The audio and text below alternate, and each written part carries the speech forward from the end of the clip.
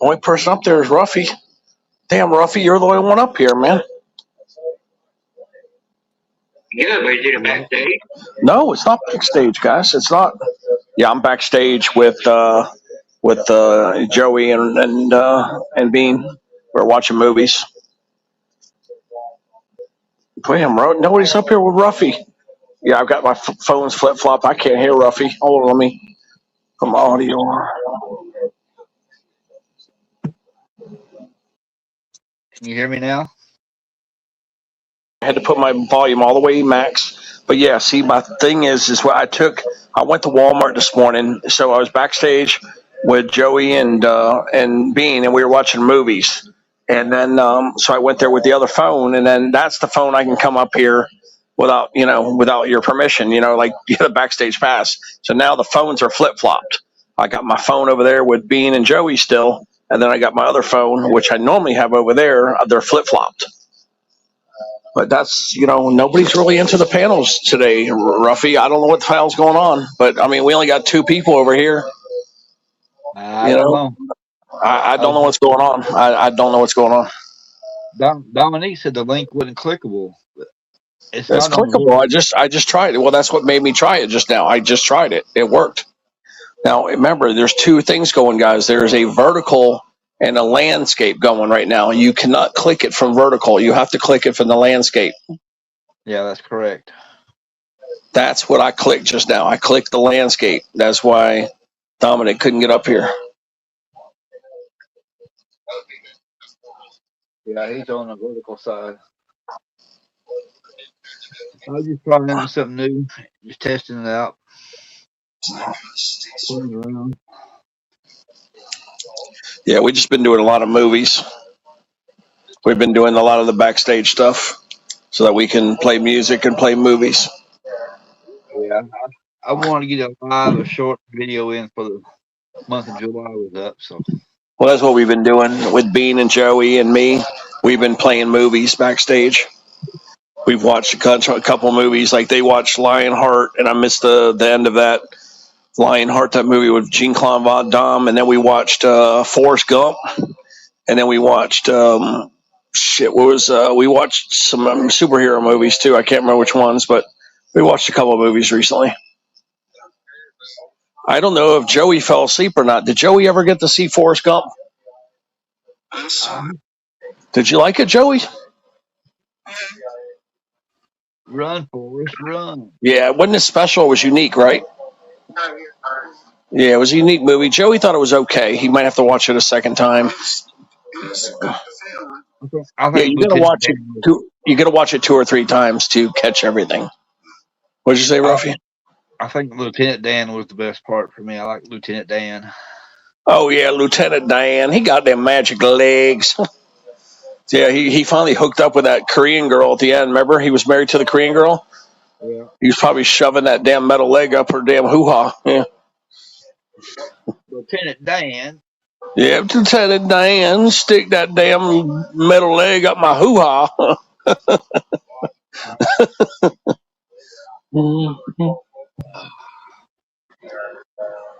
Lieutenant Dan got magic legs. Now, what I think was brilliant, though, is how much money he got. Because when he did it, they offered him 2 choices. See, he liked the script, and he thought the script he was willing to take. They gave him 2 options. Do you want to get paid like $10 million flat, or do you want to take a chance and get equity in the movie? Luckily, he took equity, and I found out that when we researched it, he made $50 million is what he got paid for Forrest Gump, rather than $10 million. So he gambled the $10 million, and it paid off big. So he made 5x his money. Yeah, we Googled it. We see what he did. So he's a brilliant guy. To know that movie was special. He knew that movie was going to take off, and yeah, he cashed in. But apparently, some of these big roles and some of these monies that are they're budget tight. They offer the guy, they offer these actors, do you want to take equity or do you want money up front? and if you take the money up front, you're going to take a big paycheck. It's almost like when you break the lottery. Like when you let's say you win $5 million on the lottery, and if you want it right away, they're going to penalize you like 50% or 75%. Well, that's what he basically did. He gambled. He basically said, "No, I want the equity." And yeah, that movie could have flopped, but somehow, some way, he knew. He's an experienced actor. He knew that movie was going to be special. And yeah, he made $40 million extra. Hell yeah. I mean, he cashed in. I forgot how much percentage he got, but he got like up to 20%. I believe he got up to 20% of the movie proceeds, which was $50 million, like the net profit. So that was what? So he probably made net profit 250 mil, and he got 20%, something like that. Yeah, he brilliant guy, man. Tom Hanks is super smart. I've always thought he was one of the smartest people in Hollywood as far as actors. I've always admired the guy. I've never had a single thing bad to say about him, except that I've never met him. But other than that, I mean, there's nothing you can say bad about that guy. Just like Keanu Reeves, too, another guy, super smart. Yeah, super smart, super well liked. Yeah, everybody talks about him. Yeah. I hear nothing bad about him. Mm-hmm. A lot of good people out there, man. It's a shame a few of the bad ones kind of ruin it for the good ones. Have you ever seen that show, The Man with One Red Shoe? Yeah, I'm seeing there's Taco down there. Oh, you need me to send you the link, Taco? All right. Yeah, I just seen. I'm catching up on the chat. Kirsty, all right. Let me send you guys the link real quick here. It should be pinned on the horizontal side.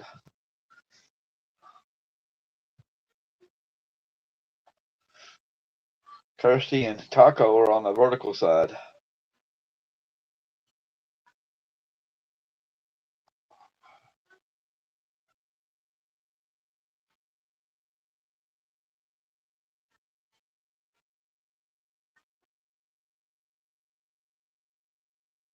I'm still looking for Taco's name.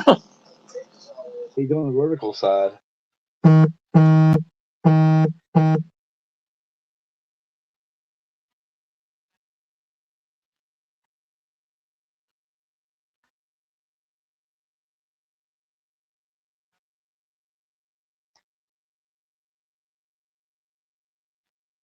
Taco the link for now. Who else wants the link? Oh, Dominic too.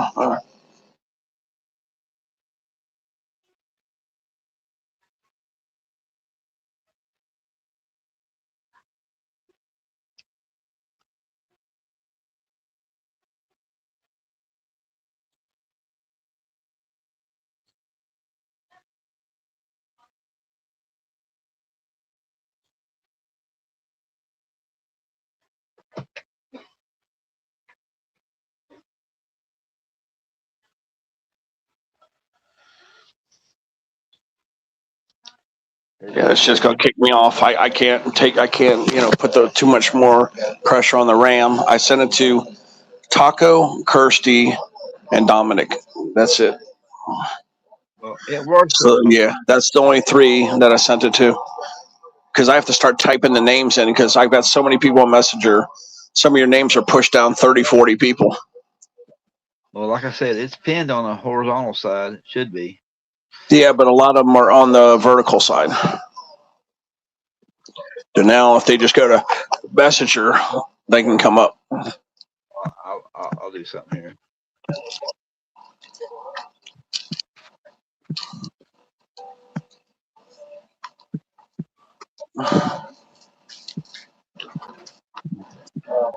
Yeah, remember, YouTube's always going to promote the vertical. So it's very difficult to find your link. Bean was checking it out, and Bean said, look, he's got vertical and landscape going. And that's when I thought you only had vertical. So then that's when I went and found the landscape. But they kind of hid it from me because, see, they don't want to promote the landscape. They want you to go vertical. Yeah. So they're kind of making it hard on you to find the link, and to find the landscape stream.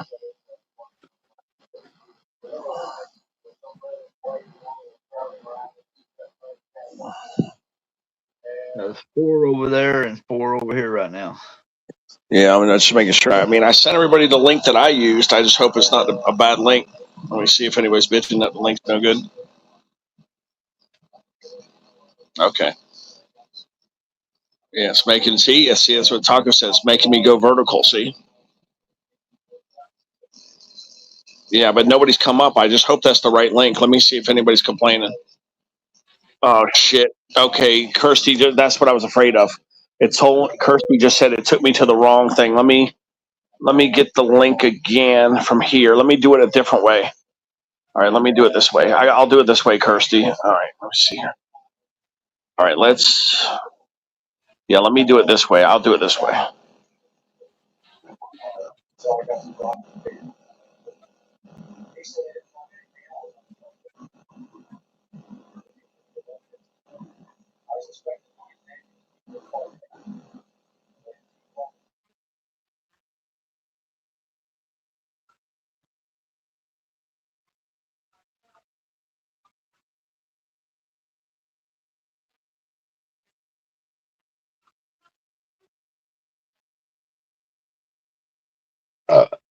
Excuse me.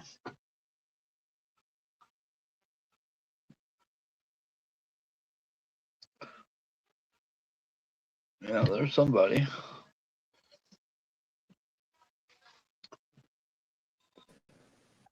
Hey, you sent me to the wrong one, mate. No telling. A miracle I didn't get kicked off. All right, now I sent the right link. I had to take the link directly from my page here. I guess the other link I sent was an expired link. Yeah, that was an expired link, mate. Yeah, I didn't know. I took it right from my cut and paste, and it should have been the correct link, but apparently it wasn't. So it must mean, That's okay. yeah, when I clicked on it, I guess it didn't go to my copy. It didn't go to my notepad. I don't know why. It usually does, but I had to do it directly from my stream here to make sure it's the correct one. Who's up here now? Me. Taco coming up too, right? All right. Yep. Okay. Can you hear me? Yeah, we can hear you. I guess I sent the wrong link. It must have been an expired stream. Yeah, that would have expired about a few days ago. Yeah, I don't even know who the hell stream that was.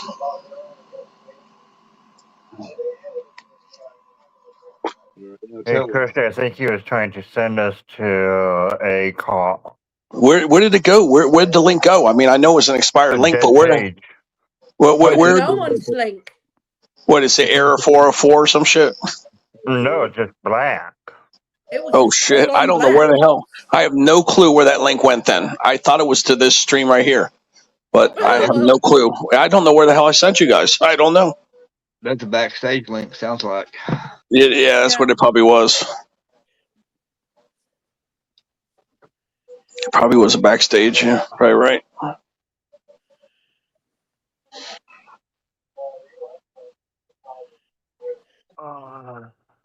From now on, I'll just do it just like I did just now, where I do it from the way what I did right now is like where it shows me right here where I'm in ROUGHY'S.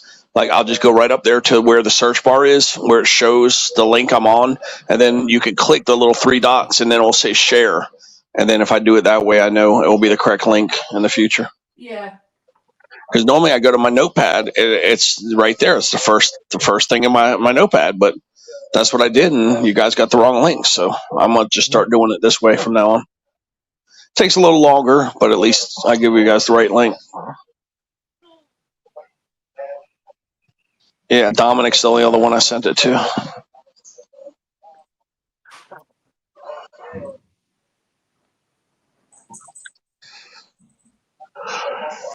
But yeah, people are just not into the panels much lately. Now I noticed between like 2 p.m. and 8 p.m. that's the prime time for panel. Eastern time, 2 p.m. to 8 p.m. So I'm gonna try to go live later today, like maybe at 4 o'clock, and I'll show you guys how many people we get. Probably get 20 people at least. Yeah, I got it titled. I mean, I know you put it for 12 hours, but I mean, or just run your. Let's just watch your stream. We'll just let you keep going if you're gonna do the 12 hours. And then let's see what happens at the end, like towards the end, when it hits like 2, 3, 4 o'clock. Let's see what happens. Yeah, I don't know if I'm keeping going. Yeah, I could always do one late tonight or do one tomorrow. Yeah. Yeah, we need to test it, Ruffy, because I want you to pay attention that when it hits about 1 o'clock your time, it should start picking up a little bit. And especially around 3 o'clock your time, it should really pick up.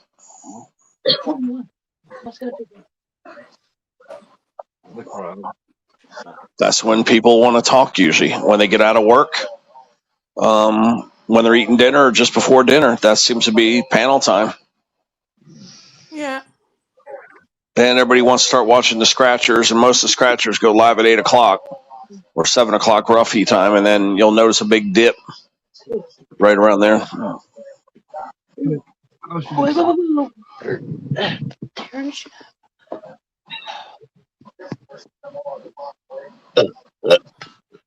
Hi, Dominic. What's up, everybody? Yeah, it's a Dominico. Yeah, Dominico, we told you, right? Yeah, there's this German sausage horny bastard messing with Sarah and the guitar live. Yeah. I know I should have been messaging you and telling you to get in here so you could tell this guy in German that, hey, back off, bro. You know, like I just tell him nicely in German. I would have. Yeah, just tell him, look, I would man. have come after him. Yeah, just tell him like nicely. Say, look, dude, the girl just told you to fuck off. She's not interested. You know what I mean? In German. And that's I feel kind of sad for Sarah, because she's getting harassed every once in a while. Yeah, she was getting harassed big time. You know, it's not cool. You know, no, it's not. I feel that they didn't protect her. Behavior. Yeah, they didn't protect her adequately. I don't think they did. I mean, they kept hiding his accounts, but they kept letting him speak, and he kept just fucking with her. He was obsessed with her. I mean, all you can do is just ban and block all the alternate accounts he had. But it would have been funny if I would have been in there.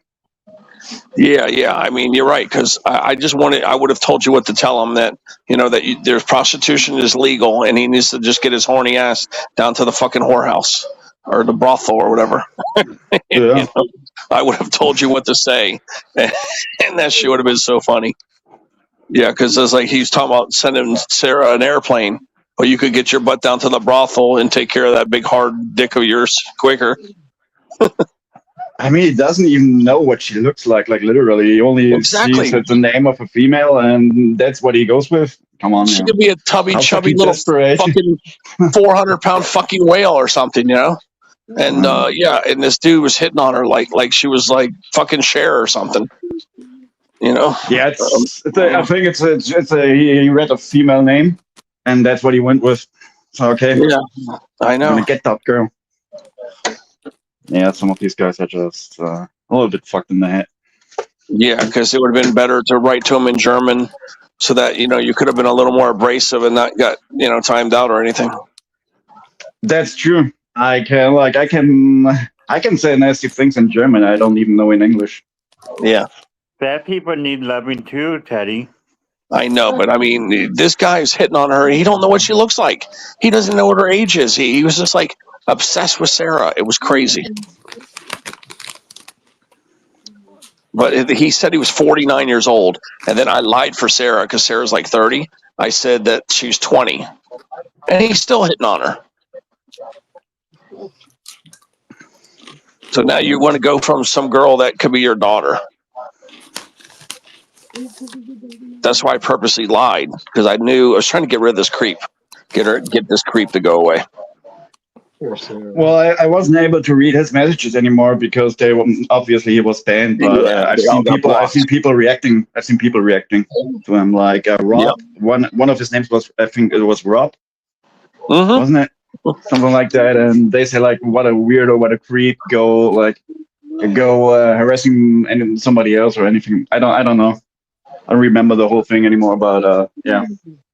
Yeah, they wonder why more girls don't come into the guitar lives, because these guys are like hungry, horny fucking Viagra representatives jumping all over their bitches, you know. And come on, it's not only here online. I mean, it's the same thing in fitness, like in gyms and fitness studios and all that kind of stuff. They're being arrested everywhere, which is kind of sad. Yeah, it's horny little bastards. Yeah. A bunch of these guys just running around with a bunch of fucking hard-ons. Yeah, they're just assholes. Kann man gespielt haben, sonst verschwinden.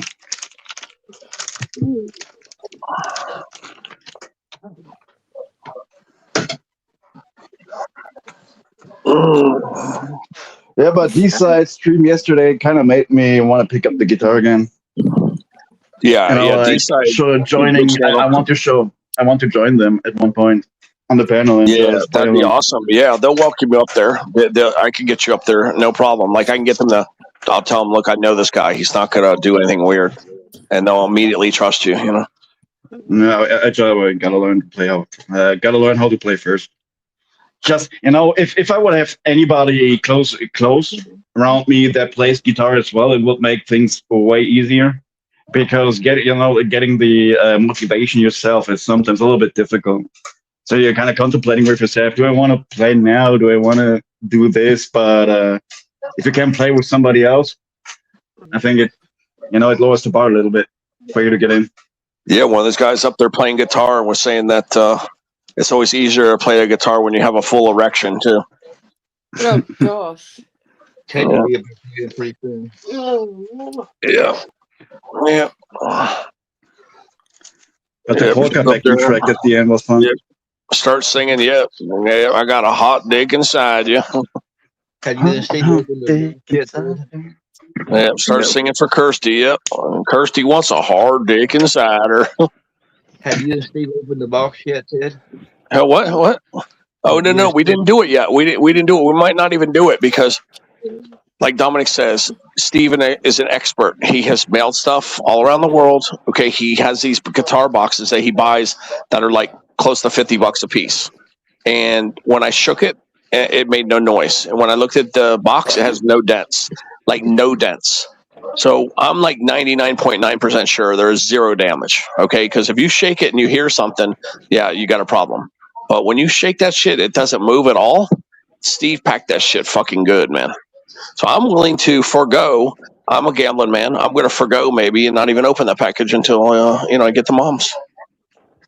I'm so sure of Steve's capabilities because of that box that he bought. That's a special guitar box. It's not some what do you call it? Some cheap box that you buy.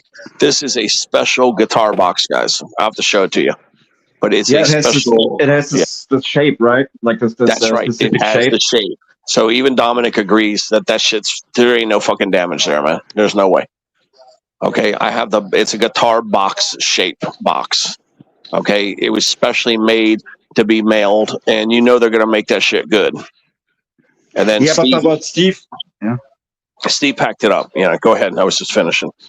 But what Steve was trying to get to is you never know how they treat the box while they're shipping. And that's what made it. Let's say there's like anything wrong with it, like any kind of transport damage.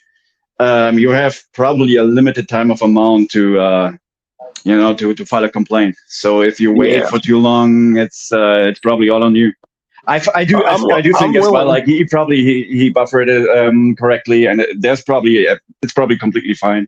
But just to be completely sure, Yeah, I'll see if Steve still wants to check it out because I don't think there's any damage because there's no movement. Like normally when you shake a box a little bit and you hear nothing, that means somebody packed that shit good. There's no noise. There's no shifting. You know how normally when you shake a box, you can hear things moving around? There's nothing moving around in there. That box is solid. So I don't have yeah, Dominic's right. I think that Steve packed that shit because he's experienced. He knew what he was doing. There's no damage on that guitar, man. Remember, guitar is kind of rugged. You know what I mean? It's pretty durable. The neck is a little prone to damage, but other than that, there's no other way to break that thing. And it's a guitar box, and he put it in another case. It's a case within a case. He said, so it's got all this extra stability. I just don't think there's any damage. I don't even think there's a chance of damage, really. I don't think so. Yeah, I do too. I mean, Dominic, if it wasn't a guitar box, I would be much more worried. But it's a special guitar box. I don't have my guitar box anymore because I shipped a rifle in it. Because I like any kind of the other boxes, so I had to use that. Yeah, because I mean, if you stuff it up, if you stuff it up enough, it will be fine. But it's just, you know, like for being completely 100% sure that nothing happened to that thing, because they're like, you know, like there are frequently showing up videos about you know, like about delivery guys that literally throw the boxes into the van, and that's what I'm kind of concerned about. You know? Yeah, Steve said that's a very valuable box, and for me not to throw it away. So I'm definitely going to take his, you know, I'm going to take his advice and keep that box, because I'm guessing that box is probably $50. It's a heavy duty box. Yeah, the whole box of it. I mean, he probably got it for 20 or 30, but yeah, it's worth $50, I think. Did you put it in a stage box or in a hard case? I think it's in a hard case. Okay.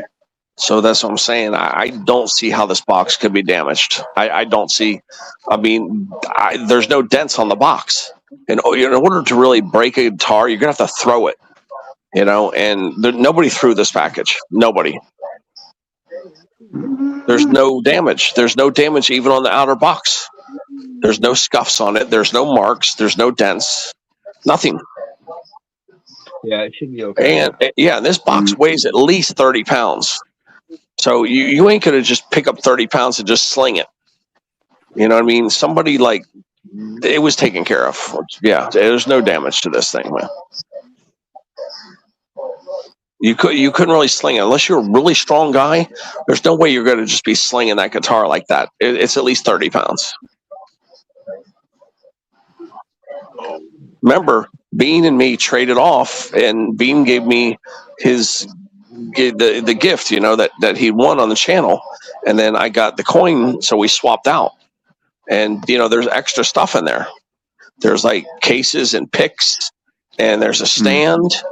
Yeah, there's a stand in there too. So yeah, it's loaded. It's packed and loaded really good. Oh wow! And then remember, I got that nice pedal too. I won that pedal on his channel as well. Yeah. And that pedal is from like Brazil, I think.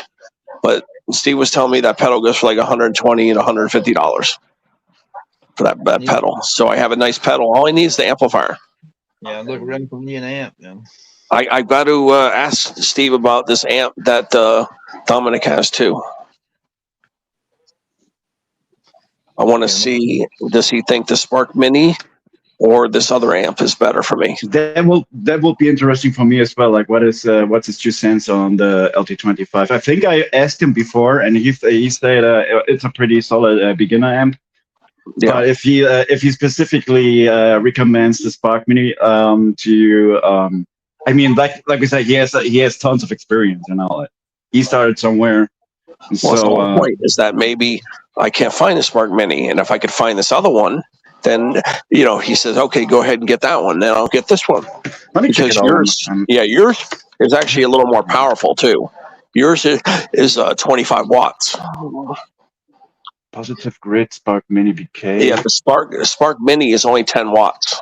So yours has more sound. Mine is 25. Yeah.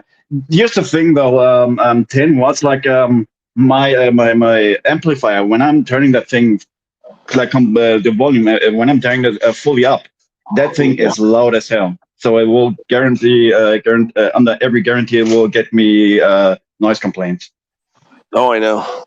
Yeah, because Steve told me it's only 10 watts, but it's 10 clean watts, meaning that it's like real strong 10 watts. Like Carver used to be like that. Yeah, there was this Carver amplifier I used to have, and people would always say, oh, you need 500 watts, and this Carver amp was 300 watts, but that Carver 300 amp watt was loud as hell. Like that was it was clean wattage, man. 300 watts are more like for stage purposes, like when you actually play somewhere. Yeah, because I was trying to get like 500 to 1,000 watt amps, and I got one of these Carver amps that was 300 watts. That's all I needed right there, man. Yeah, if you guys need an amplifier for the home, go with Carver, man. That's the best shit you're gonna buy, man. You know, and not people haven't heard of that brand, but trust me, it's worth the extra money, man. It's like elite equipment. I'm trying to find out what kind of membrane the Spark Mini got. If it's like Kevlar membrane, then this thing will sound pretty good. Kevlar membrane are high end. I don't find it. It will be all right. Yeah, I'm just saying, if you guys get a chance and you have a little extra money, spend the extra money for a brand called Carver.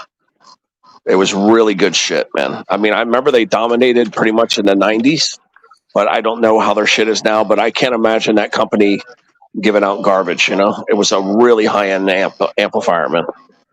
It's the best shit I ever had. And when I sold it, I got all the money back for it. Like, it held its value, too. Let me see. Like, I got it for like $600, and I sold it for $550, I think. So basically, I got all my money back. Yeah.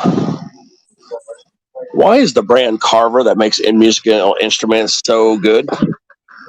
Oh, it's just an amplifiers.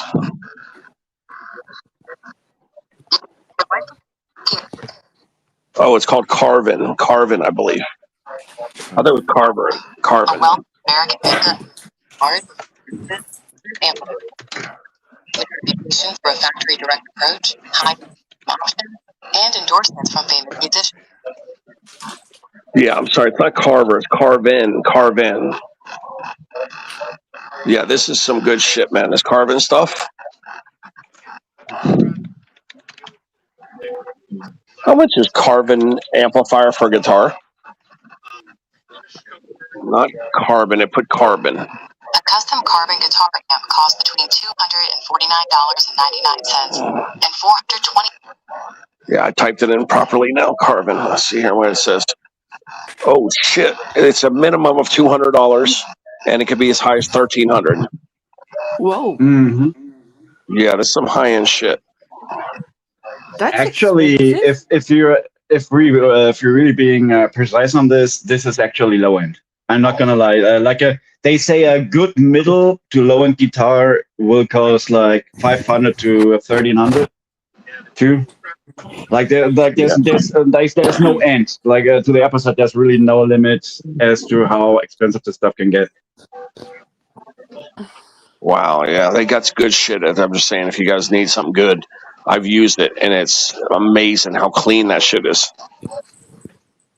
Like, I could crank that freaking amplifier, man, and it was such clean wattage. Like, there's no distortion or nothing. That shit just put out clean watts, man. There's another brand too I use called Sansui. It's a Japanese company. That shit had some good amplifiers too. I had one of the, and somebody broke into the house and stole it. The Sansui amp. The Sansui is also really good. It's better than Sony, better than Samsung. It's the best. I don't know if they're still around though, but they used to be the best in the 80s. But yeah, it was called Sansui. Yeah, I wonder if they still got that shit out. Let me see here. Yeah, does Sansui still make amplifiers for the home? No, they stopped doing it. Oh man, they stopped. You might be thinking of the audio brand which stopped producing. Oh, they went out of business even. Man, that shit was so good. They were founded in Tokyo in 1947, and apparently they went out of business in 2005. No, I'm sorry. No, it says right here, 2014. Oh, Taco disappeared. How what? Yeah, they went out of business, 10 years ago? 12 years ago.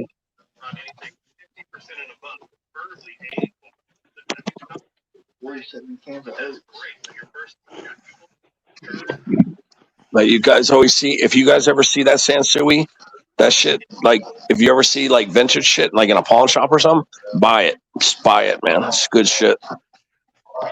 My buddy from Tennessee, like this one guitarist I've been telling you about, he was swearing by the guitar brand Washburn, but apparently they went out of business too. Yeah. They're good. I've heard of them. The Washburn's good. They're real good.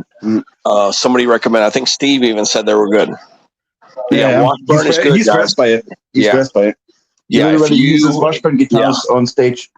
Yeah, you see Carver, Washburn, or Sansui, buy them three. Like, buy it. You know,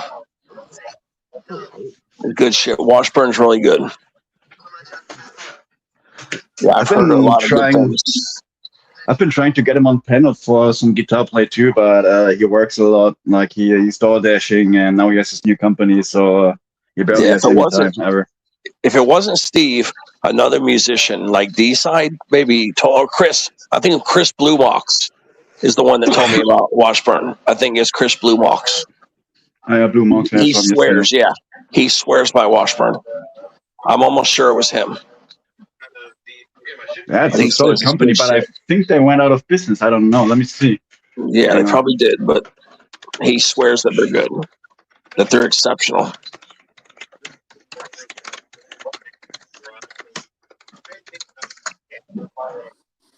KI Motos. Hang on. Oh, they are in business. Washburn Guitars are still actively in business. Why did he say they went out of business? Maybe they restarted. It's a good thing, I guess.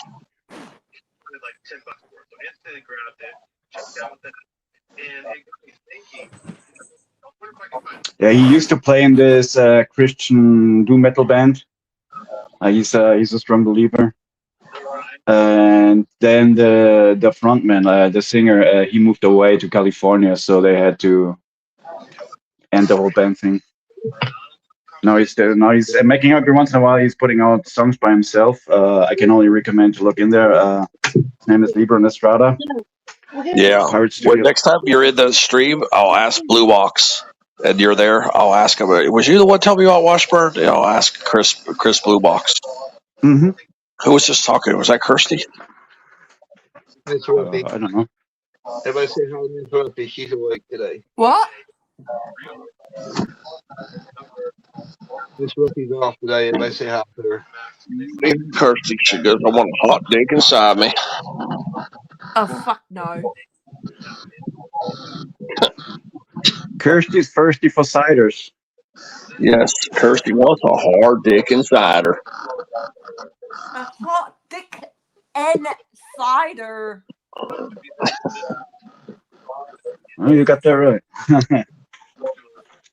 I know, that was so funny when we were teasing Kirsty when she had that fucking Munchausen syndrome. Oh, fuck that. I don't have fucking that. Yeah, Kirsty had full-blown Munchausen syndrome for like 3 months. You can only love those hospitals traumatized Kirsty, though. They did, remember? Yeah. They kept saying, "Oh, we're gonna cut you open and do it," and they never would do it. But they finally did it. Yeah, but they're the ones that caused you to get that Munchausen syndrome. It was them, not you. Maybe they were. They kept fucking maybe they were with short and stuff. Honestly, I think they were just short and stuff. Yeah, they kept fucking with her. Kept telling her, "Oh, we're gonna do your surgery. Oh no, we'll do it next week." They're the ones that caused Kirsty to fucking flip out.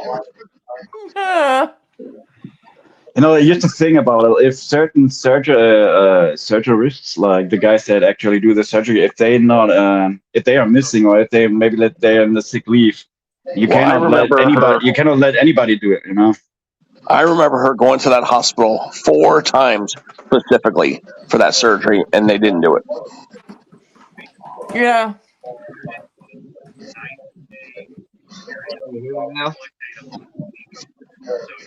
Apparently, it was getting to the point that it was getting quite septic.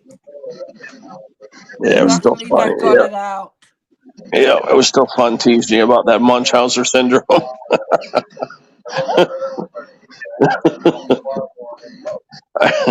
I know we kept saying it. We kept looking it up, and it had some German word meaning that that you are basically obsessed with like medical procedures or some shit. It was saying it was like paranoid or whatever. It's weird, but they caused it, you know.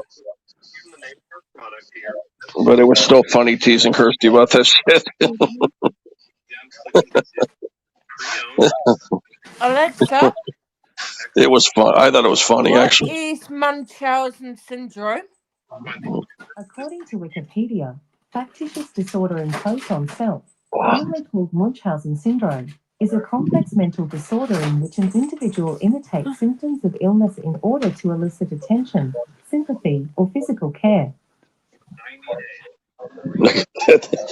That's what it's called. Yeah, that's what they caused it though. It wasn't you. It wasn't nothing you did wrong, Kirsty. That hospital is the Australian hospital is what caused you to basically, seem like you caught that shit or whatever. Yeah. That's what I mean. Like they got you obsessed. Like they got your mind all twisted out. Yeah. Sorry. And that's what happens. My You're dad almost was like me. getting Like pretty bad. yeah, like I have like And I moving kept houses syndrome. feeling sick and sick and sick and going to the toilet and going, bleh, Yeah, 'cause all the I got time. that Munchausen syndrome too, but mine's for the moving. Like I keep talking about moving, and I'm not moving. What I mean? Like they got me like right now, all the shit going on here. I'm the same way. Where right now I'm obsessed about this fucking move. When's it gonna happen?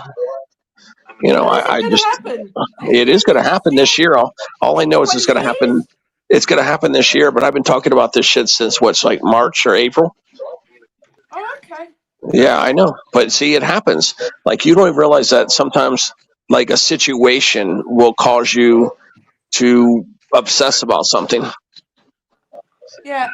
But yeah, that's the thing is I've been trying to get this doctor appointment for him, which I'm gonna just make a hard push this week to get it done, and then hopefully next month we can get a surgery if they could fix his eyes, which I think they might be able to, because I like that this one doctor said that his eye, if they think it has cataract. If cataracts can be fixed, Yeah. but one eye is totally dead. That's what the doctor said. He said it was dead. They're not going to be able to fix that eye. So he's like 90% sure.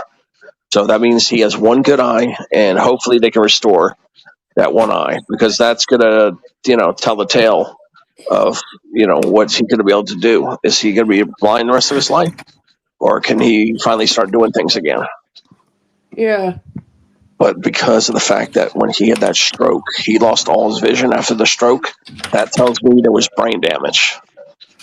So I think the odds are very long, but I need to know, because that way I can call the proper authorities. And here's something else I found out when I did some research. They will pay for you to get care and all that stuff. Okay, all the care in the world, but what they don't cover is your rent. They do not pay for your rent. So I don't know how it's going to be hard to get that shit. Now, if you're legally blind, though, I think you should be able to, they'll take your check and then you'll get assisted living because you can't see. Did you know NDIS is actually worldwide? National Disability Insurance Scheme. Not just for Australia, it's for all over the whole wide world. Yeah, it's just right now we have to know, can they fix his eyes, yes or no? And if they say no, we can't do anything, the insurance won't cover it, he can't do shit, it can't be fixed, whatever, then we know how to proceed. But I need to get that answer real damn soon.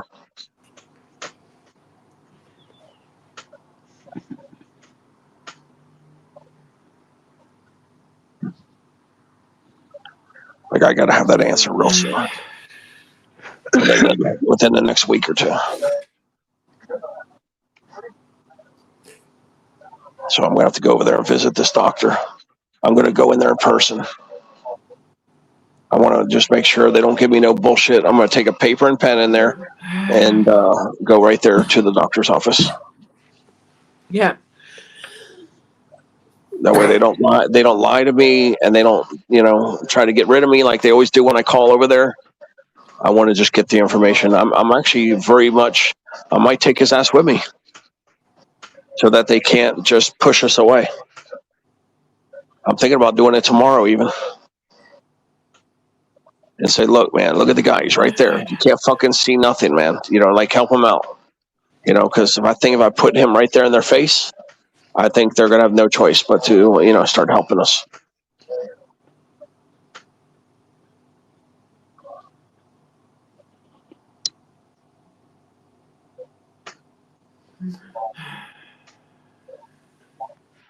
That's why I might just go there tomorrow and say, look, if you don't help me out, I'm going to just keep bringing him over here every day until you guys fulfill your promise. You said you were going to help him.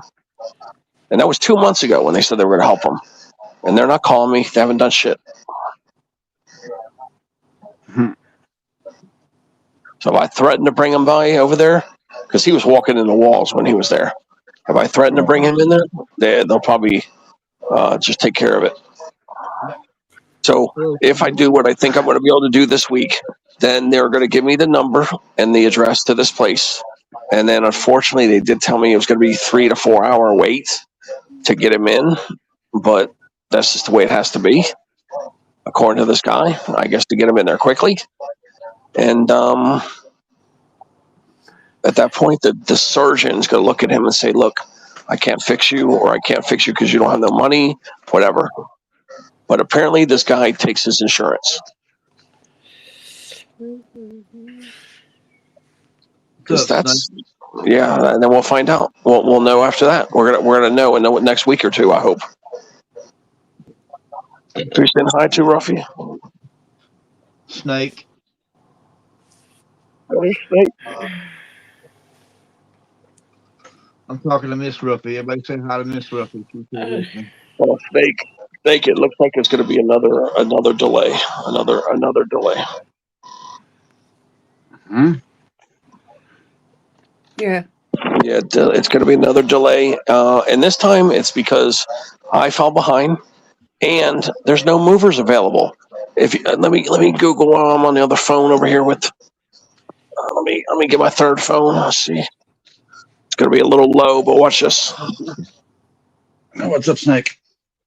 Why is it so hard to find movers in June, July, and August in South Florida?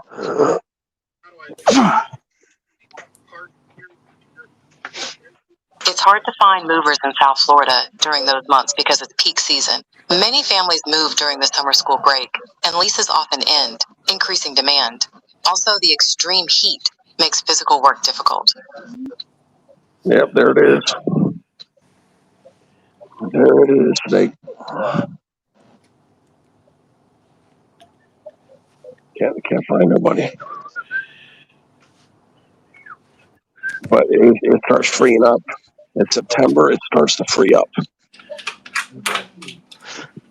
So that's something that frustrates me, because I did so many movings in my life, at least 11 or 20, something like that. I don't even remember correctly. But if I would be in Florida, that whole thing would have been done in a day. Oh, I know. I would do it just by myself. These people aren't you, Dominic. You're a go-getter. You're a go-getter. They don't. There's a lot of lazy fucks over here. That's the problem. Nah.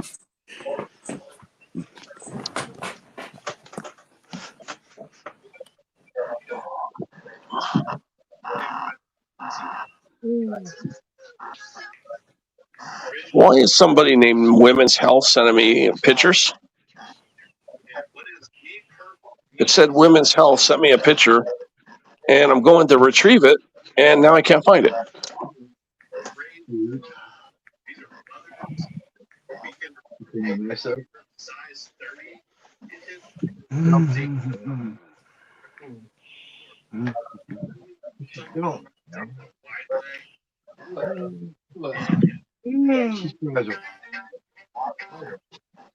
It said Women's Health just sent me a picture, and I can't find it.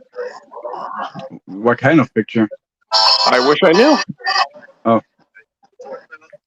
I don't know. I got an alert for it, and then I don't know if they deleted it or something. It looked like it was a messenger. It said Women's Health, it said. Let me see if it's on the other phone over here. It says, it's Instagram. It's Instagram. It's called Women's Health Hollandale. Let me go. I got to see what this is here.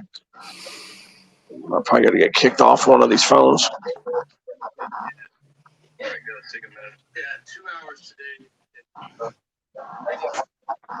Yeah, Obi, wouldn't you like that, huh? Maestro Blue. I think she's trying to offer me sex or something. Don't do it. I'll be back, okay? Yeah, I think this girl wants to charge me for sex because it says Women's Health Hallandale, which is real in my neighborhood. So I think she wants me to pay her for sex. No. Okay. Yeah, I think she wants sex. Yeah, I think that's what she did. She's sending me these messages, trying to get money. Vigorous hard sex. Yeah, maybe I'll let her do a hand job or something. I'll tell her she can try out for with a hand job. I wouldn't mind it though.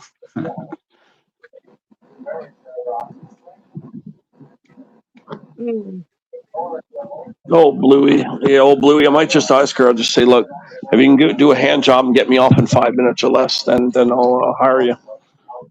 I'll have her over here. Tugging away. You know. The thing about hand jobs is like I can do it better. Literally, I can do it better than like they just go in full force and rub the shit out of it. Yeah, she wants $50. Yeah, she wants $50, Snake. But yeah, I'm almost willing to do it. Just tell her, look, you got 5 minutes to get me to come, and I'll whack off twice before I go see her. I got twice before she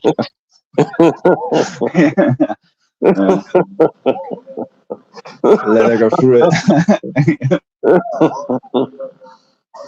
Yeah, like I said, Bluey. Yeah, I just tell Snake that there's been some delays in the move. Okay, the move, it's looking like maybe October, November at the very latest. At the very, very, very latest, but it should be October or September. I'm starting to think October is maybe the best because the movers are all freed up. They all told me October, they're all free. So I'll get better rates if I wait till October. I mean, I might save myself as much as $500 just by waiting one more month. So we'll have to see. But I still would love to do it for September or October. But I'm going to say right now, it's just not going to happen for August. It's not going to happen. It's impossible. The movers are slammed, and I mean slammed. And it's hot as hell down here too. What's up, old Blue Eyes? Yeah, old Bluey. That's old Bluey. Hang on. Gotta. Oh shit. Yo, hang on. I gotta be right back. I need to make a call. Be right back with you guys. No problem. I know. You like that, huh? When I say I'm gonna tell her if you can get me to come in 5 minutes or less.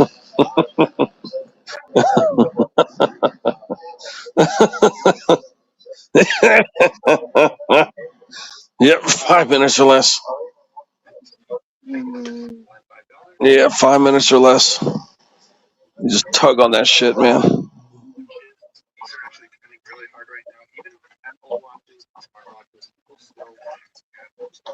See, now I could come up with the other phone. I just see where Ruffy's right there because I jumped off everybody finished at the bean panel.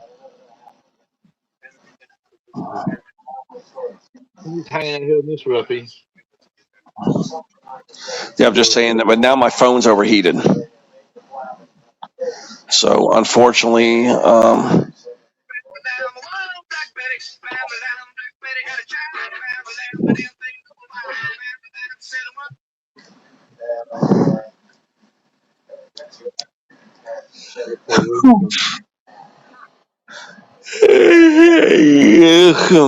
but yeah, the phone is on fire. I don't know. Oh yeah, that's right. Remember, I'm supposed to reboot it.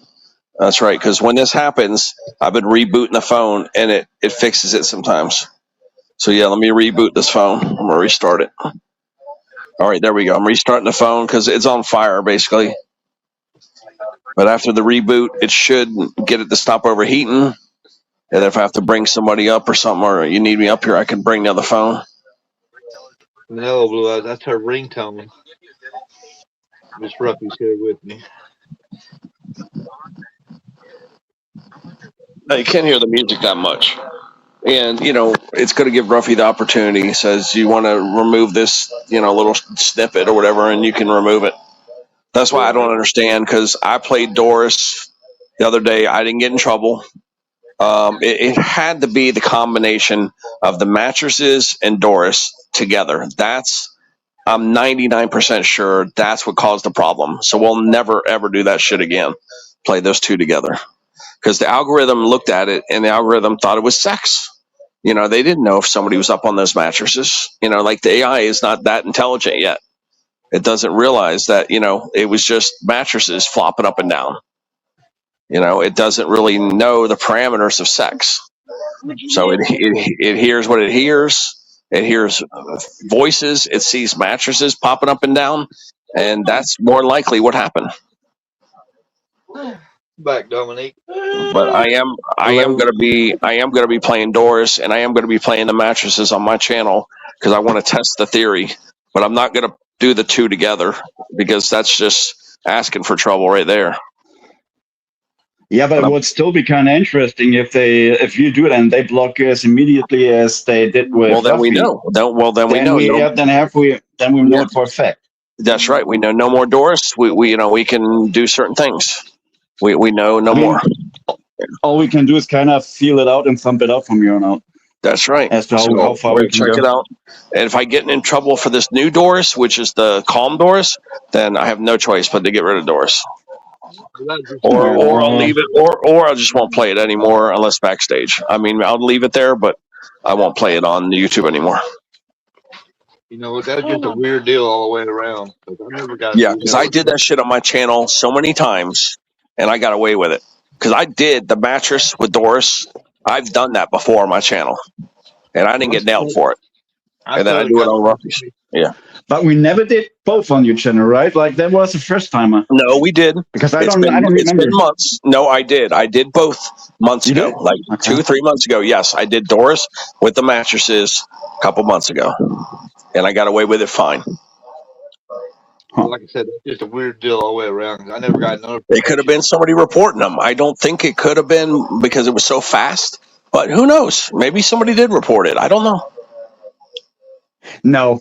I will go as far as actually excluding that kind of option, because it is way too fast. When you file a complaint, it takes at least a couple of hours, and it was like maybe a minute, not even. That was maybe 30 seconds where you played that. The AI and we responds, got snatched out.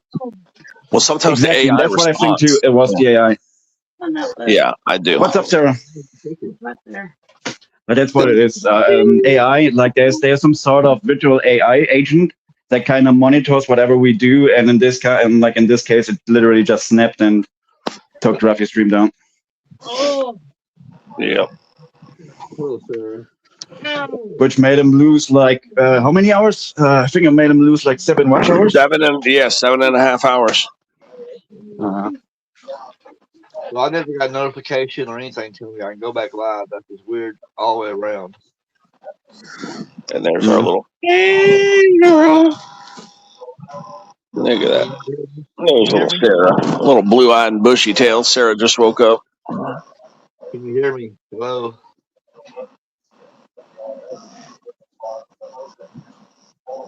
Who's Ruffy talking to? Miss Ruffy, maybe? I hear Ruffy saying hello or whatever. I think to Miss Ruffy, maybe. Yeah, Miss Ruffy's here. Oh, hello, Miss Ruffy. Hello. Good morning. Yes. It's the first time I hear from her. I mean, I've seen her when Ruffy went to a casino with her. That's where I saw her. Yeah.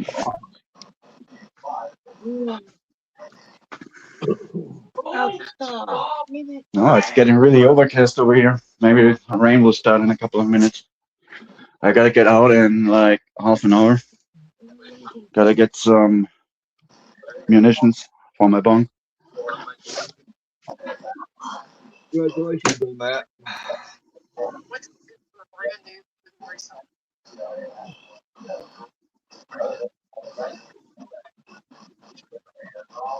The thing is, I got some new ammunition yesterday.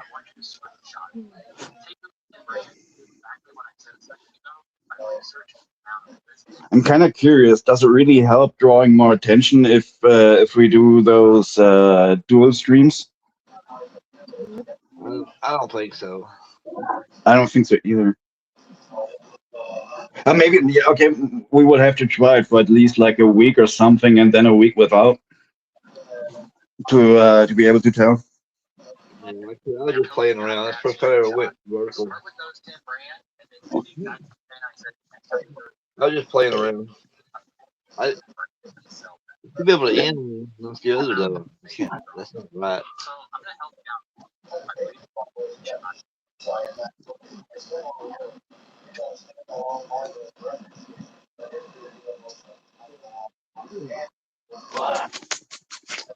Shit, what I wanted to do.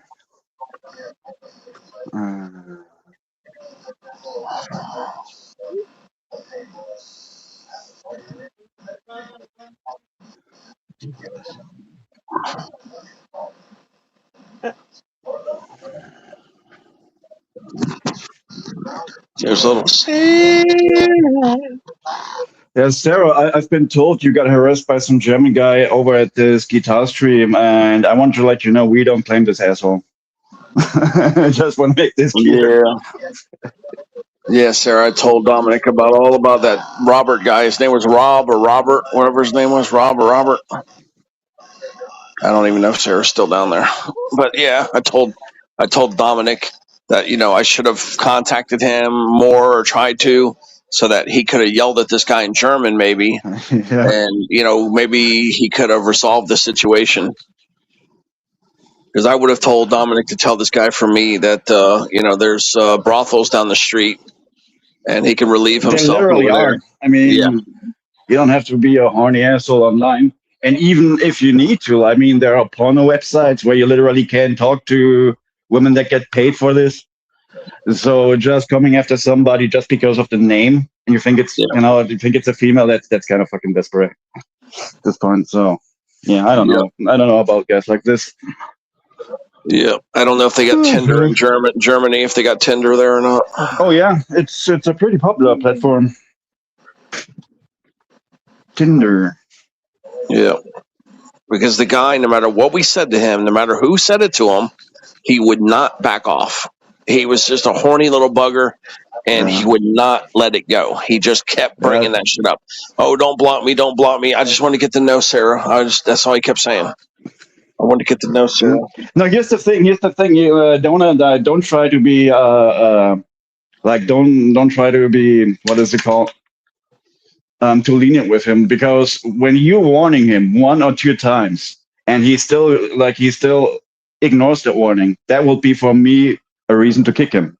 Yeah, he finally said, because hey, you want him 2 times. You want him 2 times. That's all you can do. Yeah, so trying to talk to this guy, Yeah, Dominic, when he brought the 3rd account in, Sarah goes, look, asshole, I'm not interested. Or no, she said, fuck off. That's what she said. She said, fuck off, I'm not interested. And he still kept coming after her. But yeah, he doesn't know. She doesn't have a picture of herself. He doesn't know her age. He doesn't know her weight. He doesn't know what she looks like. But he was still obsessing over her. And that's why you see the reason why. Like in some cases, you shouldn't just you should just not loading any picture of yourself, upload any picture of yourself because of stuff like this. Yeah. And he ran literally after the name, and that's crazy, bro. That is crazy. Yeah, I lied, told him Sarah was 20, and this dude was 49 years old. No. So after, he got blocked the final time, I did send Bean's information to him. So, now he has Bean. Yeah, Beanie and him will hook up, Bean can do a little sword duel, a sword fight. Yeah. Mine is bigger. Punch. Oh, man. What is wrong with these people? Yeah, when he brought that 4th account in, we finally just gave him Bean's information.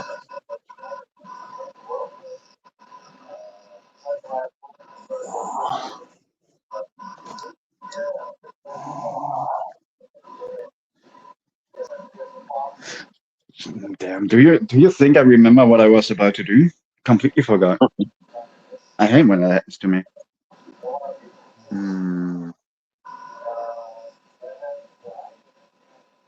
It's 16:59. Okay. Yeah, another 30 minutes. We're gonna be taking you guys with me for that short trip.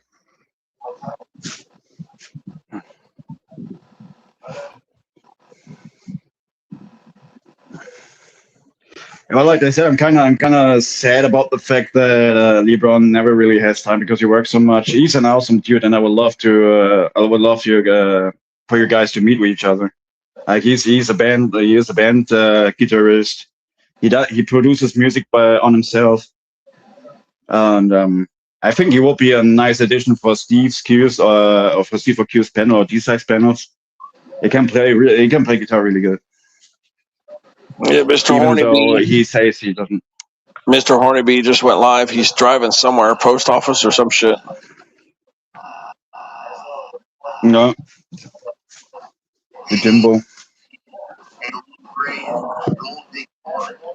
Oh God, I can't keep watching these channels, man. There's 2 channels out there, and they just keep talking about drama nonstop. I think I'm gonna have to unsub to both these people, man. And you know who they are. Yeah, I might have to unsub to both. I'm gonna have to give them. I'm gonna just give them a warning that if I go in there one last time and I hear you guys talking shit about fucking drama, just complaining about drama, then I just can't keep going. I can't be friends with people like that. The one we talked yesterday? I'm going to just tell you who it is right now. Let's see. Yeah, Messenger is probably the best way. I would have to do this sub if I'm messing with her. Like that's definitely not the right way to treat a woman. Yeah, I mean, you shouldn't be harassing anybody to begin with online. That's how I look at it. Honestly, Bean.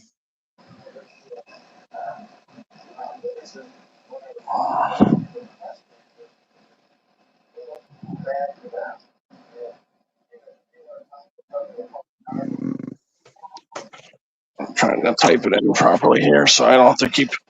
I keep making errors. But yeah, those 2 channels that I just typed to you, I'm gonna have to unsub to both of them because I can't hear this shit. They just keep fucking talking about drama nonstop. They won't let it go. And the first you sent me actually dropped the N-word in the live stream once. It's not long ago. You know, I've already given these 2 people 2 or 3 streams now to 2 streams to clear it up, and it's already 4 or 5 streams now, and they're still talking about the same shit over and over and over. Yeah, you see, the thing about them is they talk themselves into rage. Like they keep complaining about issues that are long gone, and then they getting all angry all over again about it. And that's kind of it's like an endless loop. And just let them, I already unsubbed to both of them. I'm not gonna showing up over there anymore. I'm still friends with both of them on Facebook, but if they cut the friendship, then so be it. I do not give a fuck. Yeah, I'm the same way. I don't even want to watch the streams anymore. It's like a broken record. Yeah, it's a broken fucking record, man. At least in one case, like the whole idea about the stream and the way he's streaming is I think it's actually pretty nice, and there's a big audience for that. But if you keep continuing complaining about issues that are at least 1 or 2 weeks ago, and you're getting started all over again every single live stream, that's kind of where I say, okay, it doesn't make any sense. Yep. It's repetitive. You're saying shit, saying it week after week, stream after stream. You just keep talking about the same damn thing over and over and over, same people over and over and over. It's just I can't handle it no more. Me neither. I cut ties like I think 1.5 weeks ago, something like that, and yeah. I don't know what Jenna is talking about, because when we are on panel, there's barely any drama ever. So there must be some panels that I have been missing. I don't know. But at least the panels I am on, like, I barely see any drama ever. Maybe every once in a while a demon shows up and he's getting angry over something, but that's basically it. Yeah. So well, this isn't panels, guys. These are regular lives where people are just going live and ranting. This is not panels that we're talking about. This is people going live and just ranting and just fucking complaining nonstop.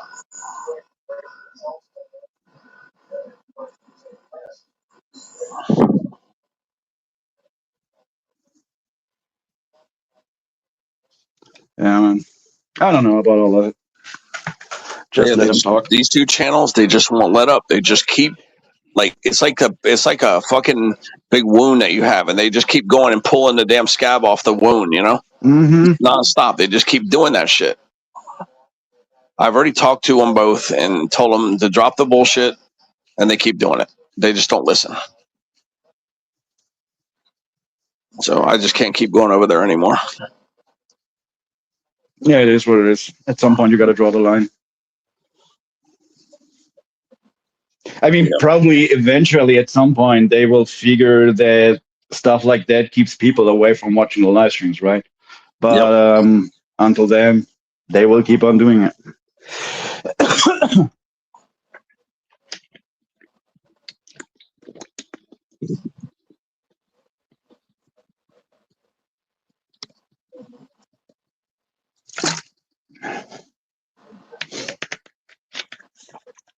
No, man.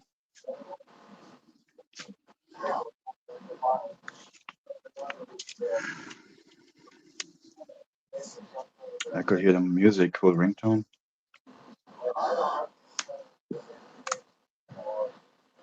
Yeah, it's like enough's enough, man. I'm getting sick of this shit. They just don't let up, man. Yeah. I mean, the thing is, like, literally everybody tries to move on, and yeah, I've been on YouTube.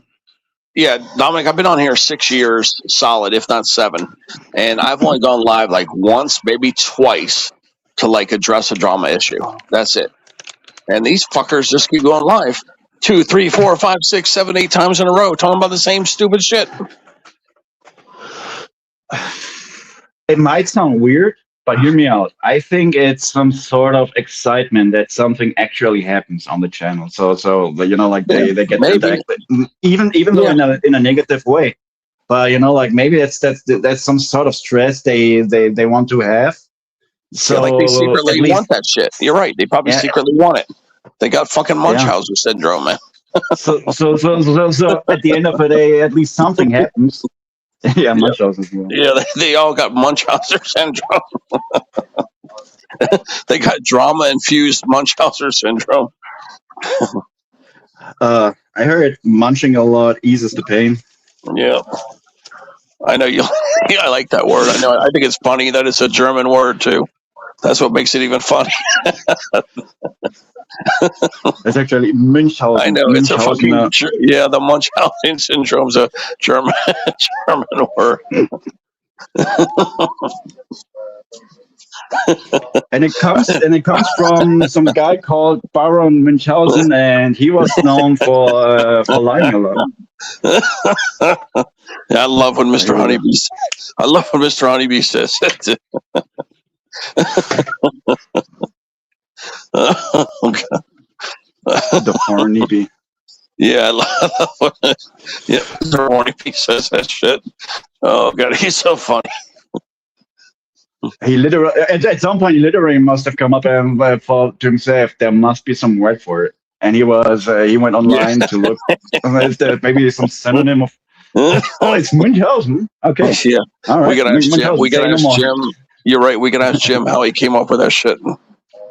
He looked it up online. He thought there must be some sort of term for whatever Kirsty is doing, and I'm gonna look it up. I know. Kirsty's funny. I mean, she takes it pretty good. You know what I mean? Like, you know, when people kind of pick on her a little bit. Yeah, she actually has good sense of humor. She really does.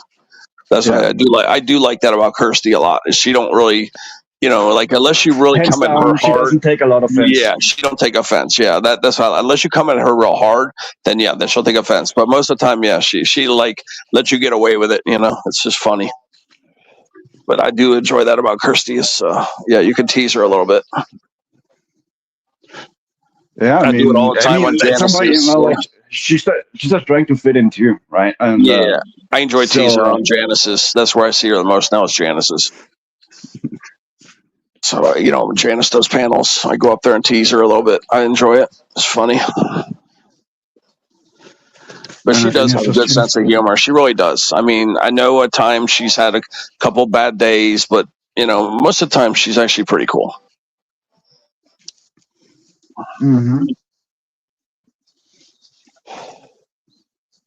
Yeah, she did go through a lot of shit. You know, remember that shit? They kept putting her in the hospital. They would tell her day after day after day they were going to do that shit, do the surgery, and then they kept putting it off. I mean, the poor girl was victimized. You know, that's what people don't realize. But she really was. Everybody wants to blame her. It's not her fault. Okay, Australia fucked her it's over. obviously not. The only reason I was able to come up with is whenever you get a surgery, the surgeonist is especially appointed to you for that specific appointment. So they can just over there. They just can't. They cannot just grab anybody else to do the shit. So that's let's say the surgeonist is on a sick leave, maybe, or maybe I don't know. They cannot hand the whole thing to a different individual. It has to be him. Well, mentally, they put through that poor girl through a lot of shit. They really did. Yeah. I remember myself before my first surgery. What were we telling Sarah? Oh, Sarah's back. Okay, tell Sarah now. She's back in the chat. Yeah. Sarah, Dominic was going to fuck with that guy, you know, the German guy. There's Joey. I would have. Yeah, German. Next time, if that guy comes in, fucks with you, I'm going to get Dominic immediately. I'm going to keep sending messages to him. You know, tell him, hey, the German, the guy, the Rob sausage boy from Germany's here. Like I said, Sarah, we don't claim this guy. We don't claim this guy. Yeah, that dude was so horny for Sarah. It was unreal, man. I don't know what he saw in Sarah, except, you know, she had a rocker mentality and a personality, but that dude was obsessed with her. I mean, Evan said she was 20. I lied. Okay, I lied and said her fake age. And the dude just got worse, and he's 49. And you know that guy probably has a daughter or a kid, you know. I hope not. I really hope not. I know. I hope not either, but he probably does. Hang on. Yeah, because I remember Sarah donated. Maybe he thought she was rich or something. I'm trying to remember. Let's see. I kind of read everything Sarah said. She just said hi to people. I think she might have said something about she had a warm, wet, horny vagina in one sentence, but that was it. Just one time she said that. So, I mean, maybe he read that. I don't know.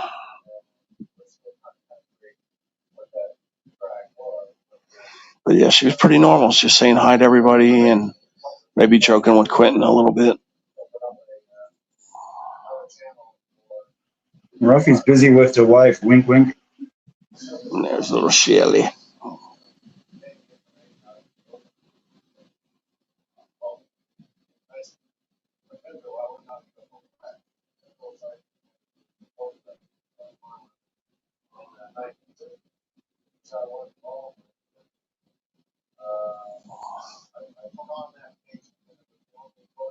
Nah, but Sarah was totally appropriate. She was like being really nice, and there was no weird shit really. This guy was just obsessed with her, man. I couldn't figure it out. I kept going up to the chat, reading all the chat that she wrote. Like, why was this guy so obsessed with her? You know, she was basically in the USA. He's in Germany, but I couldn't find anything, you know, except for her sending a super chat. There was nothing out of the ordinary. And there was other girls in there. There was like 2 other girls, I think. And yeah, he just went after Sarah. And me and Trev got mad. And then Kurt got mad. Kurt 5150 got mad. And Steve got mad. So 4 of us got mad at this guy. And then Trev had a wrench, so I think Trev took him out. Yeah, I mean, it's not a good thing for the guitar panel either. Yeah, I was yelling at the guy. Steve was yelling at the guy. I think Kurt's like, I'm losing my patience. Kurt 5150, and then finally, fucking Trev took this dude out 3 or 4 times too. Commitment. Yeah, I think he hit him from the channel. He either timed him off for 24 hours or hit him from the channel. If anything, you should be hiding someone like But that. dude just I mean, kept what would be the ultimate objective to have him back next day? So just ban him for good. Yeah, exactly. Fucking horny ass pervert, man. And then I told him, I even wrote this nice thing telling him, look, dude, you're crossing the line between trying to be, friendly and interesting to obsessive and creepy. And that's what I wrote to this guy, that you're being obsessive and creepy, and that if you're getting timed out and hidden because they have to protect the subscribers and good channel supporters from being harassed. So I basically stuck up for the mods, and they didn't delete my comment. They left it stay there. So I wrote this thing, and that was, it kept going. He wouldn't listen. He just wouldn't. The dude had to be probably drunk. He was probably, I'm guessing he was slamming some of those lager beers you guys have over there, and probably trying to jerk off or something. I don't know, but the guy was super fucking horny, man. Yeah. Well, probably this forbidden fantasy thing or some sick shit. Yeah, he was trying to get me to send him information about Sarah. Yeah, next time I'll get a picture of Shelly. I'll get a picture of Shelly and I'll send him that instead. Get it, and that will cool him off. I'll take a picture of Shelly and send it to him. What? Are you trying to imply something about Shelly? No, I'm teasing Shelly. Yeah, I think Shelly's actually cute. I think Shelly's cute. But yeah, what's it called? I'm just teasing Shelly, trying to get her involved in the chat. But yeah, I mean, next time I'll just get some fucking girl off the internet, I'll just pull up like, girl that's got like fucking 3 eyes and fucking big pimples or some shit, and I'll under that shit. Yeah, get him a picture. Get him a picture of some Thailand ladyboy. Yeah, exactly. Yeah, pretty girl with a big old dick. That's probably gonna help it. Yeah.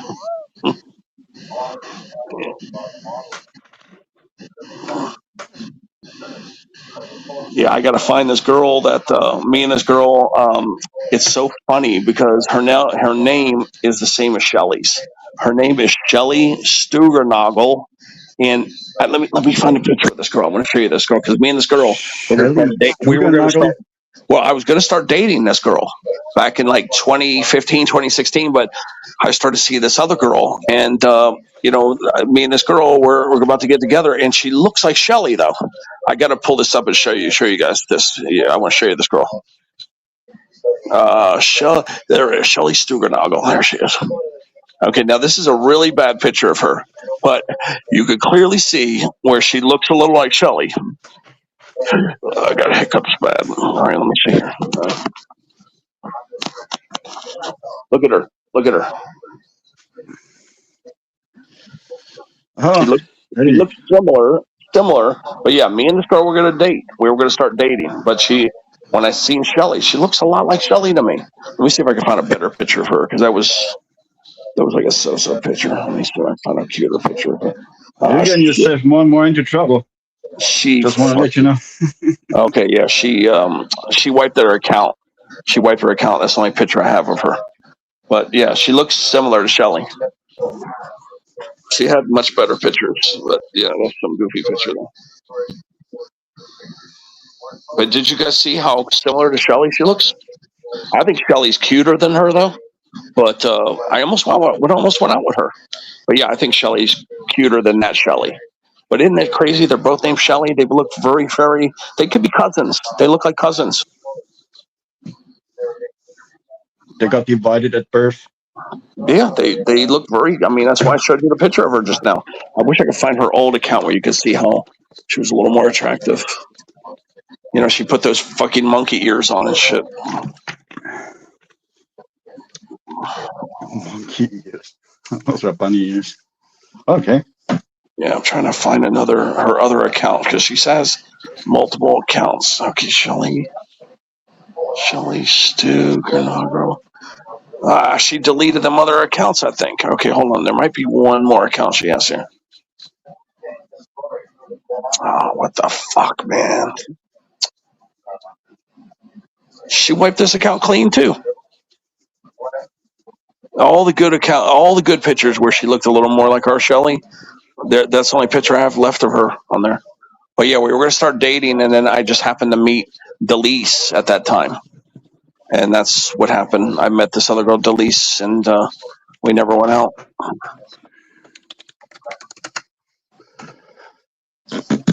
Hang on. 9 What you want to see? Didn't you look at the girl, Shelly? Hold on. All right, Shelly. Next time, look, because I'm not gonna do this again. Only because I'm talking about you is why I'm going to show you a second time here. Like I said, this is not really a good picture of her. It's a so-so picture of her. But there she is right there. So look up real quick. She's got those stupid fucking ears on. But like I said, me and this girl were going to start dating in 2015 or 2016. But like I said, this other girl, me and her, our relationship took off faster. That's the only picture I can find of this girl. Oh, and she's got big fucking tits too. Let's see if I can show these big boobs. They don't show them, but yeah, she has big old knockers too. I can't find the. She wiped all her accounts. I don't know what happened. I can't find the other account. But yeah, she had fucking huge knockers, man. Knockers. Yeah, they were big old titties. Boy, yeah, she had some big ass tits. Huge tits. But yeah, I cannot find. She wiped out all her other accounts. I haven't heard from her in years. You know, but yeah, it just didn't work out. But yeah, I think Shelly's look like they're gonna be cousins. Yeah, I think you guys look like you're gonna be cousins. Like I said, I think you're a little cuter than her, but I think you guys look like they could be cousins. So. Doppelganger. Yeah, if Delise wouldn't have been around, who knows? I could be married to that girl right now. Who knows? You know what I mean? But who knows? Because we were getting along really well. What found out I picked the other girl. She got so fucking angry. She told me to fuck off. She didn't know I'm friends.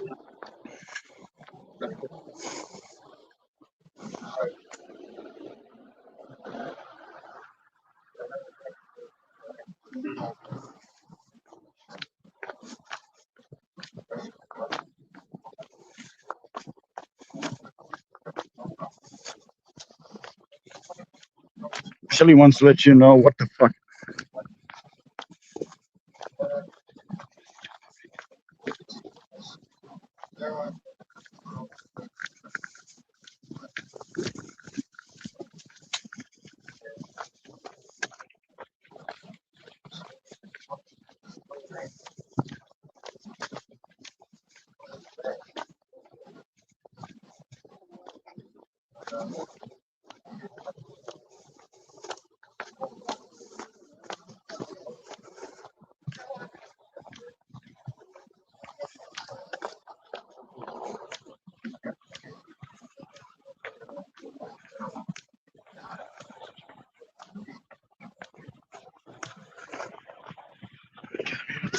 Quick.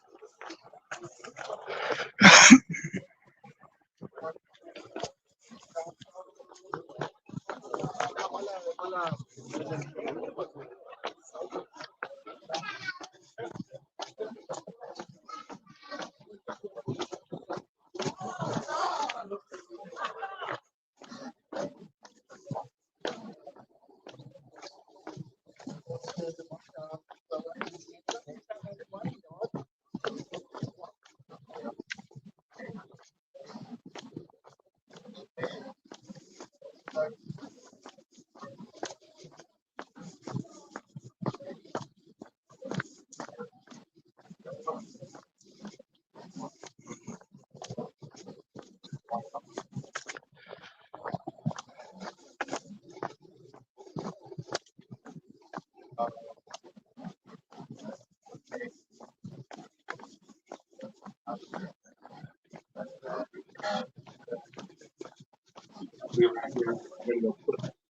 gotta go put those 5-gallon water jugs up on. I gotta put these 5-gallon water jugs up there to drink. I'm out of water right now. Wasted little fuckers.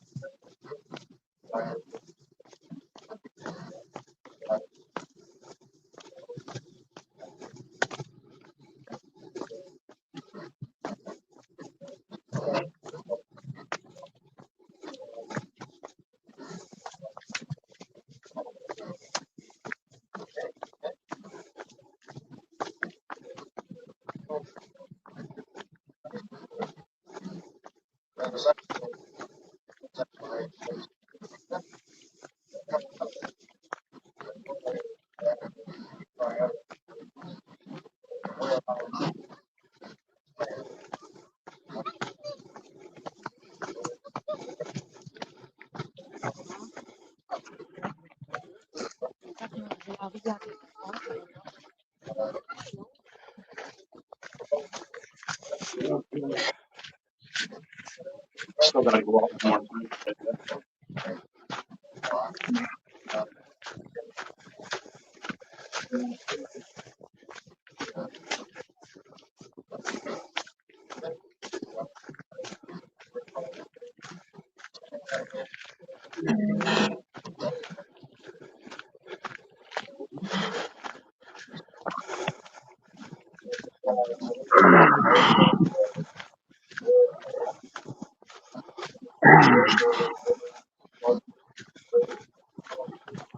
There's the Lala girl.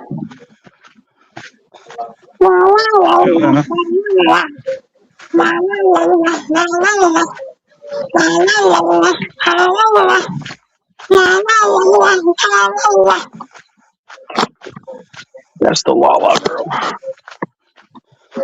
The la la la la la la la.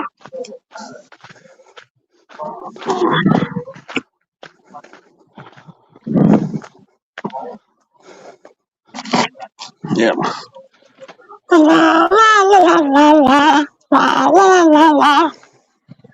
Oh shit! What's going on with my bed? I actually hit the reset thing real quick. It started going back to the preset mode here. I'm gonna miss this bed, but I'm gonna miss the bed big time. I just want to ask you getting rid of it finally, right? Yeah, I have to. I have to leave it behind. She's bitching so much that it's just not worth it because she doesn't want to throw away a brand new bed, basically.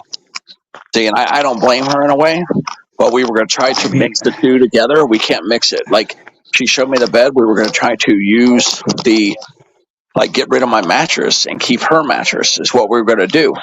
But the problem is the box spring will not be compatible with a reclining bed because you can't have a box spring.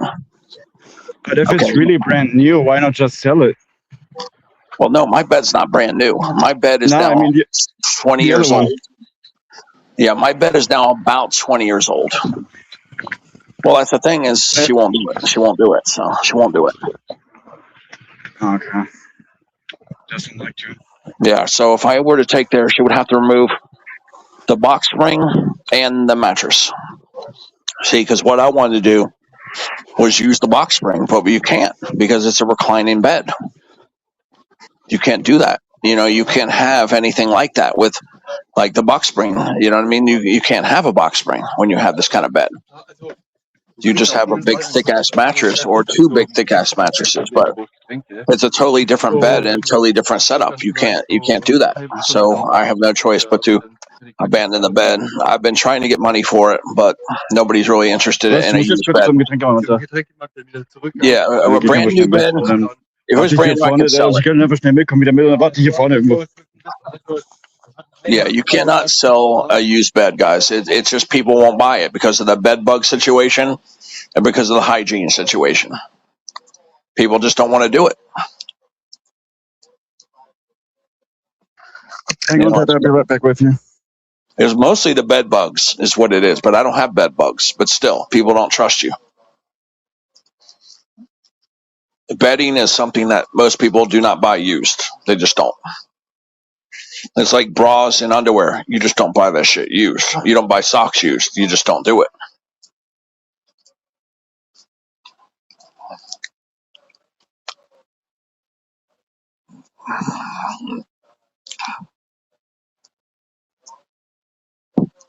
Yeah.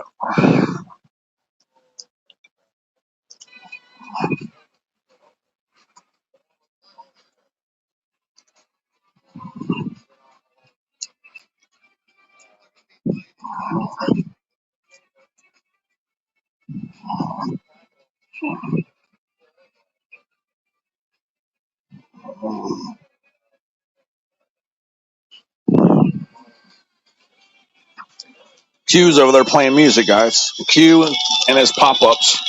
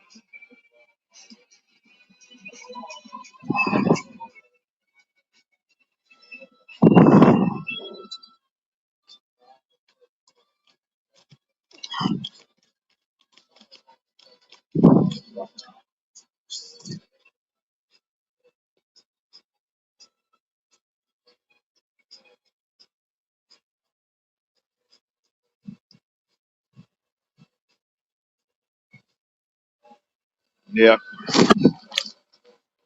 Yeah, it was really bizarre. Sarah's didn't lead him on.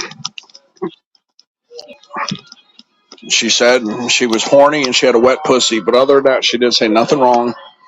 And this guy was just hitting all over Sarah, man. He didn't know how big she was or how little she was or how ugly she was or how pretty she was. He didn't know shit. And that German sausage boy just couldn't leave her alone. Yeah.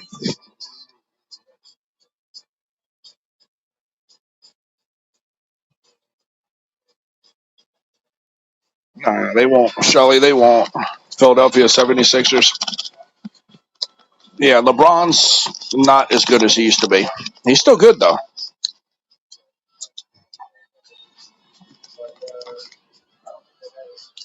I would say the Knicks. Yeah, it's going to be the Knicks or the 76ers that will probably win the East. But yeah, it's not a bad bet to make. There's a good chance Philadelphia could make the finals.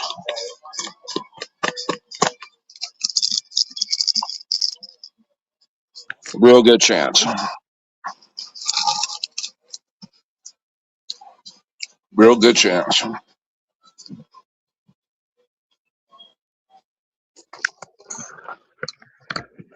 I'm sorry, guys. Just trying to get the stuff over here done. Yep. Yeah, Sarah was saying. Yeah, Sarah was saying the only thing she said that the sausage boy could have read, the horny pervert from Germany, is that she was paddling the pink canoe and that she was horny and dripping wet. Other than that, she didn't say nothing wrong. Yeah. Well, like I said, sir, we literally, I do not claim him. We do not claim him. It happens rarely that you ever get people behaving like this, but I don't like. There's no excuse for it. You're not to harass any people online whatsoever. And that's my standpoint on it. So next time he shows up, Shaddy's gonna shoot me a message on Messenger, and I'll be coming after this guy. Yep. And if needed, I'm gonna pinpoint his IP and call the police on him. I'm not kidding. Okay, cool. Yeah, because other than that, I think Sarah said that that Quentin could stick the neck of his guitar in her hoo-ha, but other than that, she didn't say nothing bad.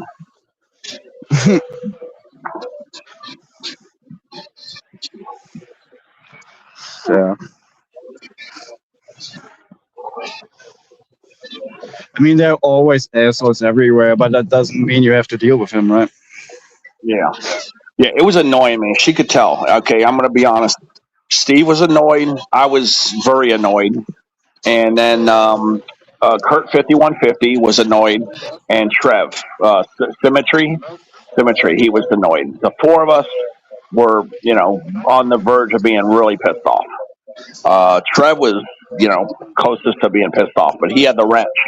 And Kurt 5150 had a wrench too.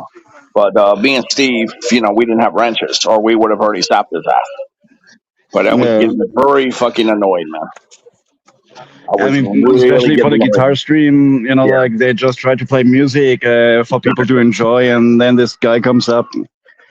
I will go as far as saying that literally must have annoyed everybody in this chat, because I watched the whole thing back.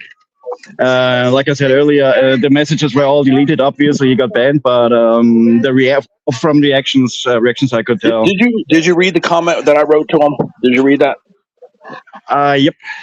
I just remember. Was nice to him, right? Wasn't it nice when I said to him? For the most time, yes. For the most time, yeah. You try to make him understand, but that's work you don't have to make for yourself, right? Because they're just horny. They're just trying to play out any kind of forbidden fantasies or whatever you want it to call. Mm-hmm. So just talking to him is probably not going to help. Yeah, Sarah could tell that me and Steve were getting fucking really pissed off. I could tell because, I wrote what I wrote. And then when it didn't do anything, Steve wrote what he wrote.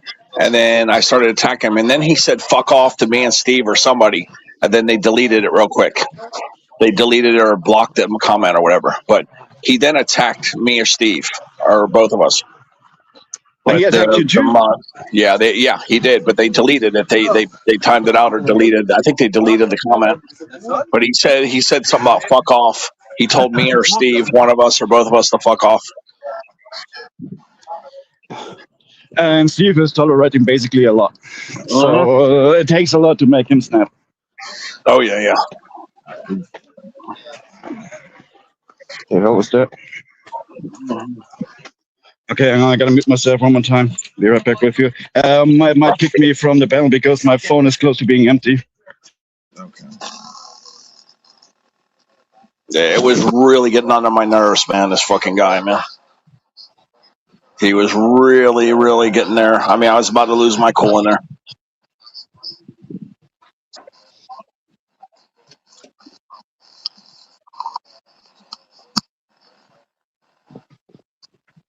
Thank God Trevor Symmetry got as mad as I did and just got rid of this guy. Because I was about to lose my cool, man.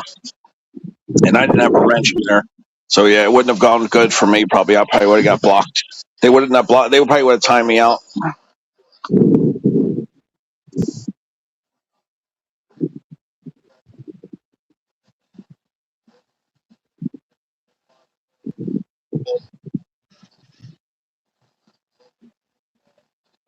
Wish he would have bested Sandra. Sandra would have told his ass off in a heartbeat. Boy.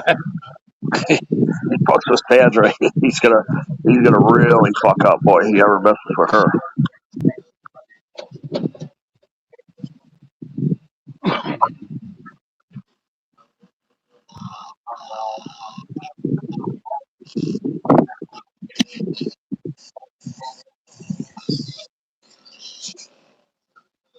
Steve's in the chat.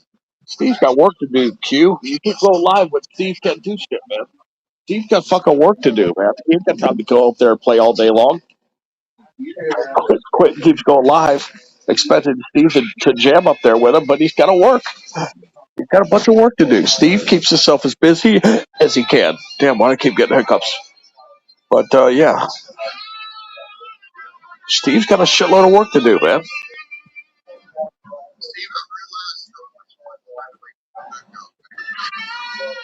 See, Steven says, look, I have some serious sawdust to create. Otherwise, I would pop on. He's got to work, man. You know, Steve's got a big-ass house up there in Canada. He's got to support that shit. He's got a daughter. He's got kids. You know, he's got utility bills. He's got a lot of fucking bills up there. You know, living in Vancouver is a very, expensive city for Canada. You know, you want to live there, you got to work. You got to have some serious money coming in there. But yeah, Q just keeps trying to get him to come up there the middle of the day. The man's got to work.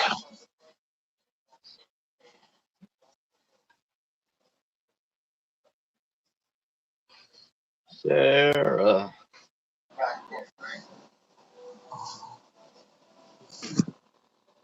Yep. All right, the dogs are fed and watered. I'm good. What did you say, Ruffy?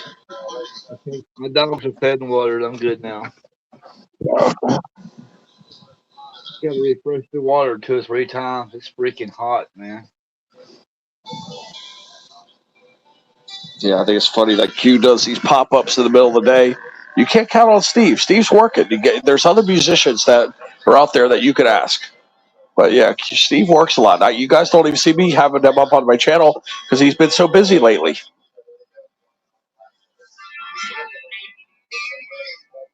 I could force Steve up there, but I'm not going to do that to him because then I know he's got to just work 2 extra hours at the end of the day to make up for all the time he wasted.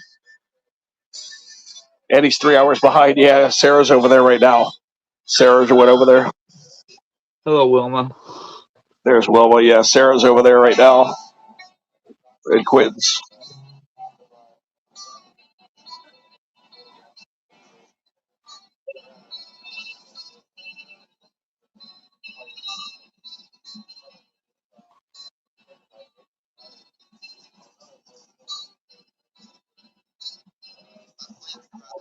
It's been 4 hours already. Wow.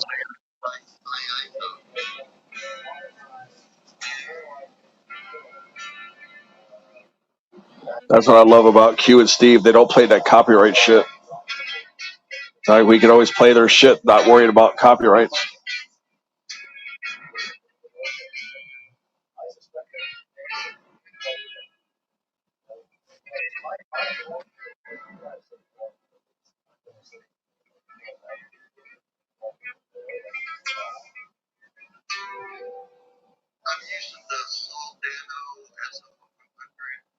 I so want to say a dirty joke to Q. I'm like, poor Q up there. Somebody go up there and play with him.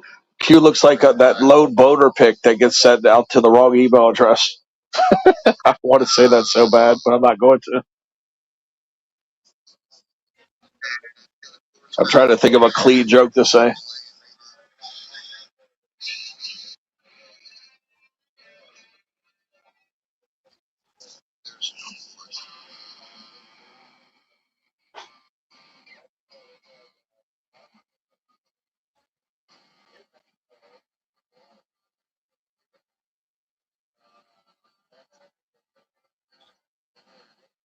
I can't think of a good joke to say, so I'm not going to say something stupid.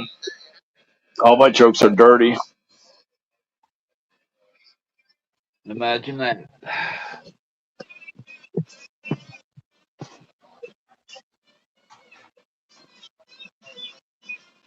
I don't know any of these people that are in the history right now. Like, I don't know their work schedule.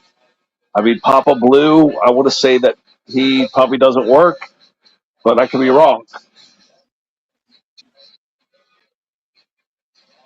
I don't know who Guitar for Sale is. I don't know who that is. Or Guitar Fire Sale, it says, actually. I don't know who that is. Go look at this guy's channel. Okay, here we His are. name's Caleb. 7 more. Caleb Trump is his name. 7% in the my battery. Okay.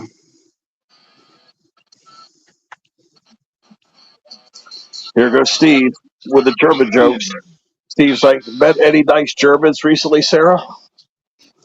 Mm-hmm. Yep, Steve's dropping the jokes.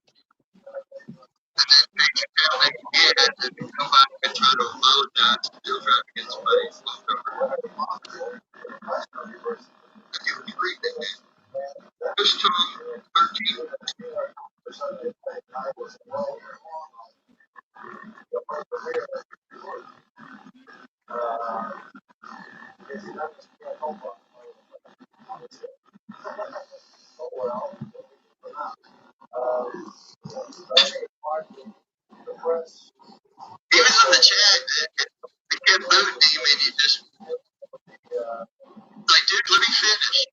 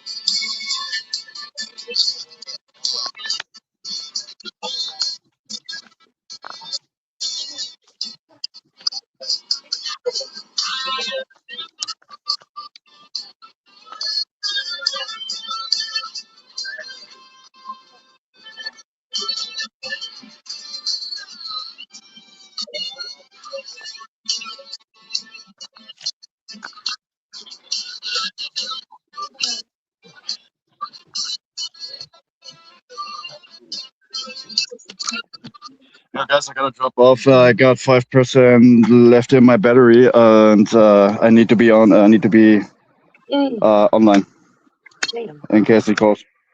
All right, see you later, guys. We'll catch you later, man. So where you going? Are you leaving? Maybe I'll be back around in like an hour or something. But as I said, my battery is almost empty. So I gotta catch you guys later.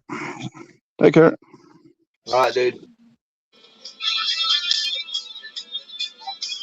There goes Dominico.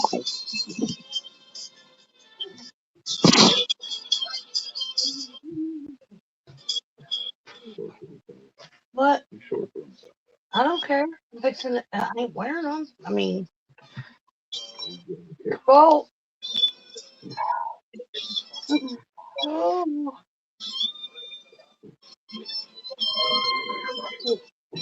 Unethical ways to make fucking money, part 7. Every pharmaceutical patent has an expiration date. That date is public record. Oh, man.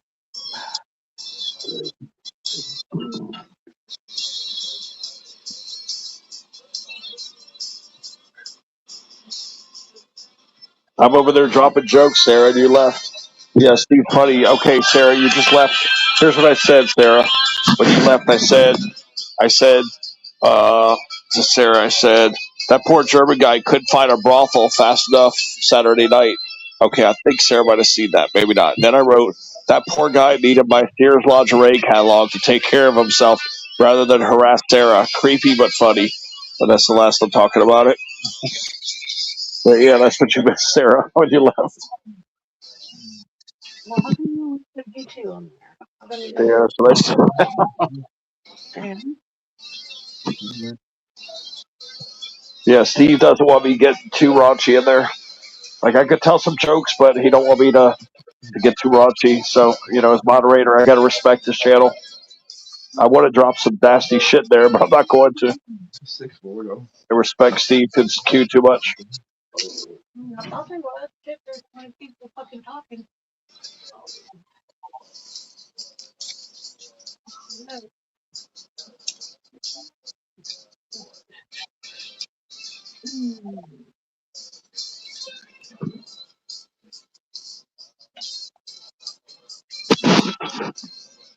No.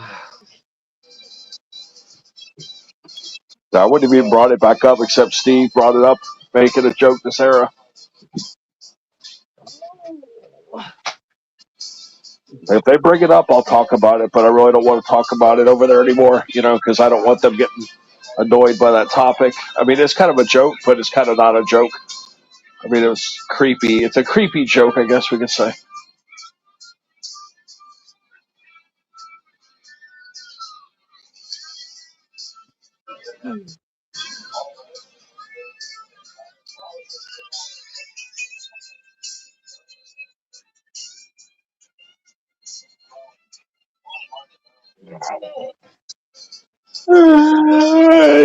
Yeah. Oh god, here comes the yawnies. I know. I don't think I'm gonna I make it just 12 hours. I only slept like 3 hours last night. I don't think I'm gonna make 12 hours. I'm getting sleepy too. But is the wife going to work and the night shift, right? No, she had to go see her mom. Her mom's in the hospital, so she gonna go see Oh her mom. shit.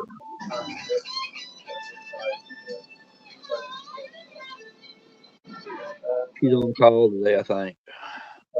No, you're off today. I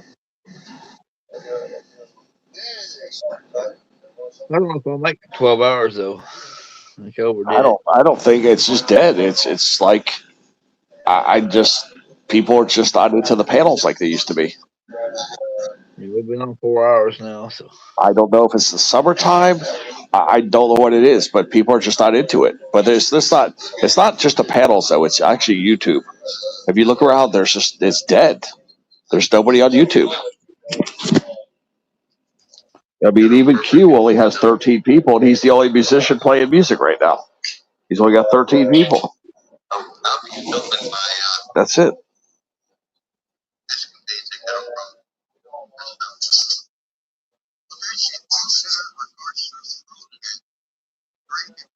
Yeah, see, I just look. I think I'm gonna change my title. I'm not gonna go 12 hours. Yeah, just do that. Just change the title. That's all.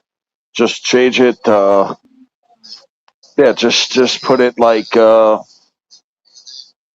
Just don't even put a time. Just put something like short live or something like that. Short panel live or something like that. Or 6 hour panel live or 5 hour or whatever you want to call it. But I mean, this damn stream. I don't even know if even going until 12 o'clock is going to do anything. I mean, I would have liked to see what would have happened around 3-4 o'clock, but maybe I'll just do a live and I'll test it. I'll do a live at 3 or 4 o'clock your time, and we'll just see what happens. Like I'll keep track of the numbers, but I believe that's peak time for panels now. Because last time I did it, I had like 25 people.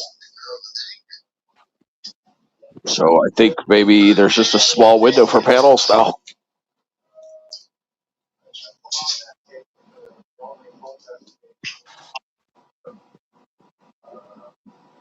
I think Q just ended his live.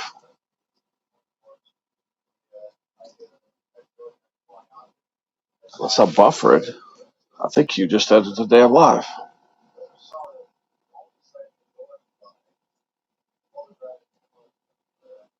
I'm about to put my little final farewell there.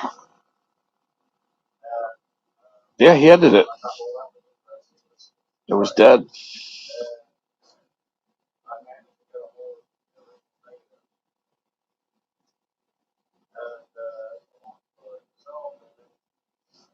Let's see how smart Google is.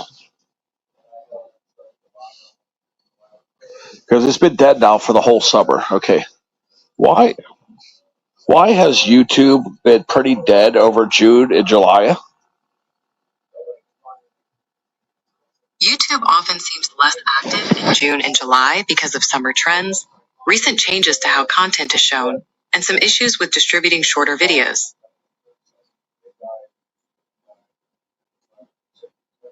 Okay, let's do it this way.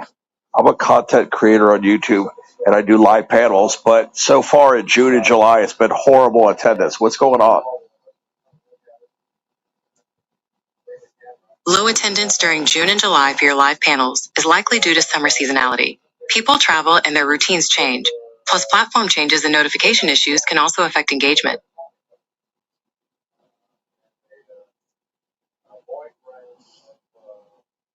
It says they change their daily routines, that makes the most sense. Summer, that says here about summer slump. Many viewers spend less. Okay, this makes sense.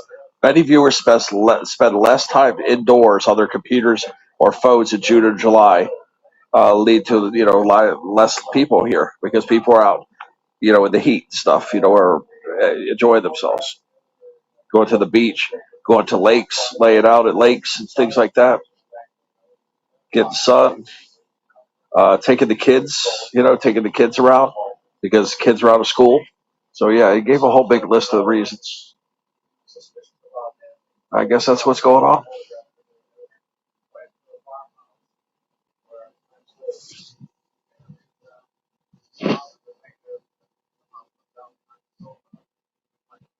There's Miss Horty B. There's Maria. Oh, Jim's coming over. Yeah, I was watching his live. He was driving to a post office or some shit. Okay, I sent the video. Shelly, yeah. La, la, la, la, la, la, la, la. Yeah, we're thinking about shutting it down, Maria. I mean, it just sucks, man. Panels fucking suck lately. People have changed their routines. It's just. Hello, Ruffy. Hello, Teddy. Hello, Dominic. Yeah, you got here. No, Dominic, I think left, but you got here just in time. I mean, Ruffy's considering shutting it down.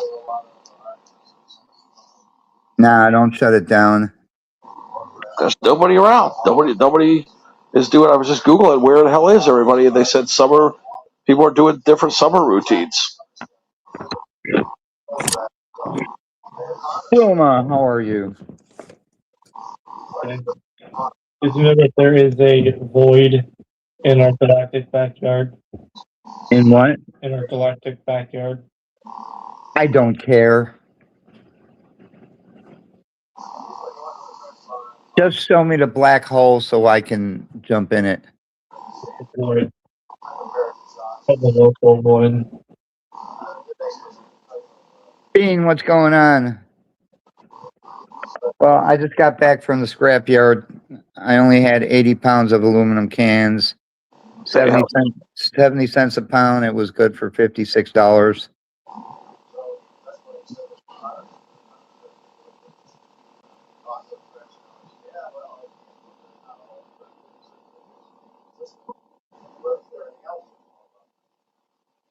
I think I'd have done better over by Damon where he gets 5 cents a can.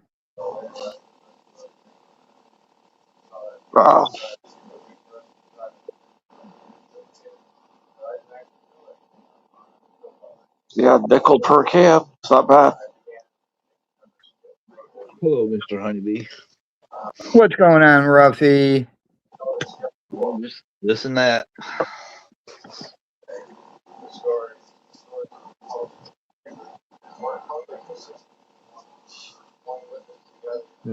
Changing my title. I don't think I'm gonna go 12 hours.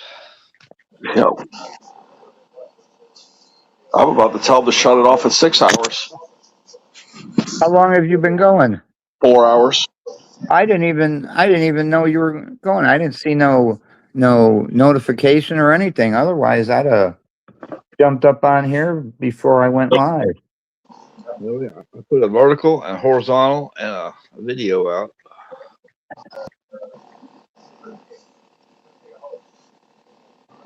Yeah, people are just busy. They don't want to. I don't know. They're just not into it. Let me see something. I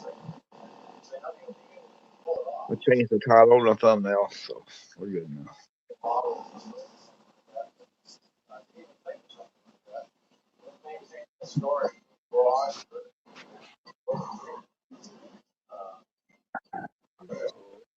Hello, Miss Honeybee.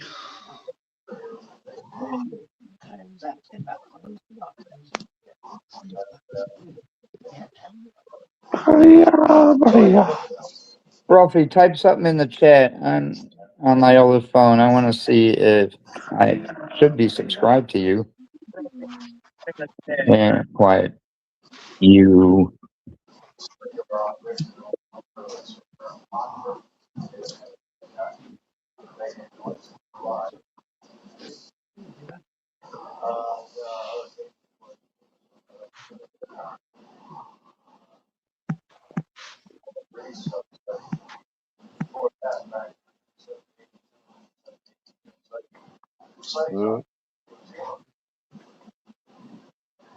There we go. Let's see.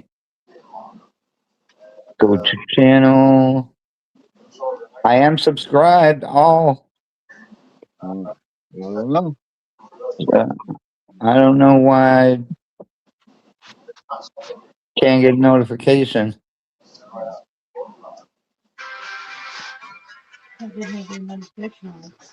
Yeah. Well, it should have sent out 3. Like I said, I did a vertical, horizontal, and a video. So,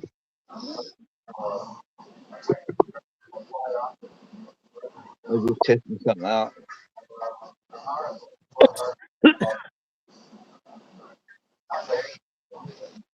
Miss Ruffy says hello. Hello, Mrs. Ruffy. Hello.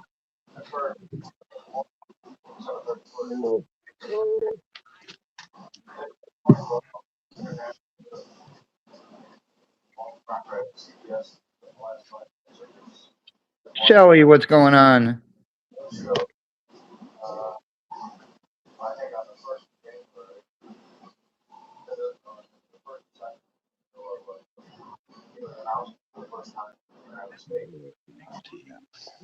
When you say no one will help you, are you talking about a YouTube?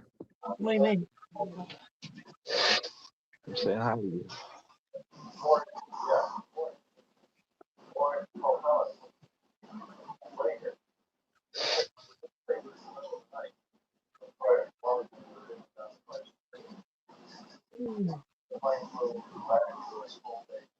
Did you all hear Carly Simon has been diagnosed with Parkinson's disease? Oh, no, really? Yeah, that's a shame. I like her. Cardi Simon. Yeah. Parkinson's. And an NFL player has been deported. Oh, of course he has. Why wouldn't he be? Interesting.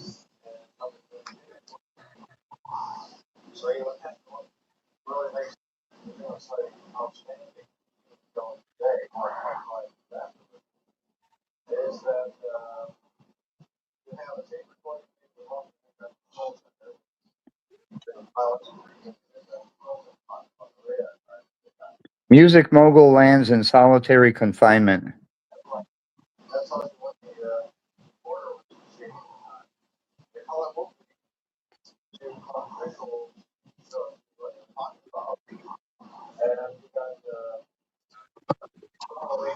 Trying to find that story.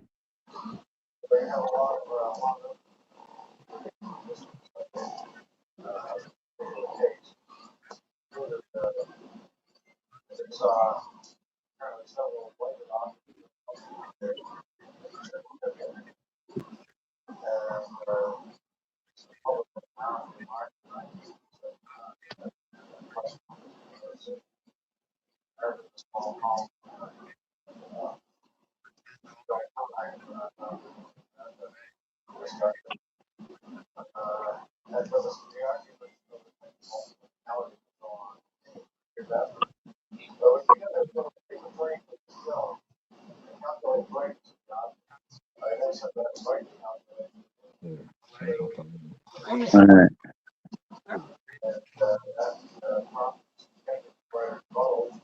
I'm trying to find the story.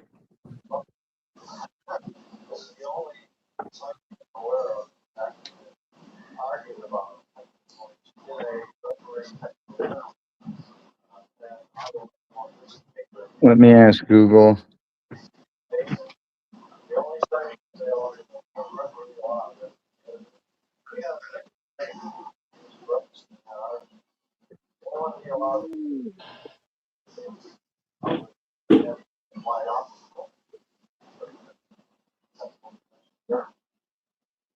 What NFL player was deported?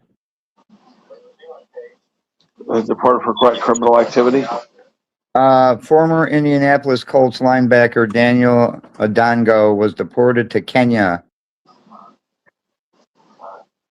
Officials confirmed he overstayed his visa in 2016 and accumulated multiple law enforcement run-ins. See ya. Yep.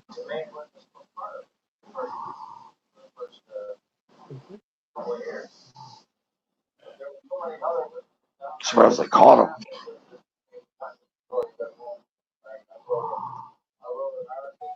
His grandmother filed a lawsuit saying her arrest was staged for a reality TV show.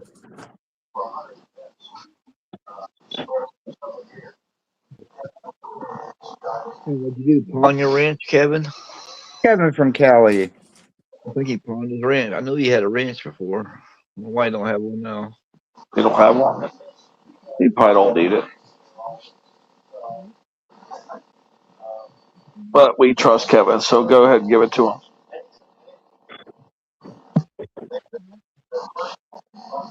We don't even get no damn trolls anymore, like I said. But, you know, if he had one already, yeah, I don't like taking shit away from people when they haven't done anything wrong. All right, let's see here. What state is this? We don't get no more trolls, guys. Think about it. What, like what's in a blue moon? That's all. In a traffic stop, the court ruled 5 marijuana alone is not enough I mean, we get them backstage. Yeah, if me and Ruffy get trolls, usually we get them backstage. You know, they try to come up on the panel and ruin the stream. The people at the House of King. Yeah, they don't come in the chat that much anymore, Ruffy, do they? Think about it. No, not the It's always bad one. backstage. Yeah, they're always fucking with us backstage, but they don't really bother us anymore in the chat. The Michigan Supreme Court has ruled that the smell of marijuana in your car is not enough for a warrantless search. Yeah, I've seen that. That's because the body cam, they can't record a smell. That's right. Yeah. Sarah, how are you? Well, Sarah. Yeah, you missed it. Jim, did we tell you about that? Where the German guy was harassing Sarah? This guy was so horny for her. It was unreal. I heard about it, but you never told me about it. Yeah, his name was Robert, and the guy was so horny for Sarah. He doesn't know what she looks like or anything. I even lied, said she was only 20, and the guy was 49, and the creepo still kept trying to get to her. Oh, like age is going to mean anything to anybody. Yeah, and the guy's in Germany, and she's in the States. But this dude just wouldn't let up, man. He just couldn't stop messing with her. He had 4 accounts, and he kept getting banished. But Sarah did not lead him on or anything. Yes, she did. Sarah's good for that. Yeah, I guess Sarah might be just being too friendly.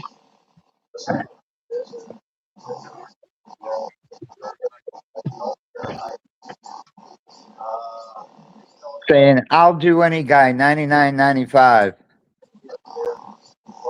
She wants to be Earl Scheib.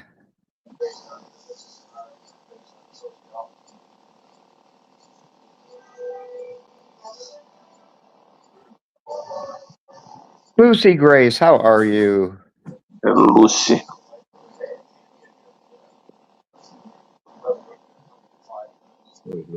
She don't.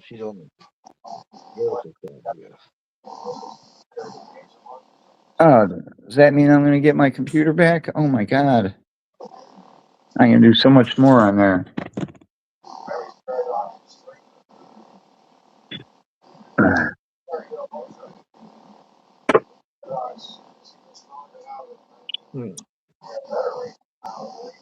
Change the column, change the thumbnail.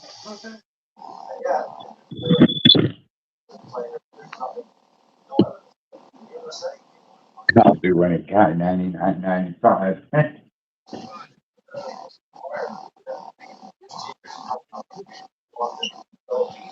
Oh, I can come up with them, can't I?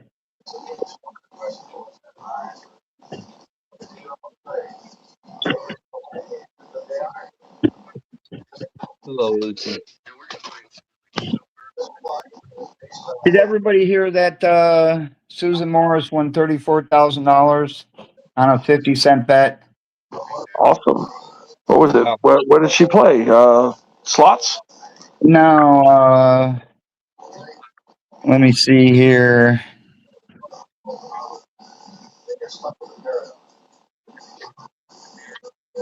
On the Banker's Vault digital instant game.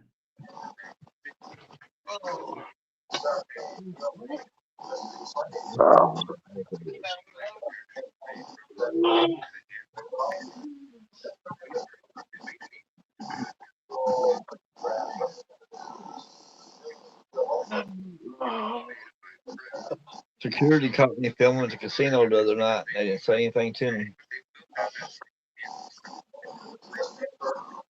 Well, I hit pretty good on one machine. They went dead. It's like watching that pig dance. Oh yeah, he was cracking me up.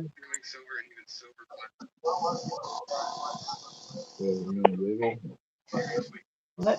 Wiggle, piggy. Yeah, I don't know.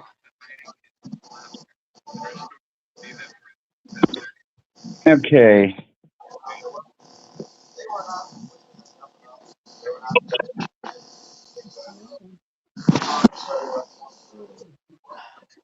Yeah, sometimes I do make funnies. Oh God, I never loved to have that. A mixing station. We found them in the food store and bought them. Look.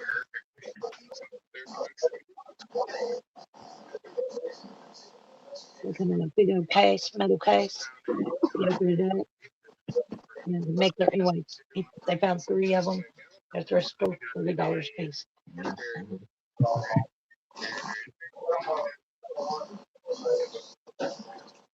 Oh, that's Mrs. Ruffy talking. Yeah. Yep. Ruffy. It's so weird hearing her home with Ruffy. You know what I mean? Like, normally she's at work or she's sleeping. Right. Yep. Lucky me.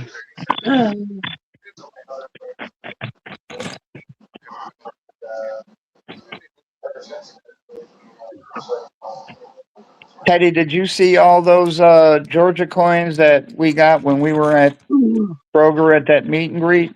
No, I never saw it. Here, let me.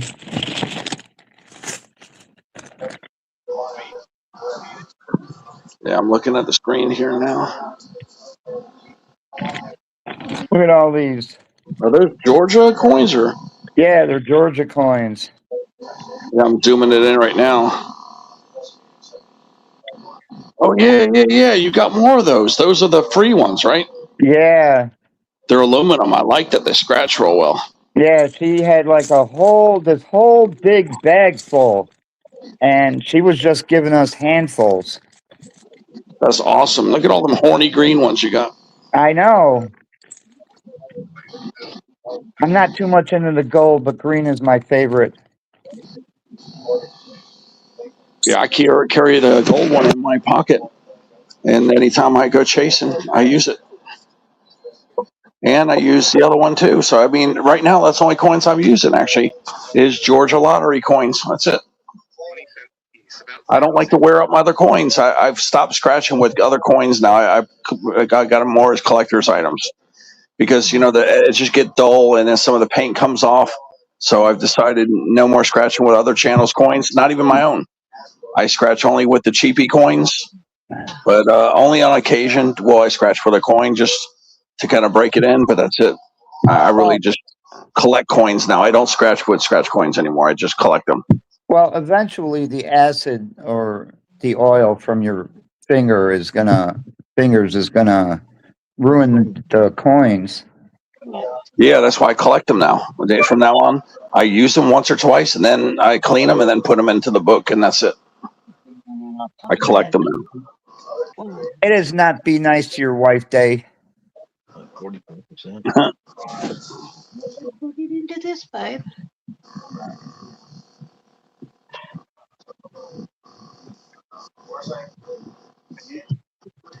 All right.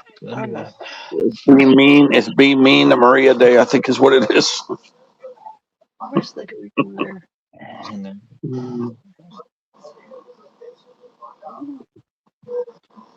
Yeah, I know how to do that. Get some panties and Let me Google definition. Yeah, let me see when that day is. I gotta Google this for Maria. Come on, third phone. Come on now, damn it. All you gotta do is undo the record straps now. Okay. When is being mean to your wife day? What day is that?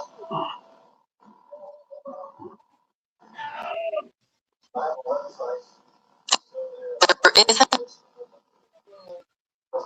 a being mean to your wife day. However, there is Wife Appreciation Day, celebrated on the third Sunday of September to express love and appreciation. So yeah, Maria's holiday coming up is September 20, 2026. It's Be Nice to the Wife Day. I'm dead serious. That's what it shows here.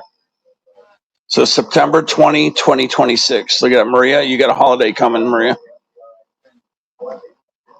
Be Nice to Your Husband Day. What day is that? Yeah, let's see here. When is Be Nice to Your Husband Day? Be Nice to Your Husband Day, also known as Husband Appreciation Day, is celebrated every year on the third Saturday of April. In the year 2027, that date will be April 17th. Yeah, there we go. April 17th.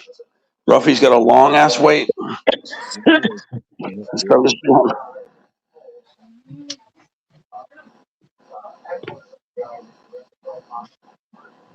She's been pretty well. I'll keep her around for another year or two. Yeah, September 20. Poor Jim. You gotta be nice to Maria real soon. Yeah, Maria's gonna be tracking that damn holiday. What did it was? September 20, right? I think it was September 20. September 3rd. It was September 20, actually.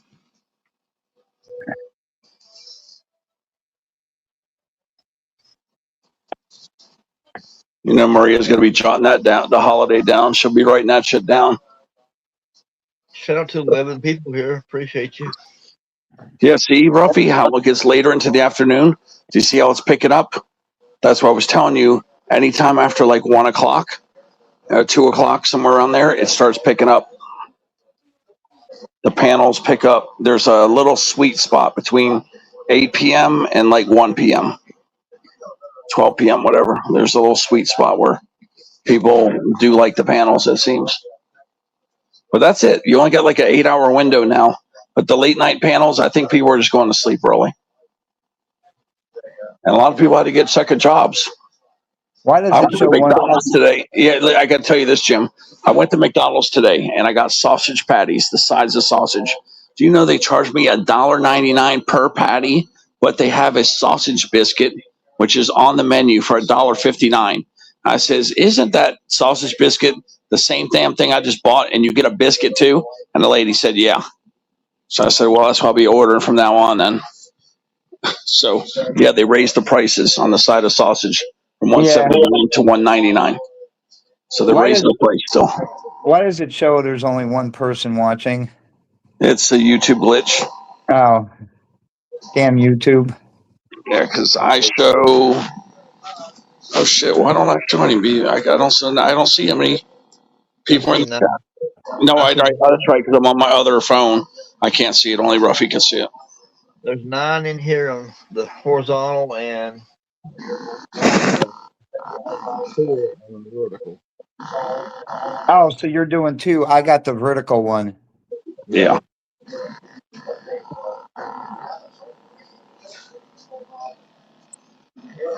Trying to pull some more people in here, trying to get more people.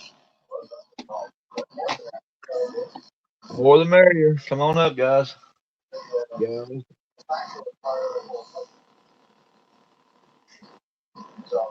Hang on, I gotta check this out.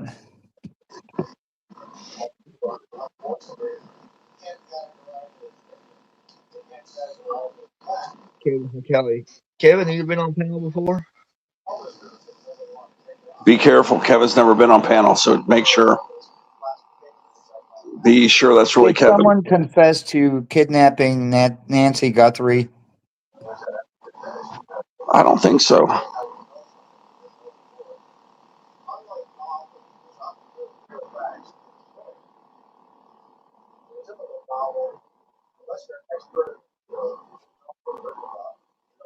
Come on up and say hi to everybody.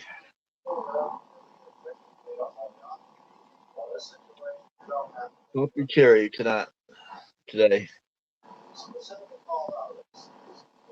Let me be your first. It says the kidnappers confessed in a letter saying she died shortly after the kidnapping.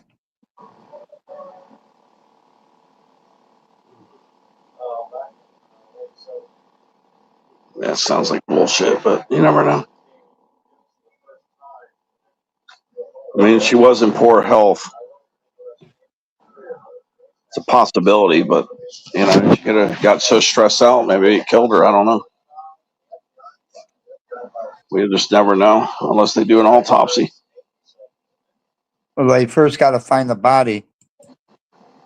Exactly, and you know that's the thing. If those guys don't provide a body, then you know they're full of shit. They probably raped her or something. 84-year-old. Yeah, horny bastards out there, Jim. Yeah, I know there's some sick people out there. Yeah.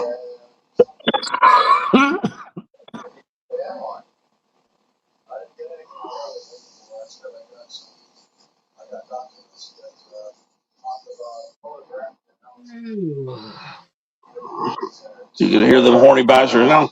Oh shit, she an old lady. We get to come inside that shit. I can almost hear them perverts.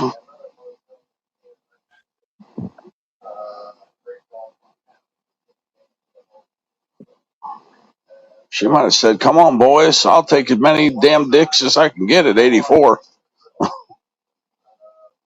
Probably find her had sex to death. Maria, if you're going to stay awake, come downstairs and make me some lunch because I didn't have any breakfast. Yeah, I got all my shit's frozen. I got to thaw some shit out too. I had peanut butter and jelly. That's all I had so far. Nothing wrong with that. No.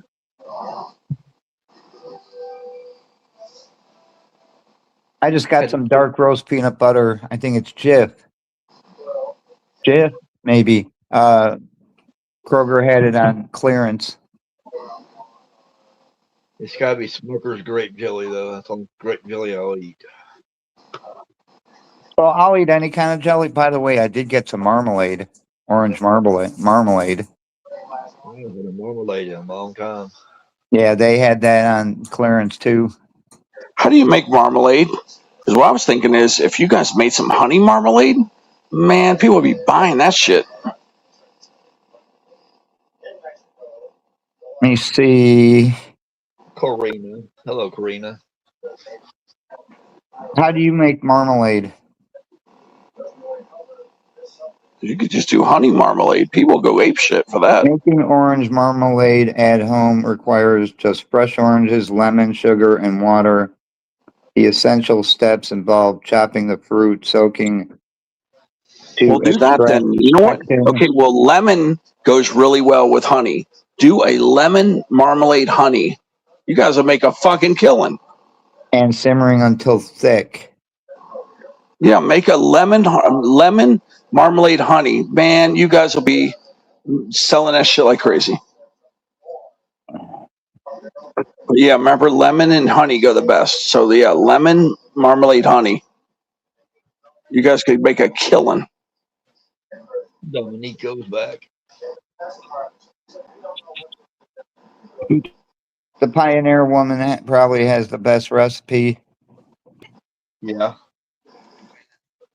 Yeah, just find a good marmalade honey, you know, and just substitute the lemon for the orange, and bingo, you guys are gonna have something that nobody else has.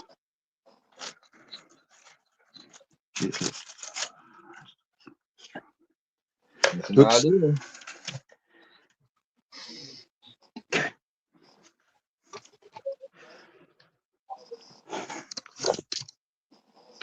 All right. The ingredients, it shows 3 pounds of oranges, 1 lemon, 6 cups of water. They spelled water wrong. And 6 cups of sugar. Yeah, see, so you're gonna need to do all that, but just do it with all lemons.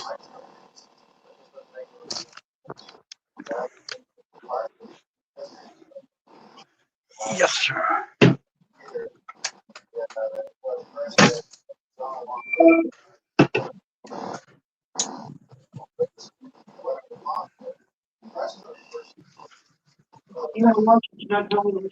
Oh, I don't know what we have. Why do you come down here naked? I got a t-shirt on. What do you mean? Yeah, but if you bend over, I'll see everything, and I don't want So to. you should. How dare you?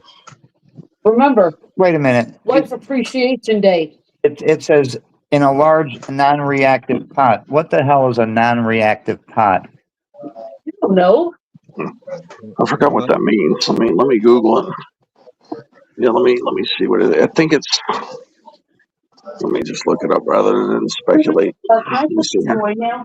Okay, let me see. Yeah. When a recipe tells you to use something in like a non-reactive pot, what does that exactly mean by non-reactive pot?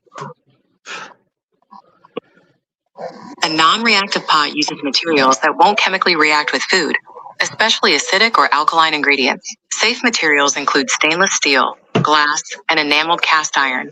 Using a reactive pot can cause the food to taste metallic or change color.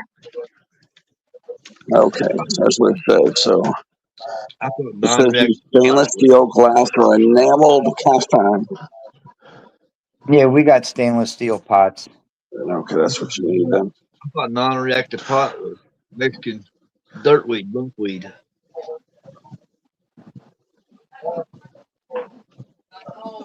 I never heard that non-reactive pot. Never. What does it mean when my wife says she wants some non-reactive sex? Yeah.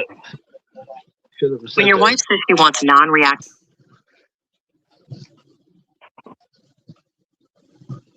We lost it. Yeah, I mean, you should have sit there and take it.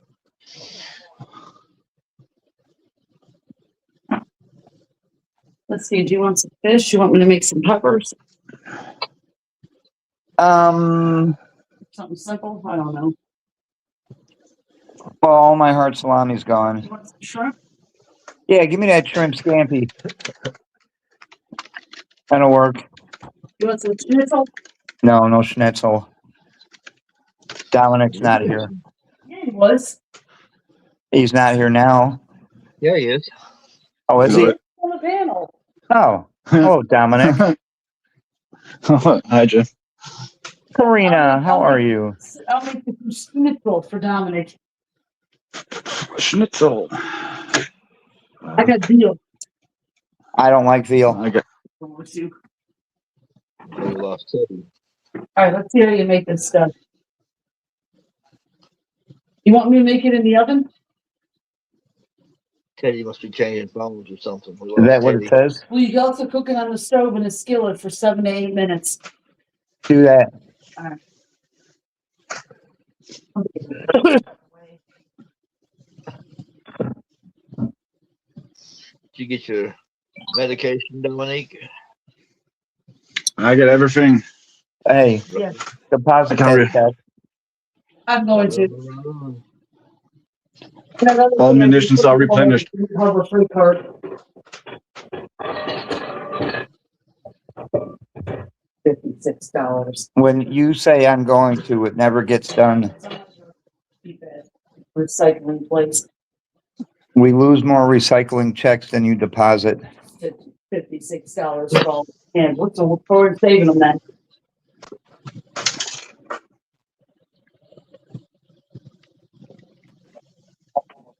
With real butter, garlic, and seasoning. There we go. I was doing some hilarious Google definitions for you guys, and I had kicked myself out apparently with my chin. I didn't even know it. I wonder what happened. Well, Did you guys hear any of the non-reactive stuff I was Googling? Most of it.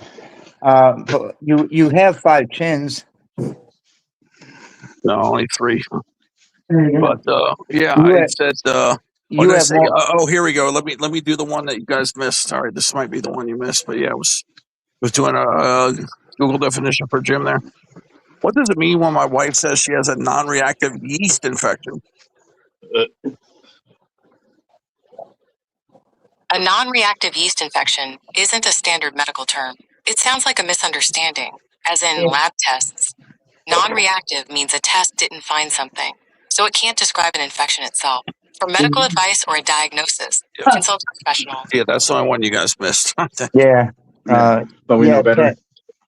Ted, you have more chins than a Chinese phone book. Yeah, right. Snake, how are you? Yeah, let's do another Google definition. Let's see. I gotta charge this other phone up too. Because you're seeing people I'm not seeing. Let's see. We Google for this for Jim. How do you see Is there snake? any holiday called Be Mean to Maria Day? Because we sure need one. What? How do you see snake? I don't even see him.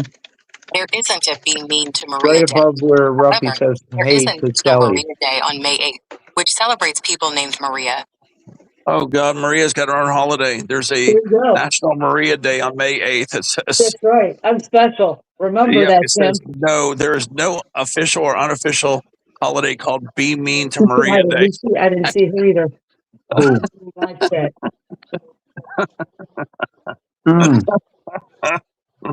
You That's must so be funny. on the horizontal one. What do you mean, a horizontal one? He's got a horizontal one and a vertical one going. I'm on the computer. I'm on the vertical one.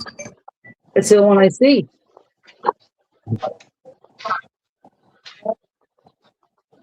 Does he have two going? This one? Yeah. So funny. There you go. There we go. Make sure Maria can see this little thing here. I took a screenshot for you both. No, I'm not seeing anybody besides Lucy. Yeah, she was there. That's and then so above funny. her is Alana. Now I see snake. Okay. There's no Be Mean to Maria Day. Ha! There you go. Eat that. Put that in your pipe and smoke it.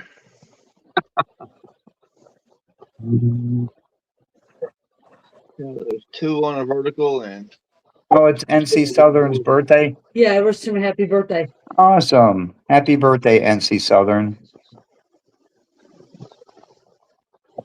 And I wished Darcella a happy birthday as well. It's her birthday too? Yep. I don't see Yankee anywhere. Where's Yankee been? Thank you, beautiful queen. I hope you and Jim are doing well.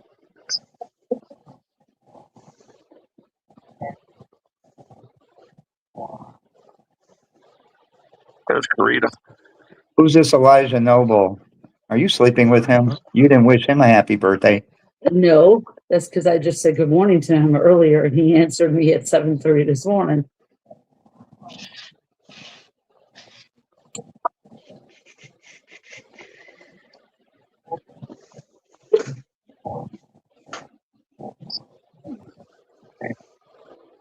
Each folder, my folder looks so different, man. It's unbelievable.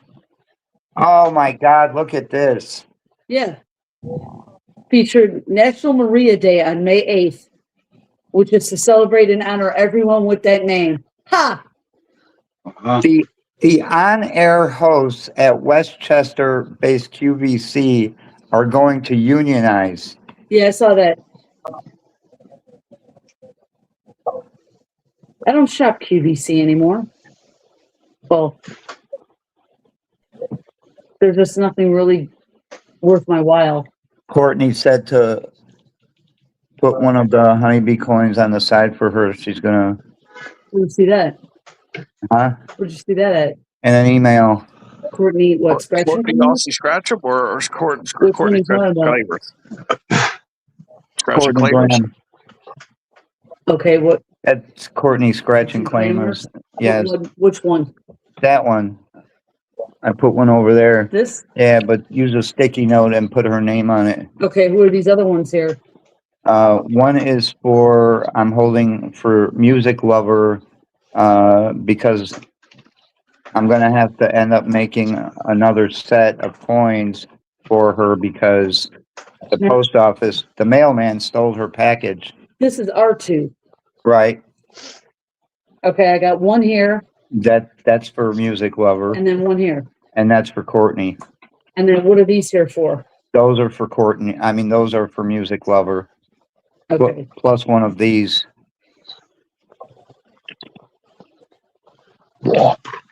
The whole set she's buying? No, the mailman stole. She bought the whole set before. Yes. Oh, okay, so you have to resend it to her. Well, I have to wait until she gets her claim money from the post office. Okay. But yet we lose out on the fucking postage. That's right. That's why you inflate it, Jim, by $10 so that you get your postage money back. Like if you put the coin value as $35 from now on, or $30, whatever. You know what? This next set I'll just fucking deliver to her. She lives in Georgia. It'll be cheaper for me. Yeah, I'm freaking out. I've been watching my mailbox because I don't have my driver license yet. You know, it says for sure it should be here this week, based on 10 business days. So yeah, I'm You're riding. still waiting on it? I'm still riding on it, man. I'm riding dirty right now. Nah, you're still waiting on it. Yeah, I mean, I technically got it in with the postmark and all that. I got it in 5 days early with the postmark. Oh, no. It was postmarked, I think, on the 13th or 14th. Let me see. What was July 13th? What day was it? What day was July 13th, 2026? It was Monday. Yes, I was 5 days early. I don't even feel like anything heavy. I may just make a baked potato. Yeah, they can't charge me a late fee because I postmarked that shit on the 13th. I had the girl stamp it for me and everything. So I was 5 days early. But yeah, I still don't have it. Oh, that sucks. So how many business days is that? So I mailed it on the 13th, right? So let's just call it the 14th. Let me count how many days. It says 10 business days. So okay, let's call 14. 1, 2, 3, 4, 5, 6, 7, 8, 9. It's been 9 days. Today is the 10th day. I should have it in the mail today or any second afterward. Because today is the 10th day, I think. It was the 9th or the 10th day today. Today's 10th. Okay, let's see. Sarah, she is making me some shrimp scampi. Take the driver license bureau to send you your driver license. Yes, I'll. Yeah. How long does it take the driver license bureau to send you your driver license in Florida? Should only take 7 days. It's roughly 5 to 14 business days. It's 14, not 10. 2 to 3 weeks.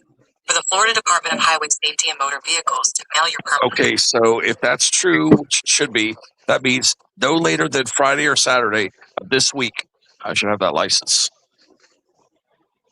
So let's just call it Saturday. Give an extra day.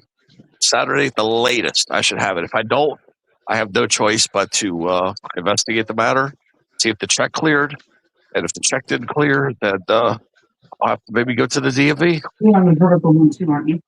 Yes. The DMV's gonna not be on there the phone. On the phone, I'm on the horizontal one. Oh. On the computer, I'm on the vertical one. Okay. Because he's talking on both, right? There's only 2 people on Yeah, he's talking on both. No, that's a YouTube glitch.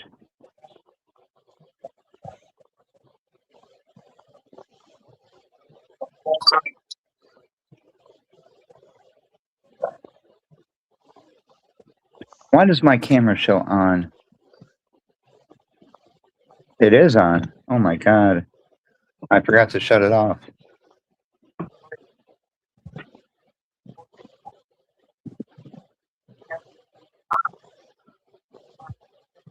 I'm not gonna lie, but Maria's picture that Jim is using as profile pic looks a lot like Elena's profile pic. Oh, I know. It looks like just like La La Girl.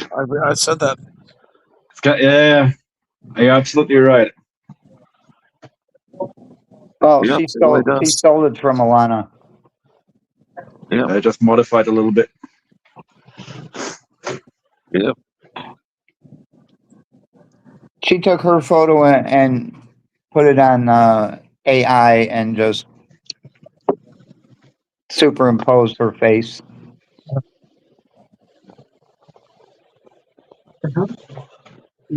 Oh, you can throw that away. I know. I saw that sitting there, part of that wire you were using. It's called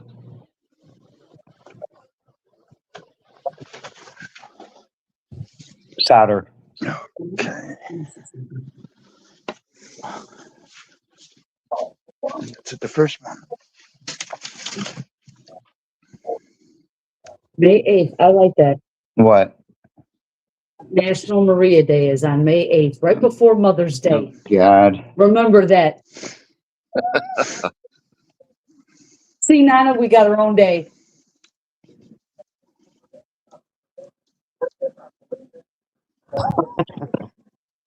Just Nikki's And suspicion is going I to be was looking for, Mother's Day. and I was looking for BB to Maria Day too. And look what I uncovered, all that shit. Yeah, Let let me if we got a see. Jib Day. Is there a Be Nice to Jib Day? There's never Be Nice to Jim Day. There isn't an official Be Nice to Jib Day. Sorry, babe. It was that quick. No, it said Jib. I got to retype it here. Okay, let me fix it. Can you make orange honey marmalade?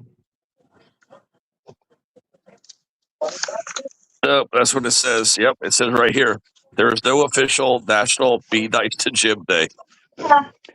Usually she's a little bit elaborating on this, but in this case she's literally just straight up no. There's no such thing. Oh, here we go. You Is there can a holiday use called Be Nice to Jib Day? you can use honey to make orange marmalade. It just replaces the sugar. That's a lot of sugar, 6 cups.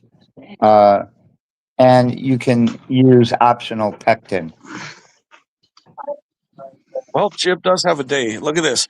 People celebrate April 11th. It's National James Day. There is April 11th. It says National James Day. There you go. So, yep, Jib does have a holiday after all. Look at that. You special. Yep, National James Day on April 11th. To the people in Bavaria, the name day is actually more important than the birthday. I don't know what's up with it, but apparently it's like that. Where's Be Nice to Dominic Day?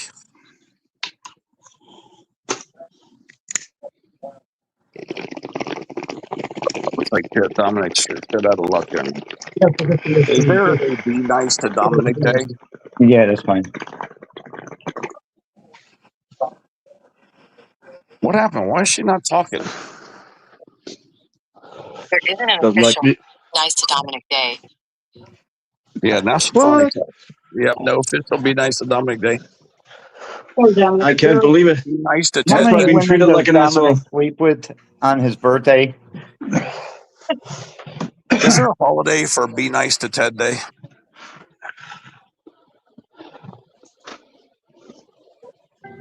Nope.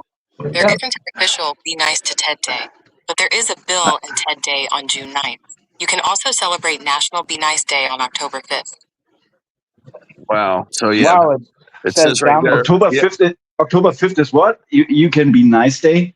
Yeah, but it's called National Be Nice Day on October 5th. But that's to everybody. And then Bill and Ted's Excellent Adventure. It says on June 9th. So I guess I guess I got June 9th as my day. Excellent, dude. Wow, it says Dominic sleeps with 7 women on his birthday. Damn. Actually, Wow, you've been busy. I whacked off like 7 times on my last birthday. Maybe she's talking about that. Dominic's a stud. I have no idea. That's a guy. Why does it feel so good to masturbate? There you go. You're not going to read it. It says, God, why should you read this shit? I have to close it out. It says, masturbating feels so good because it triggers a powerful release of pleasure hormones like dopamine, oxytocin, and endorphins in the brain alongside intense physical nerve stimulation. The U.S. is on the verge of observing permanent daylight saving time again, following the passage of the Sunshine Protection Act in the House earlier this month. Yep. That means let's see. Under the Sunshine Protection Act, states that do not exempt themselves would observe daylight savings time year-round. That means our clocks would not fall back in November as they currently do. No. That also means we would have later sunrises and sunsets that we have experienced between early November and early March. It's the latter sunrises in winter that didn't sit well with someone the U.S. last observed. You know what it was, okay? they wanted to experiment with daylight savings time. People help you save money on your electricity. But boy, that didn't work. It says winter sunsets in much of the U.S. would occur after 5 p.m., a huge improvement for those who experience sunsets during the 4 o'clock hour now. Sunrises, though, would largely happen after 8 a.m. and in some areas after 9 a.m. In Juneau, Alaska, the sun wouldn't rise until after 11 a.m. during part of the year. Jim is right. It literally says they made it so you can save energy. But honestly, that's fucking neglectable at this point. Like, how many energy you're going to save? Doesn't make any sense. Yeah, and remember, when the government says they're only going to try something out, it's permanent. That's true. Just like here in Georgia, okay, here in Georgia, they put up toll booths on Georgia 400 to help build Georgia 400, and they said once it's complete, the toll booths would come down. Do you know they didn't come down until 2 years after Georgia 400 was complete, and it came down to they came down because somebody sued. Did I get any fucking refunds? No. Yeah.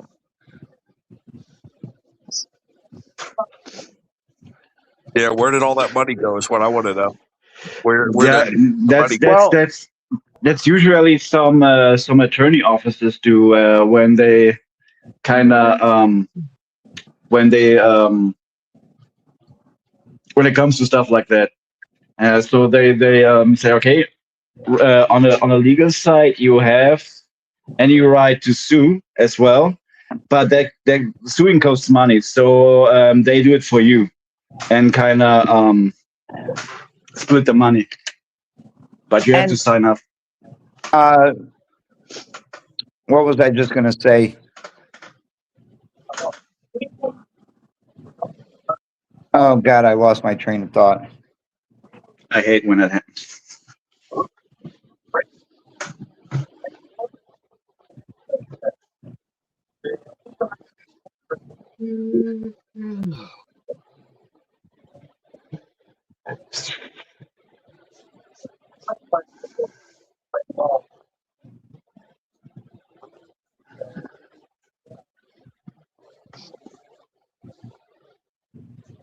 Got a commitment alert for the Alabama Crimson Tide coming. Breaking news, China's Ministry of Commerce has told Chinese companies not to follow U.S. sanctions on selected oil refiners after Washington targeted firms linked to oil purchases from Iran. Beijing says these... What does it mean to you?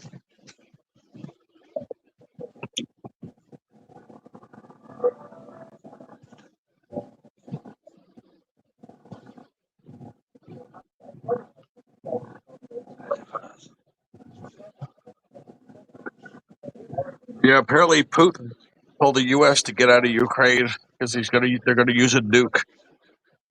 Putin can go suck it. That's just what he said. I'm just saying what he said. Hey, that's my man. Answer.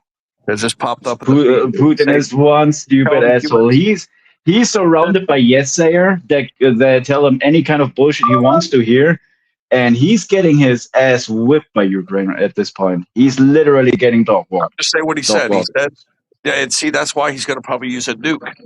But apparently he said he's going to use a nuke, and he told the U.S. to evacuate Ukraine because he's going to drop a nuke. So that means he's going to get a beating from China as well.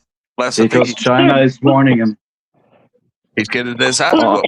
He said he's going to drop a nuke. Yeah, and China is warning him to ever use a nuke.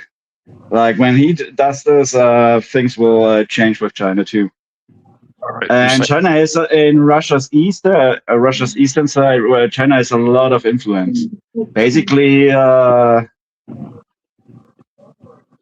Russia is about to become a puppet state for China.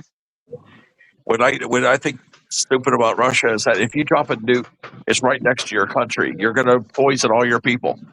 He's going to probably be using a tactical nuke, where that means it's going to probably have like 33 kilotons. Nothing of that will probably reach the middle of Europe. Kind of depends on the wind and on the circumstances, but it's not going to be as bad as Chernobyl, for example. Yeah.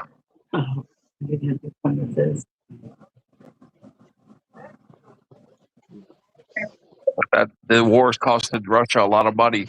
I know they just want to take the country. Basically. As long as you have might-hungry psycho midgets like Putin or Kim Jong-un on this world, there will never be peace. Obviously not. And you 2-year-old calling honey bee ketchup is the most funny thing I heard today. Yeah, they need to do like an Operation Ball Cry. They need to assassinate Putin is what they really need to do, because you're right. It's never going to change. His inner circle is, they say his inner circle is already turning against him. Yeah. I mean, he keeps on letting people disappear whenever they speak up. That's still a thing. But you gotta keep in mind, Russia's not only dealing with the war and the gaining amount of attacks on Moscow, he is also dealing with destabilization problems in Russia itself. People are suffering over there big time. To execute him, because if they don't, he's going to destroy that country like he's already done. I mean, here's the thing. Like, that's my 2 cents on it. I mean, it's possible he's using nukes. I mean, that's a possibility, but we gotta keep it in a certain frame, because I don't think it's gonna be happening likely. Because I mean, he's gaining to not enough advantages, and the disadvantages will be severe. So he needs to kind of weigh it out. Because what is he getting when he's dropping a nuke? Let's be real. When he's dropping a nuke, there's no. I mean, the nuke can do more destruction than he already did to this country. The Chicago Blackhawks plan to sign Jonathan Tate to a 1-day contract so he can officially retire with Chicago. So the most likely thing to happen is people will turn against Putin. He's not gonna stop. All he lives from is this goddamn war. That's what he lives from. That's the only thing that keeps him in power is this war. So he lives like a tick. He lives off from that. Save a trip here and a trip there and all months up.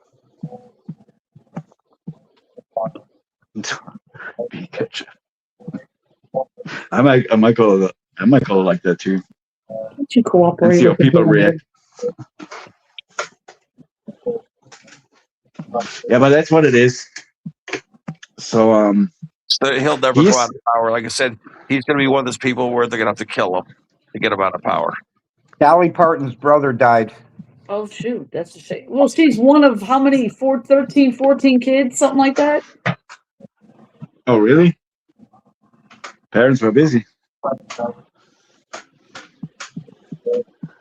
Wife of the Kansas City Chiefs coach was shot in her home. The couple's son is in custody. Her son shot her. Only in the United States. I'm telling you. Yeah, I finally found one of those quarters, Jim. I got the same one that Joy found. Revolution. Oh, right? I got one quarter, just one. So I don't know what to make of it. Let me see if Google knows the answer to this. I've been trying to collect those 2026 I can't even say the word.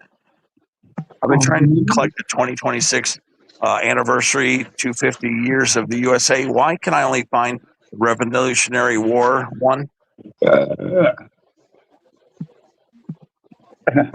You're only seeing the Revolutionary War quarter right now because the U.S. Mint releases the 5 2026 anniversary quarter designs gradually.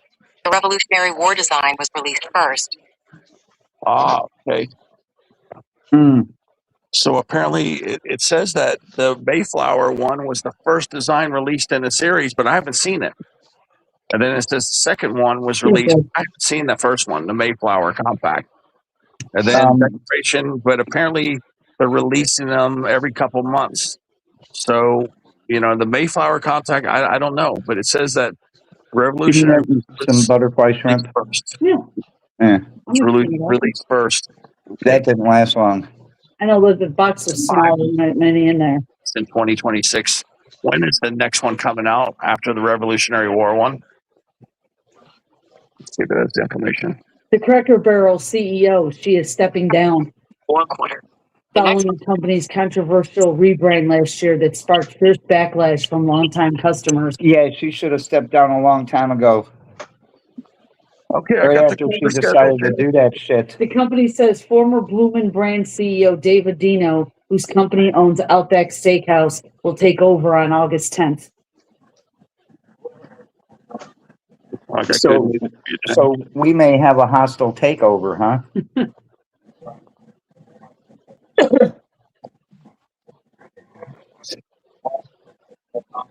I never liked Cracker Barrel. I know we don't. I hate somebody calling me a cracker. We don't eat there. Their food is not that great anyway. Yeah, and it's expensive. Yeah. Didn't they had this one time? There's trouble with the name logo changing. Yeah, she started that shit and it didn't last long. What, maybe 2 days? Yeah, with all the backlash? Yeah, now she's stepping down because of that. Right. Oh, really? I got good news for you guys. We got the quarter schedule, Jim. So basically, we're missing the Mayflower Compact. That was released in February 5th of 2026. I have not seen any of those quarters. And then the Revolutionary War one was released March 27, and Declaration of Independence was released on June 16. And then the next one's coming out, the U.S. Constitution, in August 26th. And then fall 2026 is the Gettysburg Address. We're behind by for sure. We should find that Mayflower Compact. I don't know why we can't find that one, but the Revolutionary War one's abundant. Welcome in, and Marie Wilson. Yeah, well, there's 2 quarters we need to find now, but there's 3 in circulation, but the other 2 have not been released. And I'm really nervous that we didn't get the first one, the Mayflower. So yeah, we'll have to tell Joy about that. Anybody know who Dominic Mysterio is? Yeah. No. Doesn't ring a bell. It says he has 3 wives. Yeah, that's Mysterio's son. Is he Mormon? Is it like a Mormon? Is that 3? No, you won't find a Mormon with the name of Dominic. Okay. No, he's Mexican. That's Rey Mysterio's son. Oh, is that who that is? Who is it? Yeah. Oh, Rey really? Mysterio's son. Oh. I mean, makes sense. A wrestler. Dominic Mysterio. But is Mysterio his real name, or it's just like a stage name? That's just his wrestling name. Okay. I think his real name is Juan Valdez. He was with Alexa Bliss. The last one I heard of. I think he was. This gets the schedule of the quarters, so she knows what to look for. Yeah, the banks I've gone to, they only Chase will give them to me, and then they won't give me the mint quarters. They keep trying to push off quarters that people rolled for them. And I said, why can't I get the mint ones? So they go, we don't have any. You got to take these. Yes, I can't even get my own bank. I can't even get quarters from the mint. Total bullshit. And Bank of America said, oh, you got to be a customer to get the quarters. Hello, Anne Marie. Hi, Marie. Hello, Anne Marie. What this about? Okay, now I'm going to get that in the oven for you once it gets to temperature. Fantastic, then. Did you use the whole box? Yes. Awesome. Make sure I got enough. There's 13 shrimp in the box. That's it? That's it. Next time we'll just buy the bigger one. What do you want? Oh, $15 now? $15 now? Forget that. Fuck that. We'll have to go down to Florida and fish for shrimp.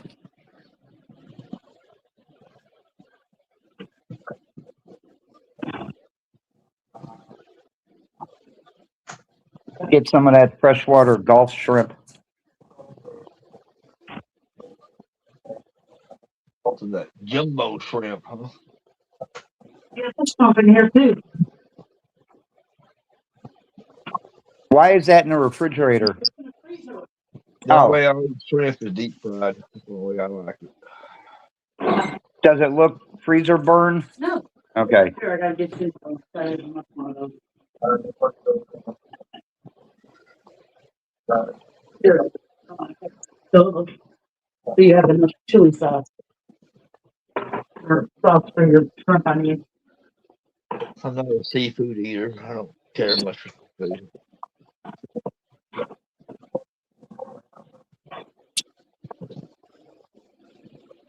I gotta figure out what I want to eat.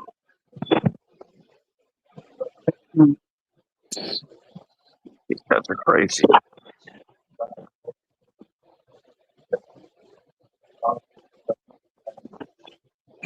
Ted sent a photo. Let's see.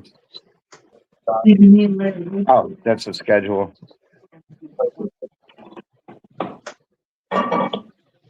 Be right back. Maybe I want some pasta. Barry? Well, Jim, there's apparently dimes available also, and Walmart's got them. Okay, you get 2 rolls of dimes, but you know how much these bastards want? $60 fucking. That's not Walmart. That's a third-party seller. Yeah, well, that's what I'm saying. From Walmart, from a third-party seller. Yeah. Yeah, it's from, the seller's called Merrick Mint. Just like the what? The Merrick Mint is what it says right here. No, that's not real currency.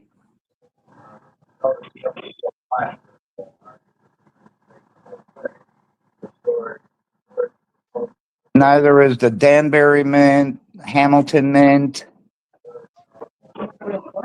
No, because they're not the U.S. government. Only the government can produce money, like they always do.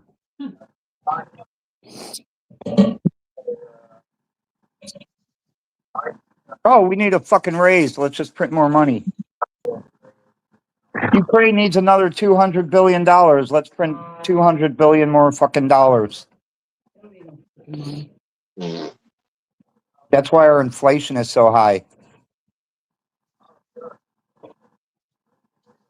Because Biden printed all that fucking money.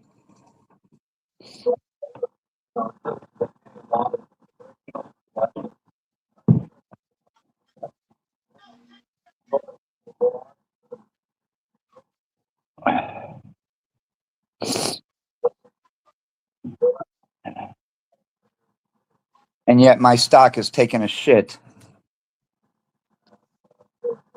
Whoop. Let's see what it's down to now.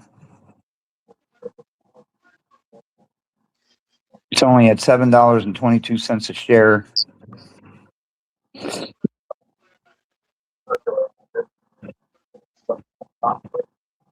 up 28 cents today. That means it was below $6. I mean, below $7. Holy shit. Good God, Carly Simon is 83 years old. Yeah. Holy crap. You're so vain. You probably think this song is about you. You're so vain. You're so vain. Yeah, I know you like that song. I love her. Even at 84 and with Parkinson's, I'd still do her. Oh, yeah, that girl be wiggling like crazy on you. How about it? Yeah.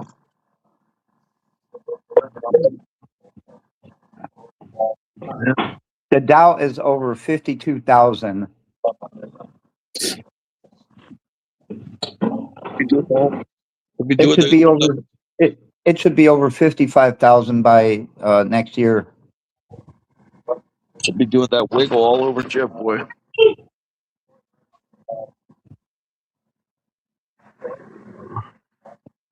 Yeah, should be wiggling all over James. All over Jim, I mean.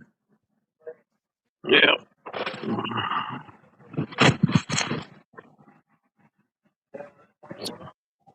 You know, did anybody ever watch Murphy's Diesel on YouTube? Nope. He does so many recoveries for free.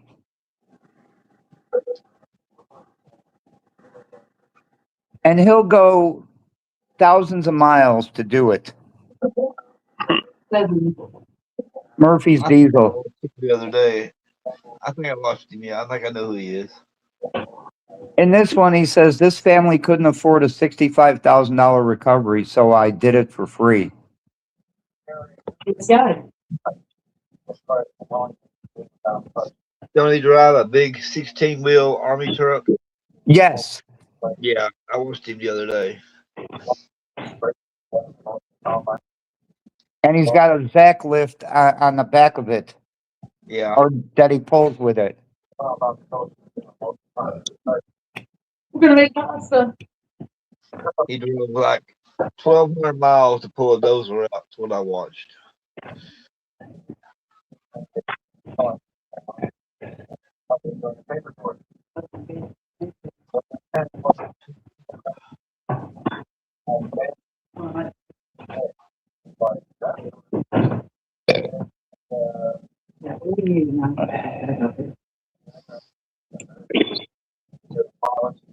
And what I can't understand is, you know, I watch these Pakistanis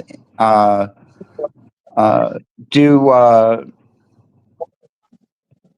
repairs and rebuilds on big machines, motors and everything, their axles and these fuckers do it all by hand. They don't use any fucking power tools. And they're either barefoot or wearing fucking sandals.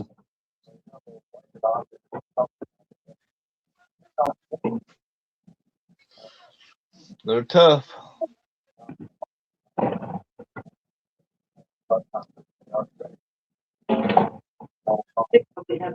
I watched them break down a diesel engine.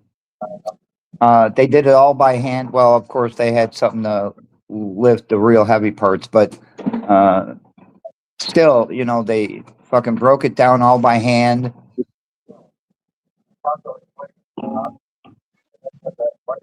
They used the same cylinders. They just cleaned them up.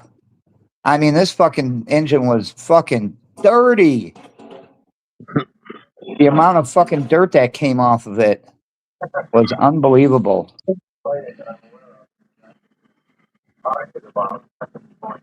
Oh God, Maria, look at how bad this Komatsu's excavator is stuck in the water. Stuck in the water? Yeah, take a look. Correct. You're watching Murphy's Diesel, and we've got a recovery. Two of them. We've got two 40,000-pound excavators buried to the cabs. This company is a small family-owned irrigation company. They got quoted $65,000 to do this recovery. They weren't going to be able to stay in business. We're going to go up there, and we're going to help these folks out free of charge. For the next week. Yep, and he's got that Hammett with him. Yep, he does it free of charge. Don't worry, he makes fucking money. I got a D9 dozer stuck one time. You got one stuck? Oh yeah. How much did it cost to recover it? I don't know. I work for Hodges, so I don't remember. I don't know what they paid for it. I'll use our crane to get it out. Oh man, he just blew something on the Hammett. Can't tell where it's coming from. Up on top, it's covering the bottom of the truck with coolant stuff. Woo, shit, it's hot. These are the two coolant lines right here. going up through the floorboard to the heater core. I believe I could just bypass them right there and save some coolant in this bad Larry and get back on the road. I was just running down the highway, 52 mile an hour, and bam, coolant leak. Son of a... It's a good thing I got my pocket pliers. Well, this is going to make a mess, and it's going to be hot. There's about 20 gallons of coolant in this son of a gun. It's about 200 degrees. Oh, right on its fucking leg. He's pretty good at rigging up snatch blocks and tackles, stuff like that. I got it. Oh, right in its face, everything. Well, at least my hands ain't getting coolant on. Off to a real fine start. I'll pull in the Maverick. Says that he Get myself some received coolant. his 250th coin from the gambler that he won. He said it wasn't supposed to arrive until today, but I got it Saturday. It's a little different from the one he won from us. Oh, okay.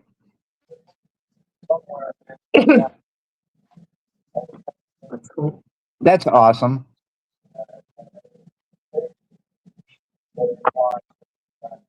Look at this. He says, an old blind man gave me this military truck. Well, let's start.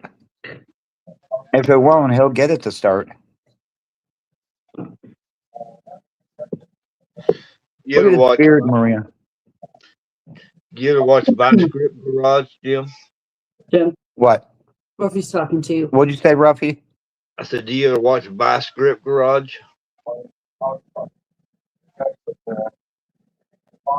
You said Vice Grip Garage? Yeah. I've never watched him. Check him out, man. He's pretty good. He's cool. All right, I'll check him out. He drives and recovers these old cars and stuff he buys and drives them like 600-800 miles home after he fixes them. Now, there is one guy I do watch, which he is really good. Let me try to remember his frickin' name.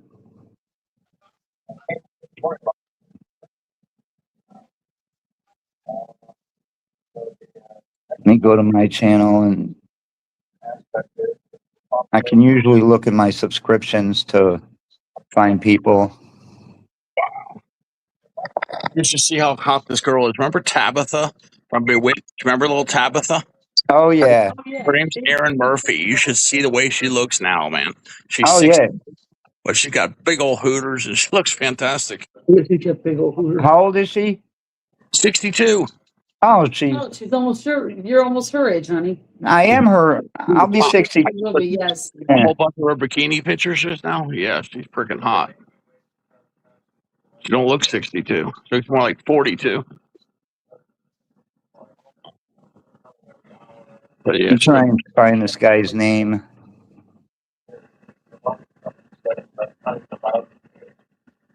yeah, really cute girl, boy.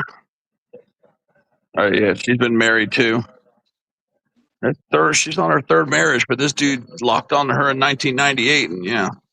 Oh, so he's been tearing that pussy up.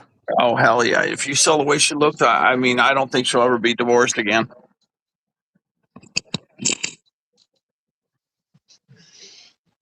I know I'd never leave her.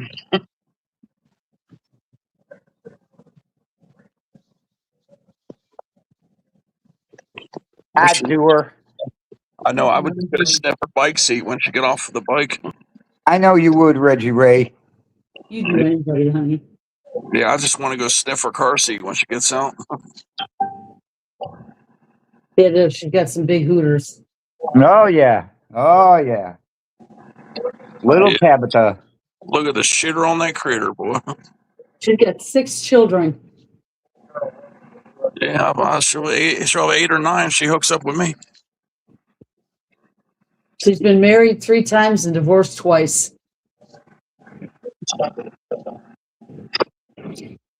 You better take care of all those children, honey. Yeah, I'll be bareback. We're all over 21, Maria. She's still making a lot of money. It says her net worth is worth between 3 and 10, so let's just call it 5. So yeah, she's got plenty of money to take care of them little rugrats.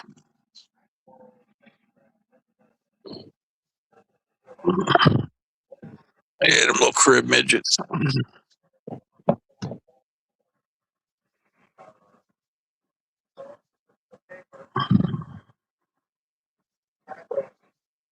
Yep, bareback.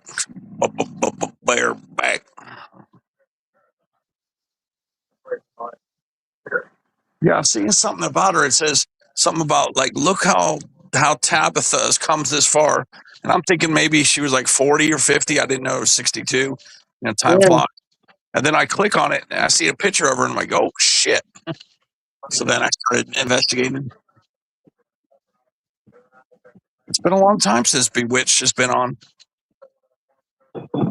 Yeah, because what's her name is dead. Elizabeth Montgomery's passed away. Yeah.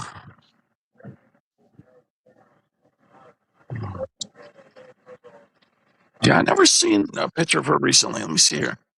Elizabeth Montgomery. Yeah, there she is. Older. Yeah, she was beautiful when she was younger.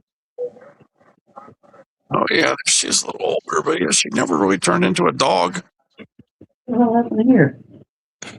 She died in 1995. She didn't live that long, really. So it's at 62 was all she lived till. 62. She died in Beverly Hills, California. Who did? Elizabeth Montgomery. Oh yeah. She had cancer, I think. Yeah, she did. She's fucking gorgeous, man. Yeah, she was very pretty good lady. I'd still do her even now. Go dig her up, Elizabeth Montgomery Gobrales. She was a subtle act of rebellion and a nod to the feminist movement, because she would go without the bra. The final seasons of Bewitched is this. I remember because I seen a couple of those episodes. And I'm like, oh shit, them nips are sticking right out. I put his link there in the chat. If you want to check him out. Yeah. How did Elizabeth Montgomery, the actress, die? Cancer. Cancer took her down. Yeah.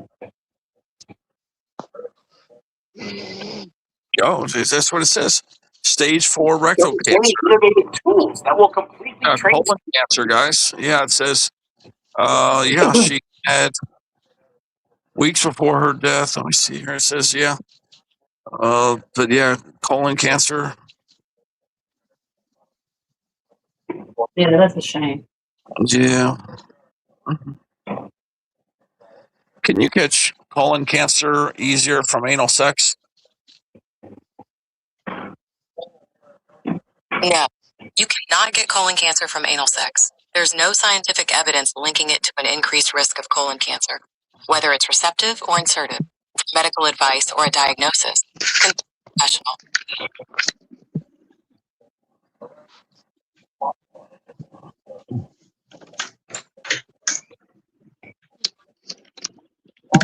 Sure, you can get colon cancer from sperm in the rectum. No, sperm doesn't cause cancer. However, receptive anal sex increases the risk of anal cancer because it can transmit high-risk strains of the human papillomavirus, or HPV, which is the main cause. For medical advice or a diagnosis, consult a Professional. Yeah, we know. There you go. Thank you. And here's your napkin still. You see that link I dropped, Mr. Maybe? You can have some too. Lucy. Boy, it's tired. Mr. Maybe. I know. Did you hear that? She contradicted herself. First she said no, then she said yes. If you look in I've got the one that's this one. Yeah. Ruthie put in that guy's link that he was talking to, Vice Grip Garage. Oh, okay. He put the link in there so you can click on it. Yeah, he can fix anything. Yeah, did you ever watch Chris Fix? No. I never did. No. Yeah, he's another one. He don't even show his face. Oh shit. Well, you've seen his face before.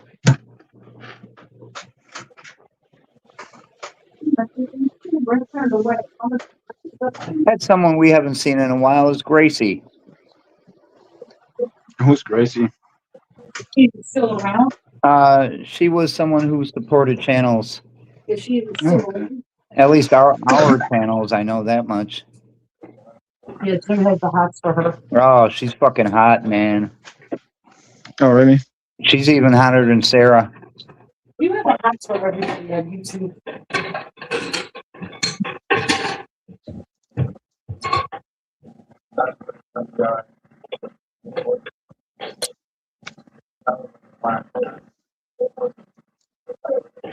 Walker B Ranch just went live.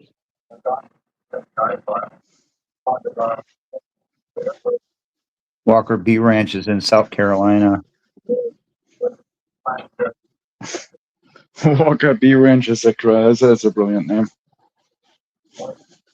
Yeah, he raises honeybees.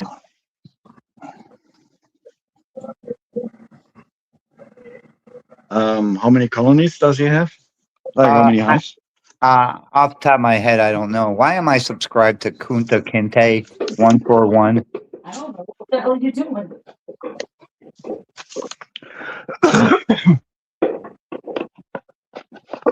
Roots. Not the roots. Yeah, I'm going to be a while you subscribe to that person.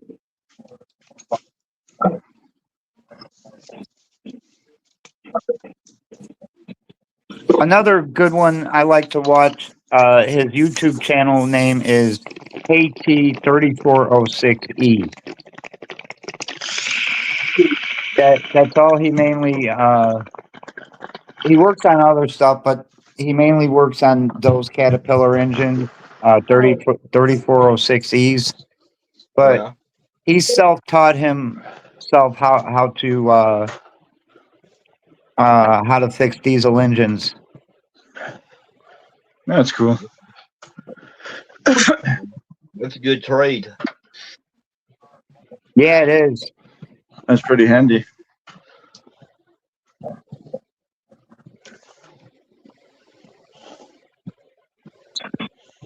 I mean, I can fix that car as well.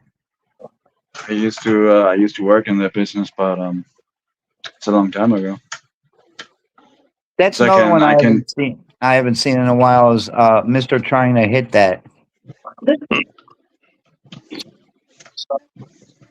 Mr. Trying to Hit That? Yeah, another one I like to watch his YouTube channel name is Mustie1, MUSTIE1. He's out of New Hampshire or Massachusetts, one of those states. You sure? Okay, what does he do? He repairs anything. He'll pick shit up off the side of the road and he'll repair it. Oh yeah. I know these kind of channels. They're pretty amazing. Another guy channel. And what means another guide channel? It never hurts to be able to help yourself if something is broken. Honestly. Absolutely. That's a man's job. Okay. Not necessarily, Maria. Yes, in my house, it's a back in the days job. when I was Hey, look, I'm subscribed to OJ Simpson. Dominic, in my house, that's a man's job. I work, he fixes things. back in the day when I went to school for my car mechanic education, like that's actually a system here in Germany. You got to go to a specific school for your job, where they teach you the theoretical stuff, and you work out in a car shop as well. So, but I had in my class I had women too. They had just a thing for cars. They do exist. It does exist. Oh yeah, they're just as good as we are.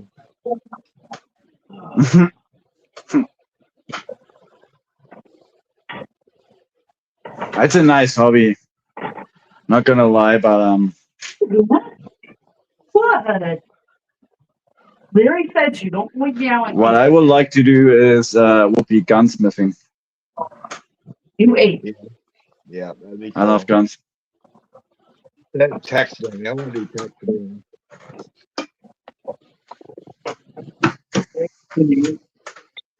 I actually thought about it, but I would have to move. like the best option would be to move to Austria. They have this pretty big and popular gunsmithing school. And they're gonna teach you everything about it. The good thing is, in Germany, it's a tradition that when you're a gunsmith and you absolve your training, at some point you create your own rifle, like most likely your own hunting rifle. Oh yeah. Yeah. And you obviously you make it only after ordering. Like when somebody says, "Okay, I want to have that rifle," you gotta build it.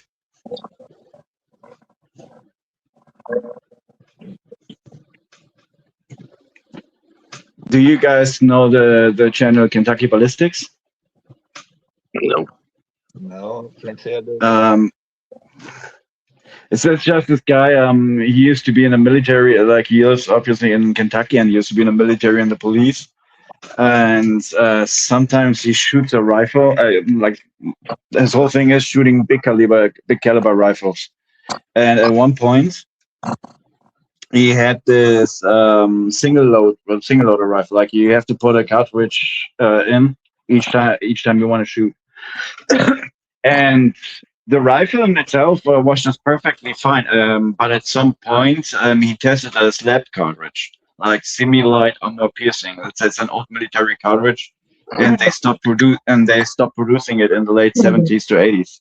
So the thing is, the cartridge itself was at least like Stone Age old. So the thing is, when the nitrocellulose, the propellant, when it gets older, it produces more pressure. Like the bullet itself gets basically the cartridge itself gets stronger. So more pressure means that thing had like 5 times the gas pressure it is supposed to have, and it basically blew the whole rifle into pieces, and a metal piece kind of slit his throat. So he put a thumb in it to stop the bleeding, and he was barely able to get the what are they called? Okay, sorry, this other guy's name is Waldo's World. Tracheotomy. Yeah, he went to Arizona and bought a Maserati at an auction for $9,000. Are you talking about tracheotomy, Dominic? I'm sorry. No, the cars that bring you to the hospital. What are they calling it? Ambulance. Yeah, right. The ambulance, and he was just barely able to call the ambulance. He survived, but just was close enough. And the rifle was made by some guy that actually does it too. Like he produces rifles on his own, mostly caliber 50 rifles. Caesar Arms, I think it's the name.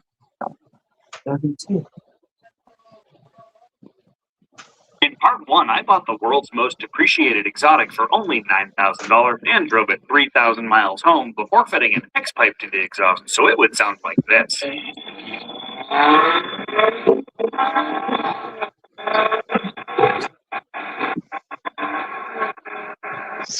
In this video, it just makes the music into a full surface of it. Lots of fluid and filter changes, and some mechanical and electrical issues. If you remember from part 1, the transmission was slipping when it changed from 3rd to 4th gear, the left inner tie rod end was loose, and it's even worse now, and the skyhook suspension isn't working with a nice error message on the instrument cluster.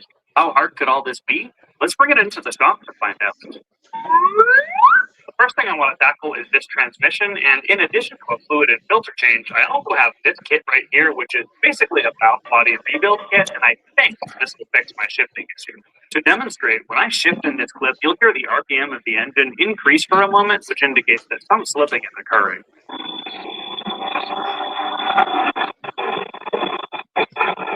I'm going to start by removing the drain plug. Yeah, the fluid looks pretty dark, so it's definitely a good thing that I'm changing this fluid.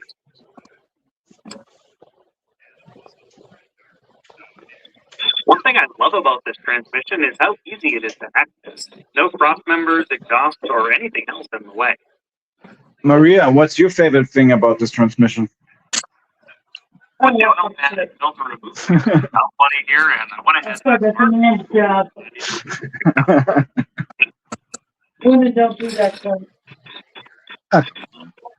It's a nice thing to do. The first task is to remove the TPM from the valve button so I can access the solenoids for testing.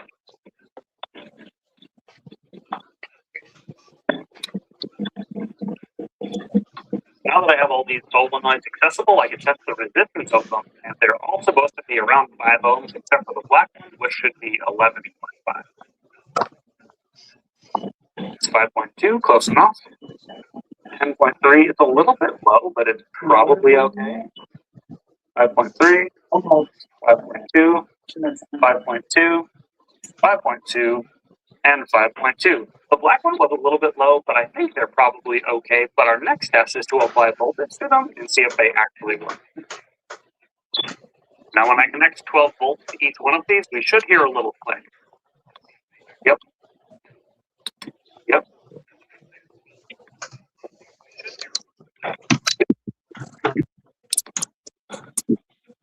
Yep. Yes. Interestingly, the green ones make a louder click than the yellow ones and also the black ones, but they all sound like they're working. Looks like I have some more bolts to remove, and then I can separate these two halves.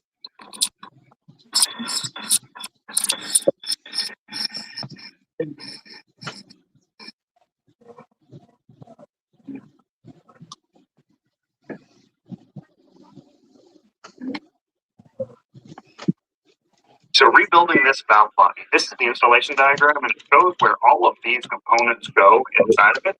And I'm going to start with step number 1 here, which is this cylinder, and that corresponds to this part right here. As for where it is on the valve body, it's right here. It looks like there is a metal plate there that I have to slide out. Okay, there it is. We have this cylinder, and this thing, which is supposed to have a spool. Only replacing this cylinder. Does that look the same? It does not. I had some uncertainty as to whether or not this is the right kit, and unfortunately that is not the same. Well, I'm going to keep checking these parts because some of the parts might be the same. This piece here doesn't really look too bad, so I don't think that's the cause of my issues.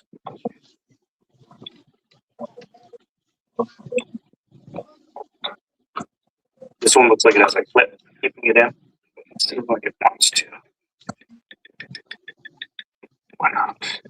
Okay, I am on step 5 now, and I finally found one that I think is going to work. Steps 2 and 3 are this one right here, and I was having a hard time getting this out. And I skipped step 4 for now. Those are for the solenoids here. Anyway, I just want to verify that this is the right size. 0.512 of an inch.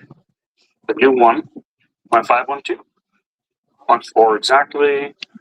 0.4. Overall length, 627. 643. I mean, these don't press against anything, so it's probably okay if it sticks out just a hair more. Okay, I think it's going to work, so I'm just going to install this O-ring on here. And there we go. I'll stick that back in there. Install this clip. Well, there's one successfully changed, and I think I should be able to get a bunch more of these. By the way, the reason why some of these parts aren't fitting is because it's made for the 053 separator, and I have a 052 separator, and they don't make a kit for this, so I'm just doing the best I can here. Now it is time to go to step 6, which are these little things right in here. It seems the best way to get them out is to use a pick in the back and just push them out, like so. Okay, there we go. Back to step 4, the solenoid O-rings. These are the parts right here, and I really hope this is going to work.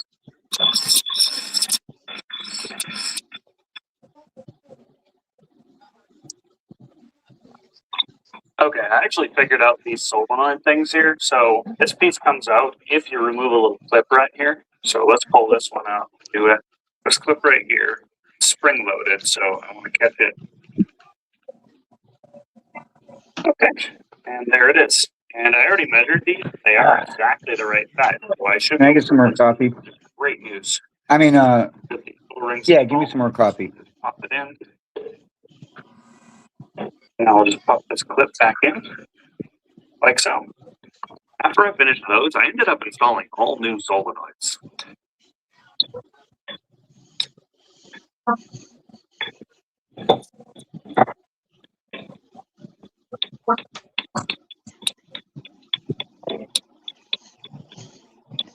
I picked up a new separator plate here because the old one got this bonded gasket on it, and in a few spots like this, it's a little bit messed up, so who knows, this could be contributing to the issue, so I think it's best to replace this.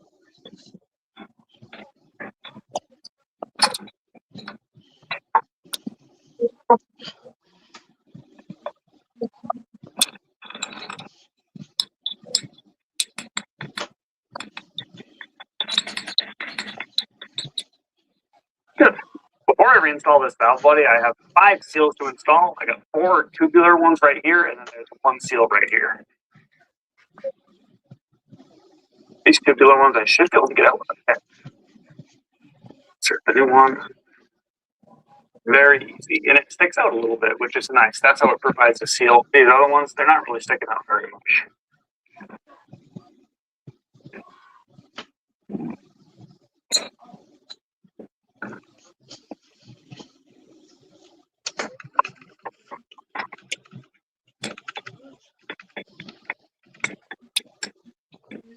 With the valve body reinstalled, I can install this new connector sleeve. It's got some O-rings on it, and even though this one wasn't leaking, these are known to leak, so it's smart to just install a new one while you're in here. They're not that expensive. Yeah, there's no way you guys are going to see what I'm doing here, because I can't even see what I'm doing. A little bit of silicone grease on this seal here. Right, it's on. We've got a nice new filter here, and you always want to make sure that the old seal from the old filter comes out of the body. In this case, it was actually stuck up there, but I've already removed it. I've cleaned out the transmission fluid pan, cleaned off these magnets here, got a new gasket. As for the magnets, there was a small amount of metal on them, but it was actually a lot less than what I usually see out of a transmission like this that I don't think has ever been serviced.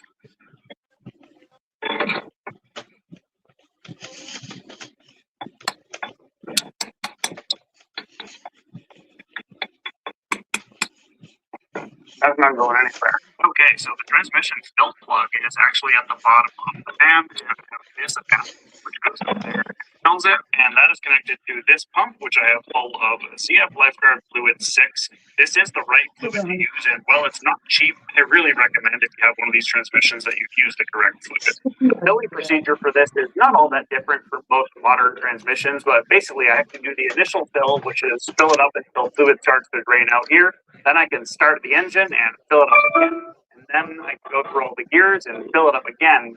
Then I can let it warm up. And when it gets to operating temperature, which it says right here on the pan is between 50 to 60 degrees Celsius, as the fluid heats up, it'll cause the volume of it to increase, which will cause it to drain out of the pan here. But as soon as it reaches that operating temperature, I can put the fill plug back in and call it good. Go ahead and open this valve and start filling it up. What happened? Everybody fall asleep? Fluid's starting to come out. So No, I'm still here. Okay, that's wasting a lot of fluid, but there's nothing I can do about that. Let's start the engine.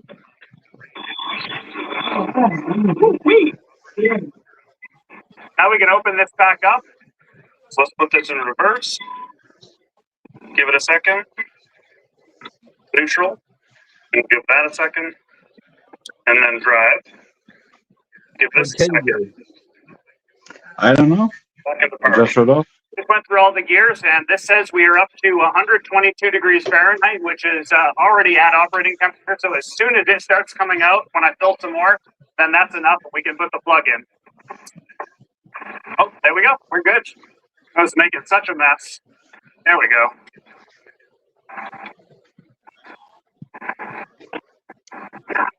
I would love to bring this thing for a test drive right now to see if that transmission is fixed. However, this wheel here is dangerously loose. Can you see that? And it's tight up and down, so that means it's a tie rod end, and in this case, it's the inner tie rod end. Apparently, Maserati only sells the outer tie rod ends, and if you want an inner, you have to buy a whole new steering rack, which is over $5,000. Wow. It even says made in Italy there, so hopefully this will work.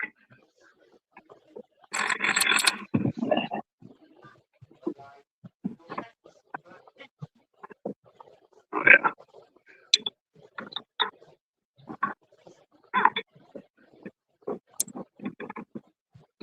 Oh my goodness.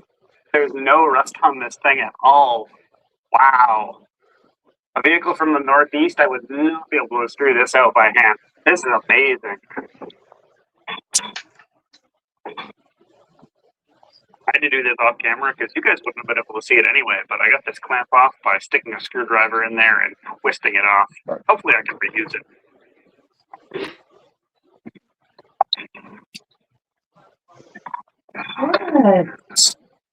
Yep, that's where my play is. This thing doesn't appear to have any flats on it or a wrench, so ready. Okay. a pair of pliers on it.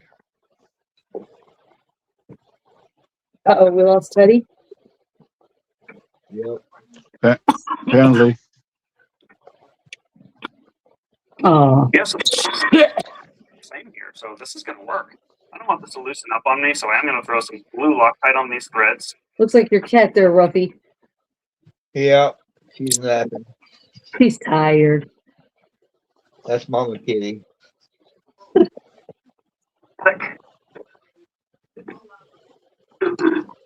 Her name is Too Much. We call her Baby Kitty. Too much? Looks like I should use that clamp, but I'm just going to tighten it down with this pair of pliers. She's a little slut. She's had 2 litters. Ooh. Pretty close to how far in I need to go, and I'm going to leave this nut loose so that I can do an alignment later, because this is definitely going to need some fine tuning. Next, I want to drain and refill the rear differential. We got the drain right here, very conveniently on the bottom. Start by loosening the fill, just to make sure it comes out. Right. There it is. Type 2.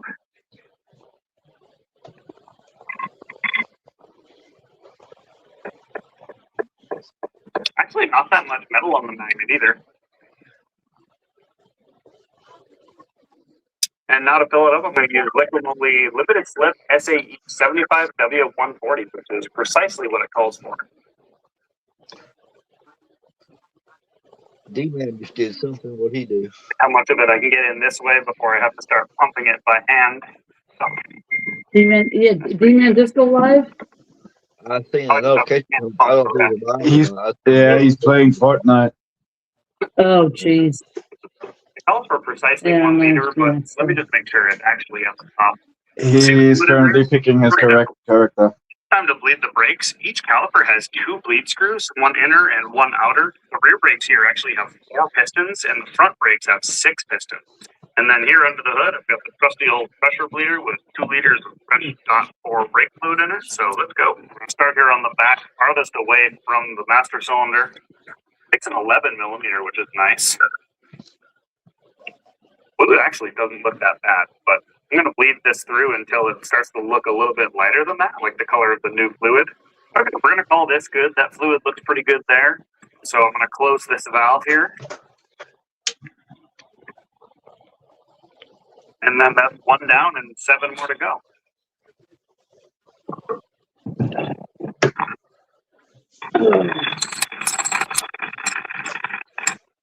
She's sleeping with her eyes open. She just stares off into space sometimes. And now to test the transmission, we're in 3rd gear, and I'm going to shift into 4th. I'm over here meowing at me, and I don't know why. Right away, and it moves. That is fantastic. You got it? Gambler. Uh-oh.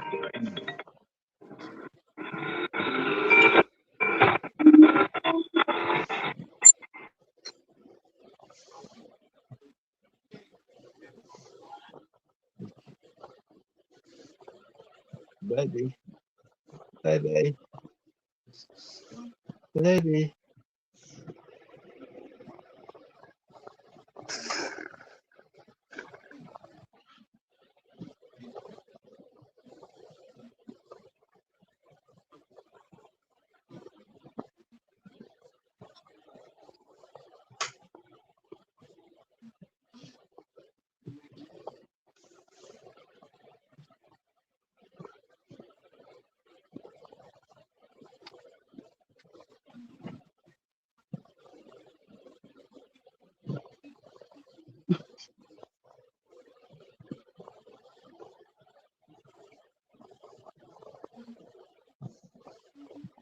Don't look at the bra hanging on the wall over.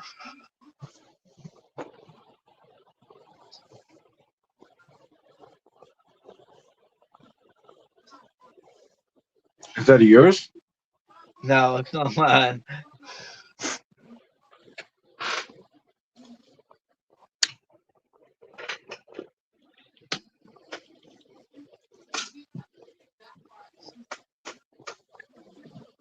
A little too big for me.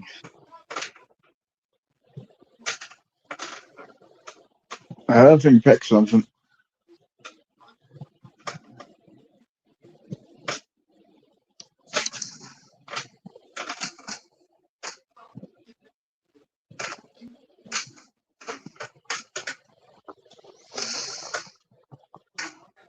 Are you okay? Are you okay?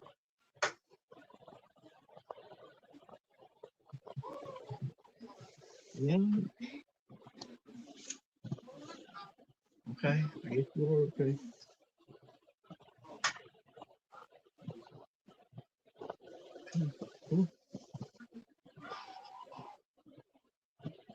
Let's turn it down. Yeah. Yeah.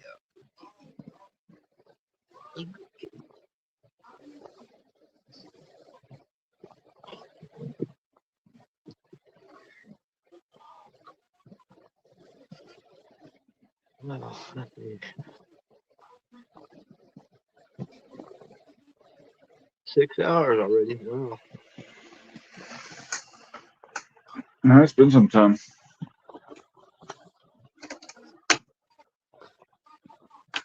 I was planning on staying on 12, but I don't know if I can handle 12 hours. I'm tired. I mean, you don't have to. No, it doesn't change the title and change the thumbnail. So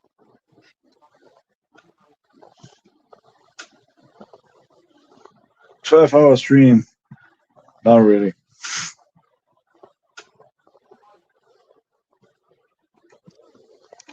that's usually what I do. 12 hours.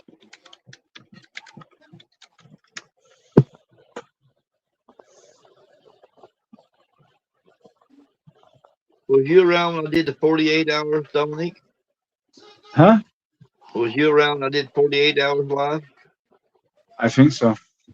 It's it's quite some time ago. Well, a couple of months must be, right? Oh, it's been a year or so. Yeah, makes sense. Yeah, but I think I was there, at least at some point.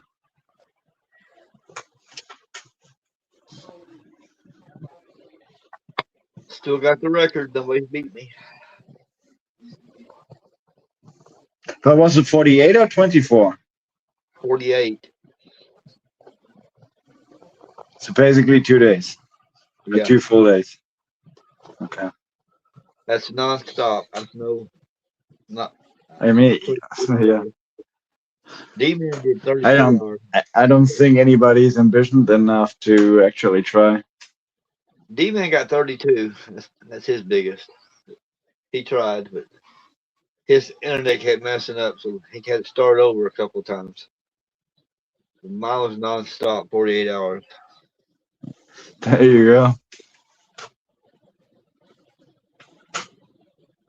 It broke YouTube.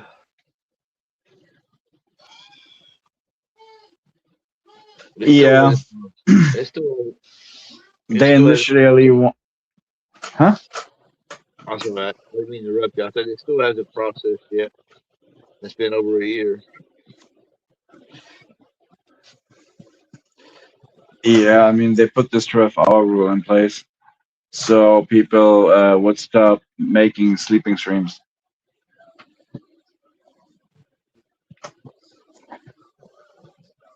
What is on the other end, which is a good thing because they're fucking annoying. Like literally when you're swiping through the live streams on your phone, like every other live stream was a fucking sleeping stream. It was so annoying. Everybody did it just to collect watch hours and get monetized. Yeah. But I don't know. I mean, like it's not a lot of effort you necessarily have to put in your channel, but at least do something more than just sleeping.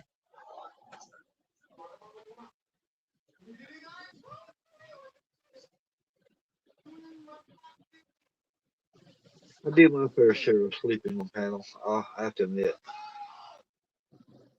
Yeah. Yeah, but it's another thing.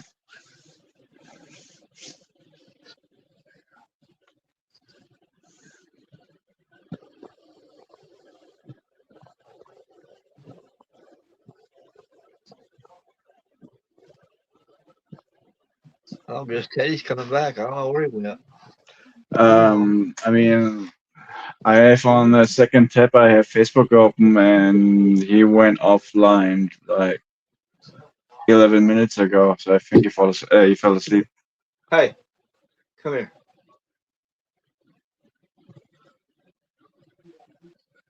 And Zoe is online. Oh god, I gotta be careful.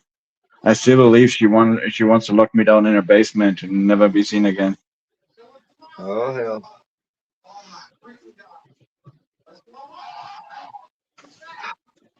She too loud.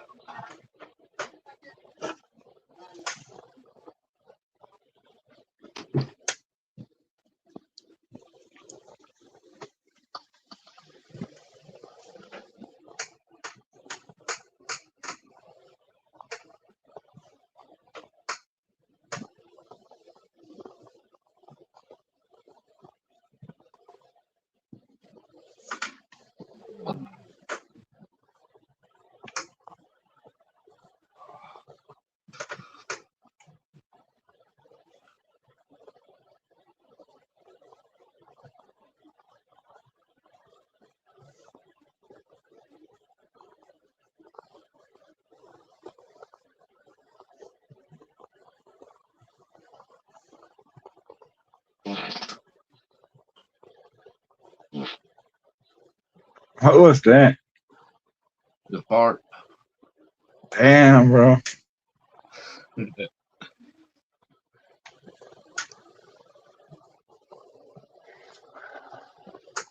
Oh, some rolling thunder. Kind of fluttered my nuts.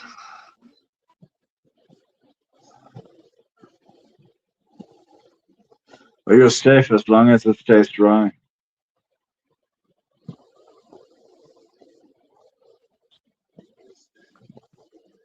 My cat left the room, so there you go.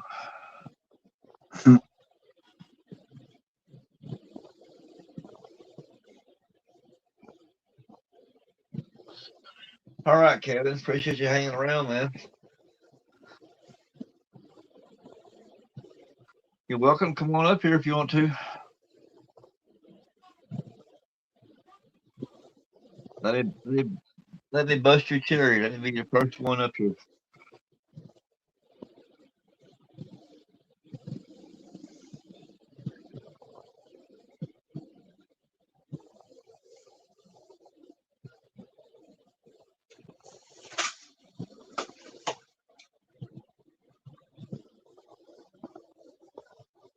I don't know what time the wife's gonna be home.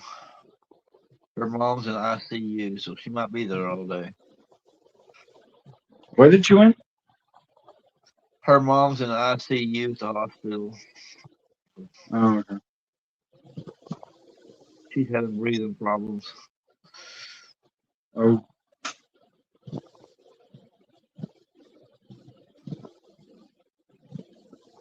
Smoker? Oh yeah. Emphysema. Oh.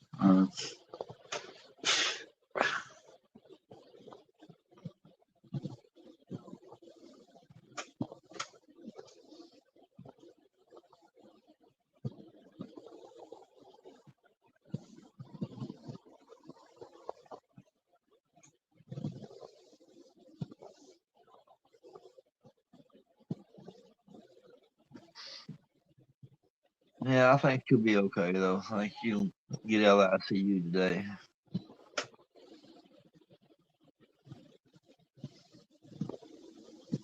Is she getting some kind of medication, like asthma spray, or? No. She's worried.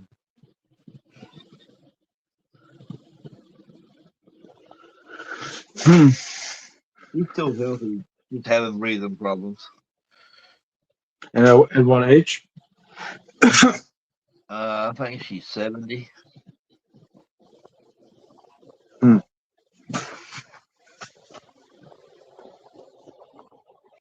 I mean, it's always, it's always a kind of a gamble.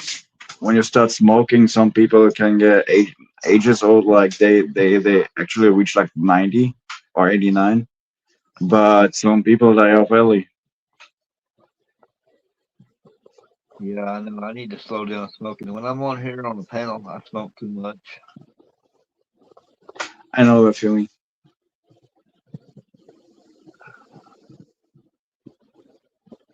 Is weed legal in Oklahoma? Medical, yeah. Try to claim it medical, so because weed is actually a thing that helps you slow down on smoking, because you don't want a cigarette when you're high. No, you don't. It's kind of funny. Like it makes a cigarette taste somewhat disgusting. That's how I feel. So I think that's a good. I think that's a good thing.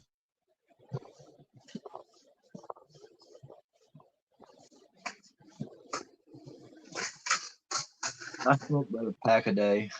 Too much.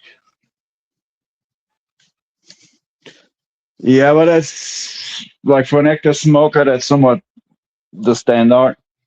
Yeah, that's. And most people I know. They'll last me all night and all day a pack, so it's not too bad. Yeah. Most people I know, they will come up to somewhat like a pack a day too. So it's I think it's like in the middle field. But it is if you think about it, it is much. Too much money. No, well, it's too expensive to smoke 2 packs a day. Like they're $14 a pack. Wow. $14. 14. How many? Yeah. How many sticks? 20. Wow. They have that's robbery.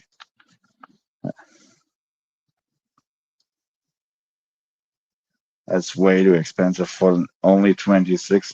But they will apparently they want to do it over here too. They want to raise taxes on cigarettes again, so that the package goes up to, I think actually 14, like you just say, 10 to 14, and for big packs probably at least 20.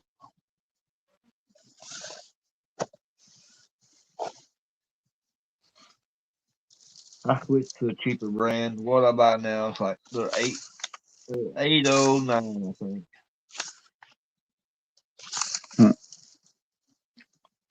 That tastes just like a Marlboro though. You can't tell the difference. Well, that's fair enough. I don't have anything against Marlboro. I think Lucky Strike are amazing. Just from the taste, Camel is a little bit too strong for me. Yeah. I think there's some sort of perfume over there. I don't know, like they put something onto that tobacco that makes it really harsh to smoke.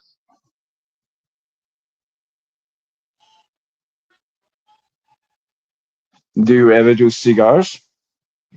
Every once in a while. Me too. Cohiba Maduro 5 is my favorite.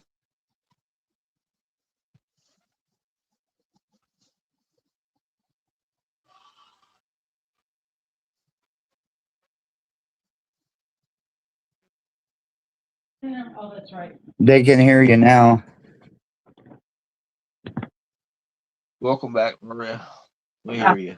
I was on the phone with the gambler, so I had to mute. Okay. And what else do you say? Is everything all right with him? Oh yeah, everything's good. Okay. Glad to hear.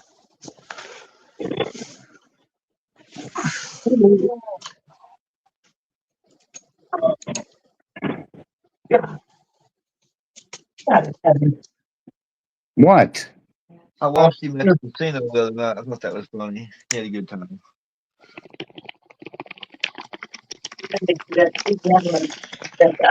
Did you make out those two dog tags this morning? Yeah, I put them in the pile that you took with you. Oh, okay. Some of Do those a felt gambler and- awfully heavy. You probably should have weighed them. Do a gambler and honeybee. Do a gambler and honeybee collaboration dog tag. No, those went in the out of town. Yeah. Okay. I probably should have had her weigh them. Yes. Do a gambler and honeybee collaboration dog tag.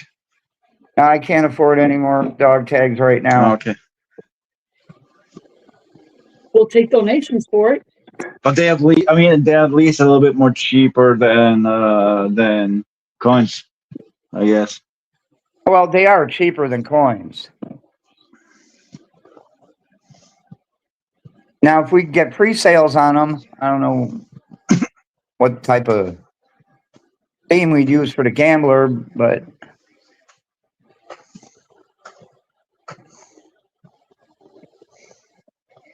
you prayed and it didn't come true, right? I'm still here.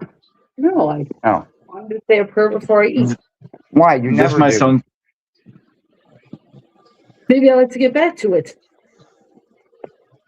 You sinner. Or are you just saying that because you cooked? You ate what I made, didn't you? That was frozen. You couldn't fuck that up. You want to bet? You said you want to bet? Said you don't like this pot. You want some of this pasta?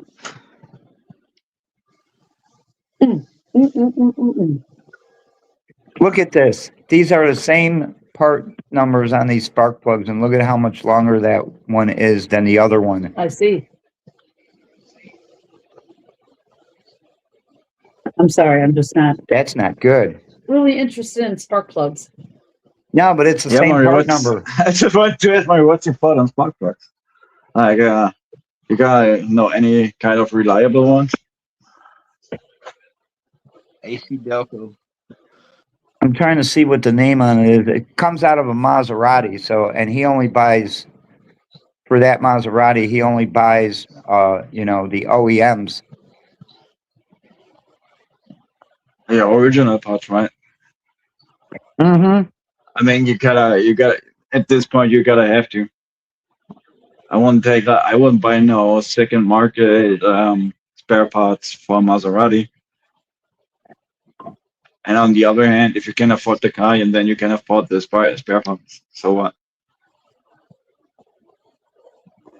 Yeah, he paid $9,000 for this Maserati at an auction and drove it 3,000 miles from Arizona back to where is he at? Massachusetts, New Hampshire, Massachusetts, I think. Somewhere over there. Age of the car? What's that? How old is the car? You know what? I don't think he's ever said. Maybe when he first did the auction, he said it. When he went to that auction, but off the top of my head, I can't remember. Is it like an older car? No, it's not really that. It's not really that old. Yeah, the 9,000 is a steal. If there's nothing wrong with the car, of course. Well, when you buy cars at an auction, there's always going to be something wrong, but this one had nothing major wrong. Does it start? Does it fire up? Oh, it runs great. From the work he did to it, he's just fixing these odds and ends on it. Like he had a problem shifting from third to fourth, and he fixed that. And he had an inner tie rod that was bad on the driver's side. But Maserati, they didn't sell just the inner tie rod. They only sold just the outer. And if you wanted the inner tie rod, you would have had to buy the whole rack and pinion. And he was lucky he found somebody that was selling an inner tie rod, and it was made in Italy. So, and he fixed that problem. I hate when that happens. When you have to buy the whole thing. Kind of Yeah, it's frustrating. bullshit. You don't sell the inner, but you sell the outer. Yes. Like you think the inner isn't going to go bad? What? Oh, Kevin is still here with us. Yeah, Kevin, I told the gambler that you already got his coin in, and he's happy about that. He said it cost him $9.50 to ship it. California, Jesus Lord. I said, you got to learn to do your own postage at home. Let's see what it cost us to ship to Kevin from here. Yeah, it's basically the different side of a different end of the country, right? Yeah, so let's see. He said it cost him $9.50, and Kevin from Cali. Let's see. Oh, what's up, Michelle? Welcome in. Who's here? Giggles? Hello, Michelle. Hi, Michelle. She's at the store. It cost us $5.97 to ship it to Kevin, and the gambler Kevin says sometimes me and you remind him of Ralph and Alice on The Honeymooners. Yeah, that's true. Be a little careful, Maria. A little careful. Remember, the life you save may be your own. Hello, Sarah. He says, hey, y'all again. Y'all. Hey, y'all. Y'all. I love that. It's Texan, right? One of these days, Maria. One of these days. Say more in the south. Ow! Right in the kisser. Did you just beat you? Did you just assaulted you?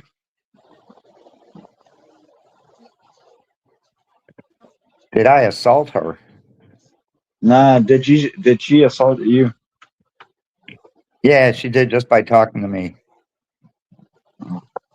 See, the thing is, with me, With you what? I'm different than most women. You hit me, I fucking hit back Mm. with whatever I can grab in my hand. Like keys? Keys, a big old wooden spoon. Remember that time you threw the keys at me and hit me in the head? I remember. And I didn't even touch you. You pissed me off. See? Iron pen. She's very violent. I have my dad's temper, so watch out.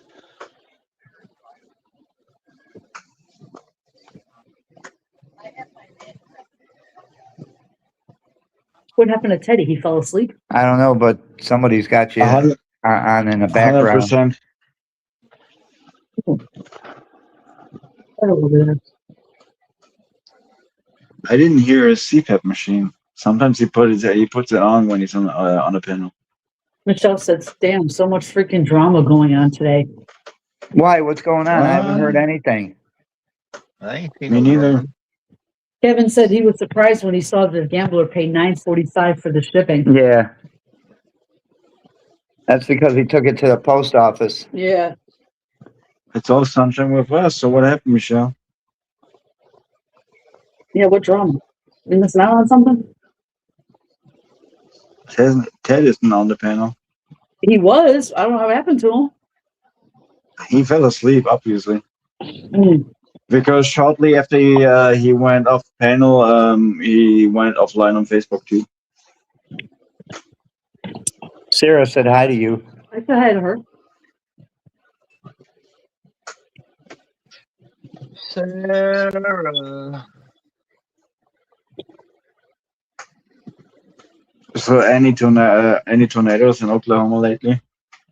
No, it's dry and hot. There ain't no storms going on nowhere. Huh.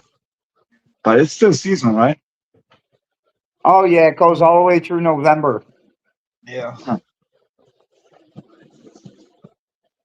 June to November, and sometimes in April and May. I wish the tornado would come right through here. I know November is quite late in the year. But then again, I mean, it's south. It's more like southern. Oh, it's between Brett Alt, Lucky Charm, and Dallas. Oh, God, I don't want to hear none of that shit. Yeah, I don't want to. Yeah.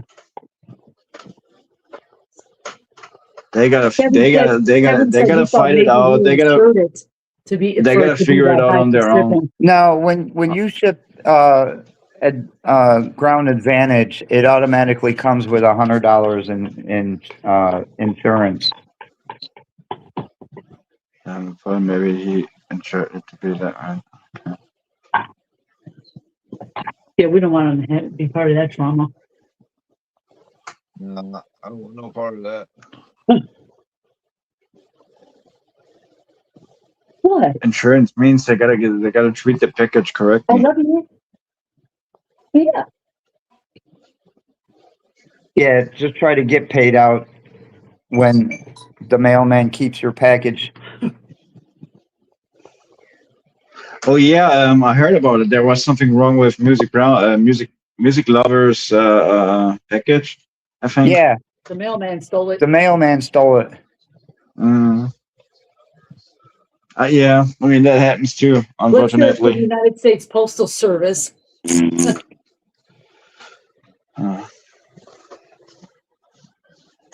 Because the woman at the post office told her that if the package is damaged or lost, the mailman just marks it picked up at the post office. That's the dumbest thing I've ever heard. I know. Yeah, but on the other hand, it kind of means the mailman felt safe about it. Like he didn't give a fuck.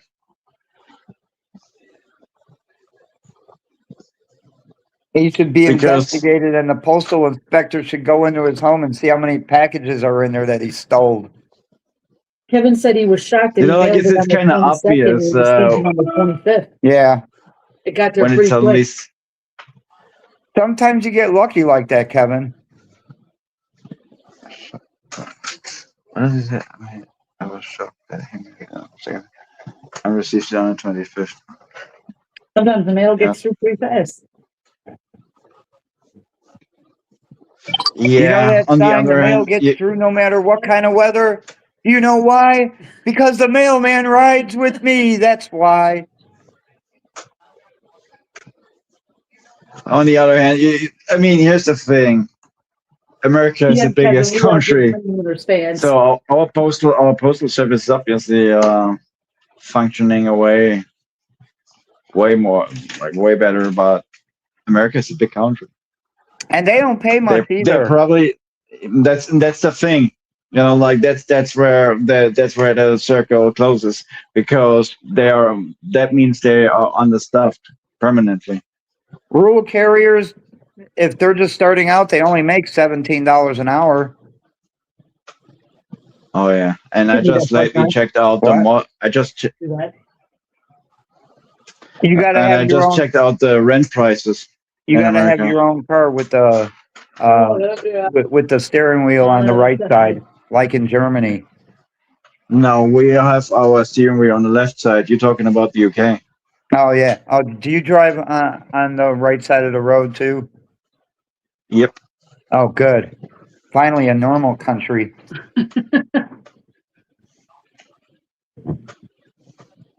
Germany is far from normal. So you don't have to change your havens when you're fucking rocking it on the autobahn. Why can't they go back to like when we were kids? Push the cart down the street and put the mail in the mailbox. Oh, they're too fucking lazy now. They still do that in Chicago. I love that. Because but Chicago doesn't have their mailboxes at the curb. Right. But they basically have to fly post from across the country, right? Like when you're mailing something from New York to California, that's probably going to go in a. Yeah, it goes on a plane. Mm-hmm. And if the plane crashes, you don't get your mail. Kevin said not bad for 2,200 miles. Jim. Kevin said not bad for 2,200 miles. Well, they might have had a whole bunch of shit going to California.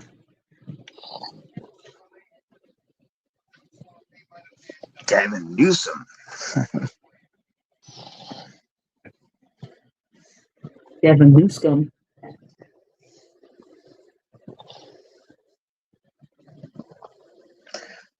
Yeah, But they say the economy of California is running bad lately.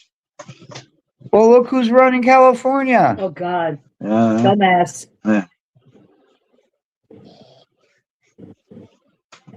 And in New York, they voted a Muslim into office.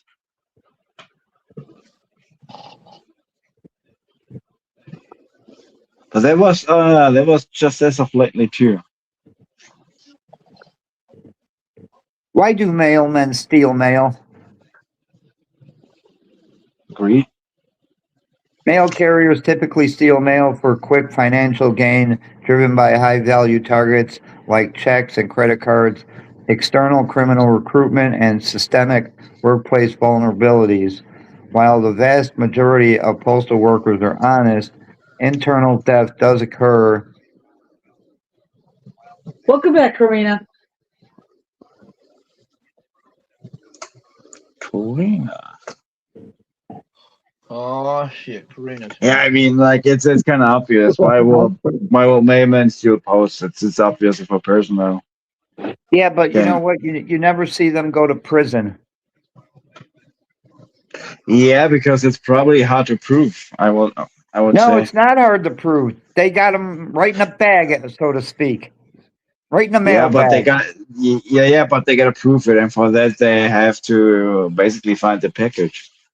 So if he says it's lost, it's like argument against argument. I don't know how the law works in America, obviously. So it sucks. There's rules for thee, but not for me. Yep. That's how they see it. That's the government.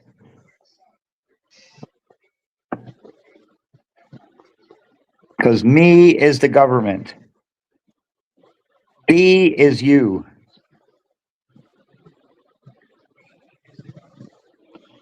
How many mail carriers have gone to prison?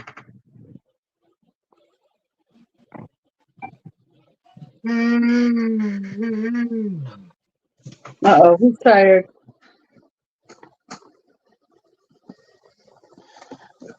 it's kind of funny that Misha is saying that, because once I saw when I was taking a walk into the forest, because the forest is close by, and I was like 2 or 3 miles in, I saw a mail truck just on.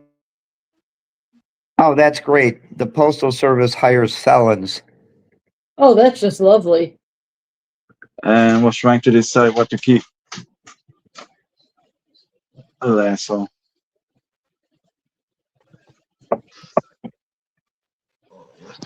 UPS generally does not hire individuals with felony convictions for truck driving positions. Michelle said what they do here is park the mail truck off to the side and walk to the mailboxes and walk back. But they do drive to mailboxes since it's a big mailboxes for different houses. Are they checking for convictions when you want to work for UPS? She knows my voice, Karina. Well, that's good. Yep, Mrs. Honeybee here. Hi, Serena.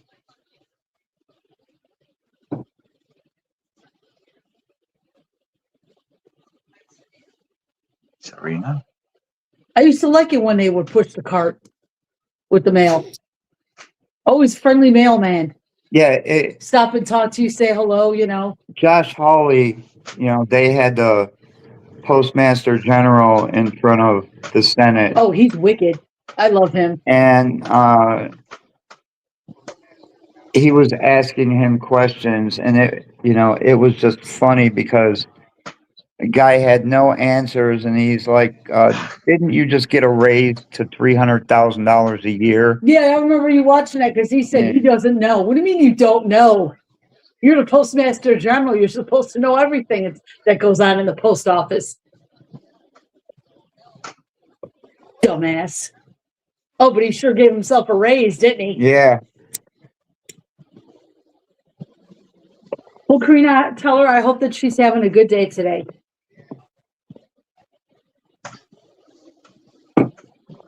Karina. Now it makes Karina's daughter's name is Serena, right? Yes. Yeah, I was just kind of confused. Sweet baby Jesus. She's having those chicken poppers. I would love to try them too. They look delicious. Check them out once on online. But they don't sell that stuff in our burger joints.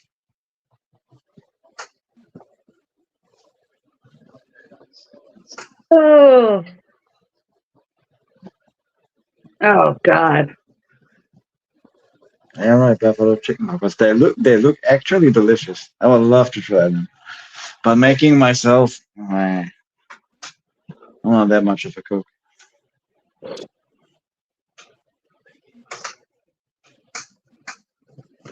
Chicken poppers. Poppers.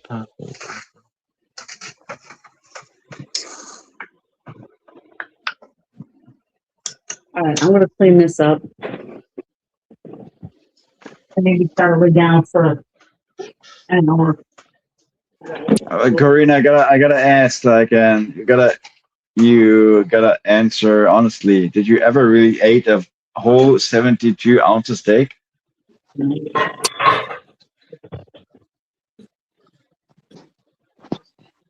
Because, like I said, there is what? Hang on. Yeah, I think the next time I'll have to buy you the bigger box. That translated into European language. Well, we'll have to see what it is at Walmart. Yeah. That's like 2 kilograms. Oh, that's a big ass thing. No one I wish. No, you probably don't. I mean, you think so, but I don't. Yeah, I don't think you should. Like 2 kilos, like 4 pounds. That's like 4 pounds.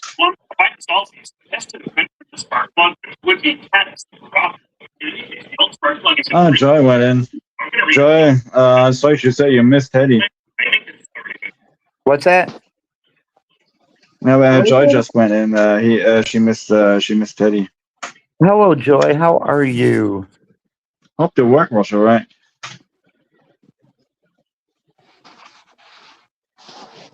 I'd like to change the air filter now, and it doesn't look too difficult to do. You just got to remove this assembly here. And I've got a brand new OEM filter here. This wasn't cheap, but at least the packaging looked nice. Hello, Joey.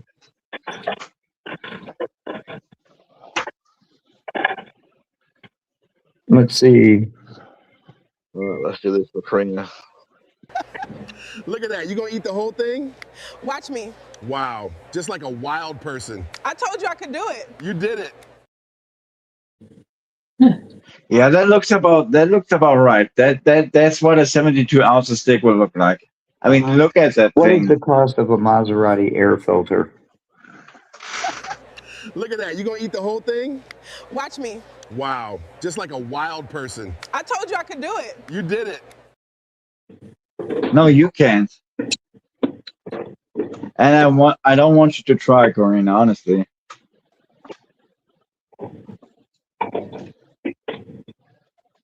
You will get a heart, like you will get a cardiac arrest. Look at that. A Maserati air filter can cost between $20 and $145. Huh, what's up, Joanne? Hello, Joanne. Joanne. Hello, Joanne. It's a little bit dirty. Just making sure to let Jenna know. Shut up, Jenna. Shout out to the 12 people here. Appreciate you.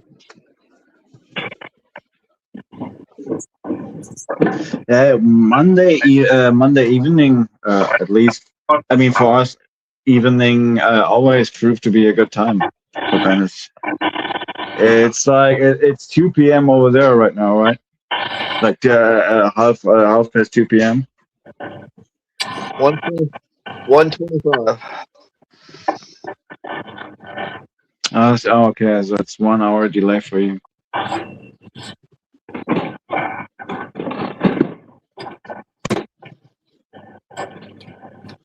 Yeah, 1 more hour. Like Georgia is 6 hours and Oklahoma is 7 hours down for me.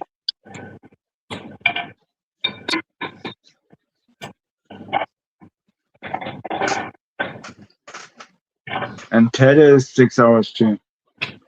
I don't know what Karina and or Blue Eyes.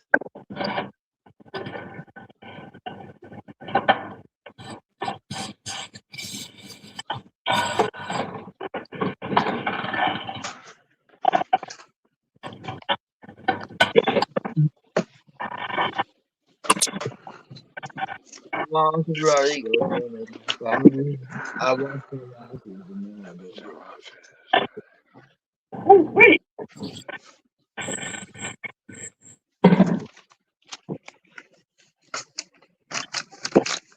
We're targeting 32 psi. 32 and a half. Oh, that good.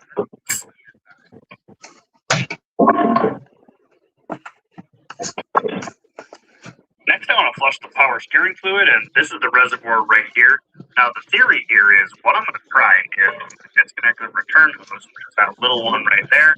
Fluid up here is obviously going to drain out. That's fine. Then I'll plug that port on the reservoir so that I can fill it back up. Meanwhile, I'm going to have a helper turn the steering wheel lock to lock, which will pump the fluid out the return hose and into a container. And I'll be keeping an eye on the reservoir, adding more fluid as necessary.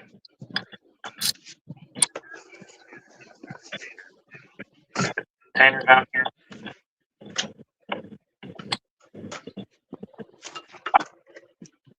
Since the reservoir is empty, I'm going to go ahead and top it off. Now I can have my helper go ahead and turn the steering wheel from lock to lock. And as we can see, fluid's coming out of the return line as expected. Oh, this is working wonderfully. The beauty of this method is that it's very easy to flush the fluid out without worrying about the system running dry. Because if the system runs dry, then you get air in it, and it's kind of a pain to bleed. I think we're starting to see just a hint of the new fluid coming out. I have to empty this container and also top off the reservoir again. And as you can hopefully see, the color of the new fluid is green. So it should be easy to see once the new fluid is flushed through the system. Okay, go ahead. Oh, yeah. Yep, definitely some green fluid coming out. We're going to keep flushing for a little bit longer. All right, stop when you get to the next lock. That looks good to me. This fluid is looking quite green, so we've got a full flush pretty much. I'd say maybe like a 95% flush, which is more than good enough. Now to remove this plug down there and plug this hose back in without making too much of a mess, I'm going to put some absorbent towels down there. Yeah, I'm just going to button this back up, and that was a very successful and easy power steering fluid flush. So the suspension light has been on, and I'm pretty sure the issue is that it's a bad control module, and so I bought a new one here, and I'm pretty sure it's located right here underneath the driver's floor. Oh, I know what these are. These are the stupid plastic clip things that have the Phillips head fasteners that never work. Oh, this one's starting to work. Oh my goodness. Oh.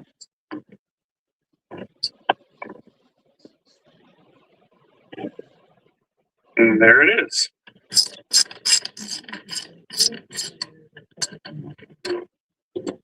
New module.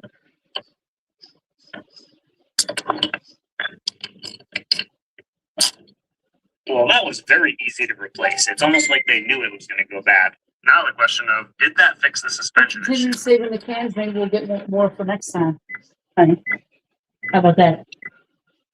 All right, I'm going to go lay down for an hour. It says check suspension. Right. And I'll be back. Well, my schedule saying that it can't communicate with How lazy. I'm just kidding. Maybe the control module that I got is no good. I paid almost $700 for that used suspension control module, and it didn't even work. So I think I'm going to take the old one apart so I can inspect the circuit board, and maybe there's some components on it that are bad, like a bad capacitor or something, that I can replace and fix it myself. If not, maybe I can make my own suspension control module, because the Maserati dealer wants over $2,000 for a new one, plus it needs to be coded, programmed to the vehicle, so there's labor time for that. But other than that, this car was surprisingly easy to work on, and well, frankly, very pleasant to work on. And what a good car it is. I mean, it has a really good engine, the 4.7 liter V8 that's Ferrari derived. The transmission is, well, it's not without its issues, but it's in everything. It's in BMWs, Jags, Land Rovers, Audis, Kias, Hyundais, Fords. It's in like everything. So that's nothing to be afraid of. These cars have a really bad reputation for reliability, but I think it's undeserved on these later ones. It's because the early ones had the Duo Select transmission, which was an automated manual, and it was extremely unreliable and expensive to own. And then the engine that the early ones had as well, the 4.2 liter, was also not that great of an engine. Anyway, I think this is a hidden gem considering how good it is and how cheap it is and even how reliable it is, at least relatively speaking, for an exotic. So if you're in the market for something like this, I would totally recommend buying one. Anyway, thank you guys so much for watching.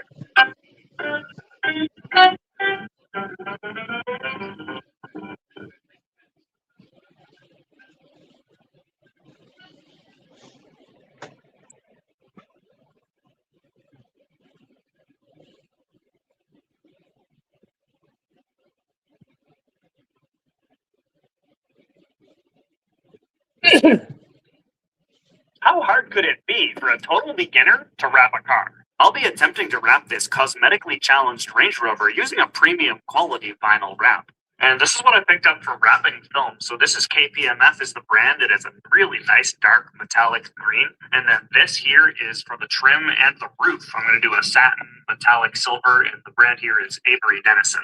Realistically, the paint on this thing is in such bad condition that it needs to be painted, but I'm hoping that wrapping it will be an easier and cheaper alternative. I think the biggest problem area is going to be this front bumper because it looks like it was hit twice. I mean, they bondoed this, and then it was hit again, which cracked all of it.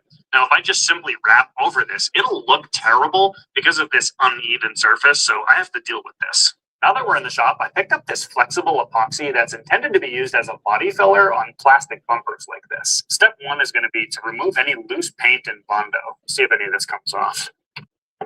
Actually seems like it's stuck on there pretty well. Anywhere it chips up like this so you can see the white filler material, that means that it's actually adhering to the bumper well, so I can pretty much stop there.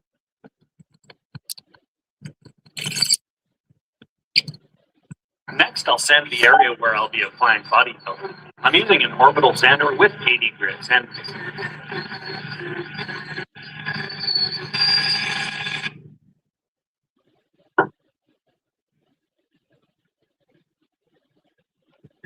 so this is a 2-part epoxy, so I'm going to mix equal parts of this up. That looks good. Okay, I'm a little out of breath because I forgot my applicator here, and I had to run back to the house for it, but let's apply this. So we got low spots here and here, and that's pretty much it. I should say that this epoxy has a 5-minute working time, which I'm already well into. Definitely firming up. Okay, we're going to have to call that good. In about 15 minutes, this will be ready to sand, so it dries quite quickly. Okay, it is more than 15 minutes later. This is nicely dried. I know that looks glossy, but it is actually quite dried, so let's try sanding this down. Because it's glossy, it actually makes it really easy to see where the high spots are. And it's taking the high spots off pretty well, but I can see that dark spot there. That's the low spot. So this is actually really nice. This is going to make this easier to sand down and get it smooth.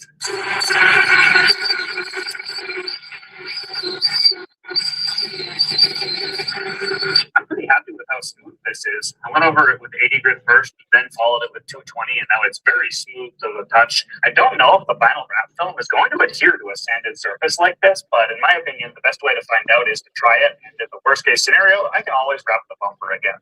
Okay, I'm going to move on, and I'm going to start by wrapping the hood, which is probably the easiest panel to do, and I'm going to start by debadging this emblem here. I am replacing it because this is in pretty poor condition, and the black of this does not match the silver one in the back. I'll start by applying some heat with a heat gun, and then I'm going to use some dental floss. We'll just get in here and do a sawing motion and rip up the tape that's adhering this thing on there. Look at that. That was super easy. To remove the adhesive, I started by rubbing it with mineral spirits, which didn't do much. Then I tried scraping it with the trim removal tool, which was better, but still not great. I went to the store to buy a rubber eraser wheel, which worked pretty well to remove the remaining adhesive. This is smooth to the touch now. You can still see where the letters were. So if I were just debadging this and keeping the paint like this, then I would polish this, and then you probably wouldn't be able to see it at all. But this is going to be good enough for wrapping over it. Up next, I want to remove this piece of trim because it seems like it's easy to do. Basically, when you're wrapping something, the more trim you remove, the better. And for things that are easy like this, it's kind of a no-brainer. You should probably remove it. I think this is more a question of, can I remove this without breaking it? It didn't sound good, but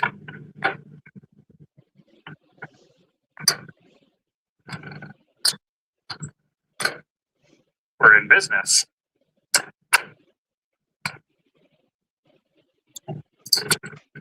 Yeah. I've got the surface totally cleaned and prepped, wiped down with isopropyl alcohol, so I'm ready to start laying down this vinyl wrap.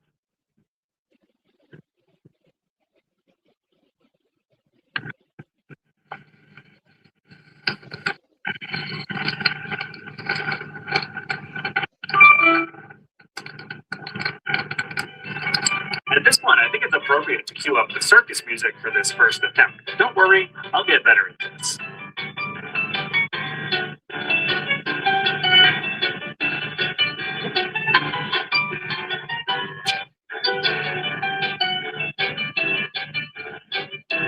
Okay, it is the next day, and this thing was becoming a source of frustration last night because it was not going as I wanted it to go. And so I decided to call it a night and come out here today with a fresh start and try this again. So the center of this ended up laying down fairly okay, but I think the biggest mistake we made is that we didn't put enough tension on the film as we laid it down initially. I think if we did that, it would have been a little bit easier here. So I think I'm going to leave the center bit as is, and then I'm going to put a bit of tension on this to smooth this out, and then there's going to be quite a heat required around the corners in order to sort of shrink that and get it to fit. Also, as it turns out, I think our Range Rover hood is actually one of the trickier hoods to do because of that clamshell shape, and just the size of it is quite large.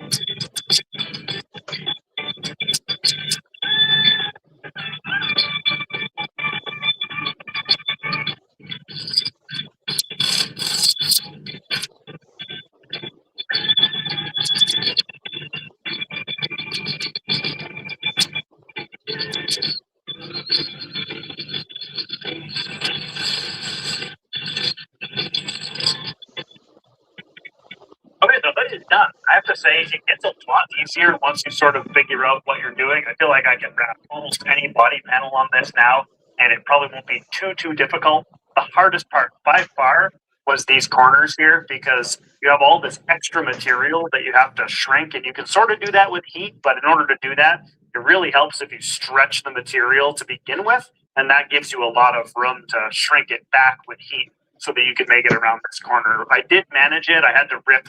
Actually, the corner over here was the hardest because I got to that second, and by that point, the wrap had sort of shifted, and I had to rip this up and pull it back just to add more tension over here so that I could get this to be nice and smooth. Otherwise, it looks, pretty decent. There are a few contaminants underneath it, and that's maybe my top tip right now is make sure you're working in a really clean environment. And unfortunately, this barn is not clean, despite my best efforts to make sure that it is clean. I think it's going to look really, really good from a distance, like 20 miles per hour or 20 feet. And it's going to be fantastic. I think I ordered enough material to rewrap this if I so choose. I'm going to go ahead and finish the rest of it, and then I'll decide later if I want to do this, because I ordered enough material to do the roof as well, and then later decided that I'm going to do the roof in silver. So I guess for now, I'm going to hold off on putting the Range Rover emblem back on the front. Okay, let's go around to the back to what I think is actually the easiest panel to do, and that is this one right here. It's just this thin strip. The only thing that adds to the complexity here is that because it's curved like this, that means that this bit here is going to have to be shrunk in order to fit. And in order to do that, that means I'm going to have to stretch this a fair amount. I'll start by using dental floss to remove the Range Rover lettering. I'll be replacing this later with new OEM lettering.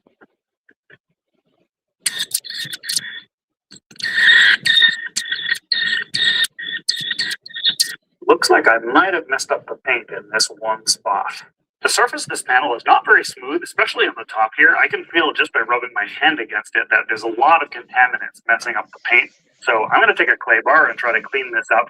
I am not a car detailing guy and I've never done this before, but how hard could it be? As it turns out, it was not very difficult and the results were very good. I'll put a link to the supplies I used for this down in the description.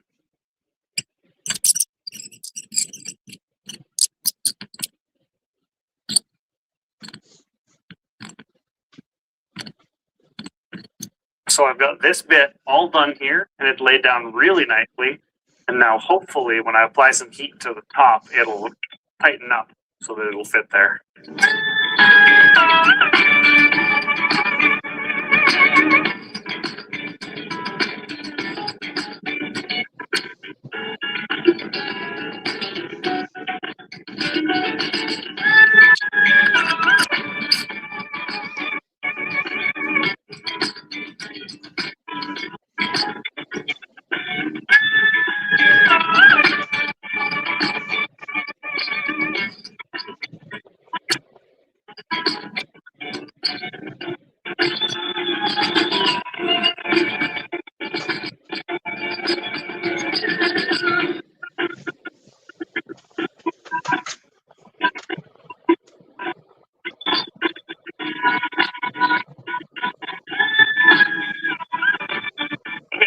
Really good example here to show the difference in the colors. I mean, they look pretty close, but the wrap here is a pure green, it looks like.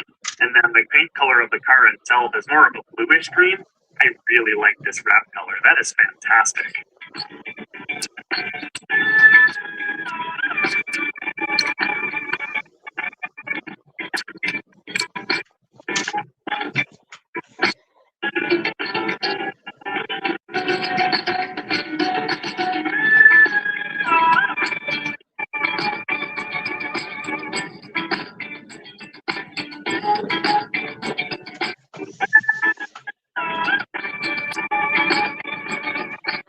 Okay, I've got almost everything done at this point except for the bumpers and a few little things here and there. The bumpers are going to be quite tricky, so I think what I want to do next is start working on the roof.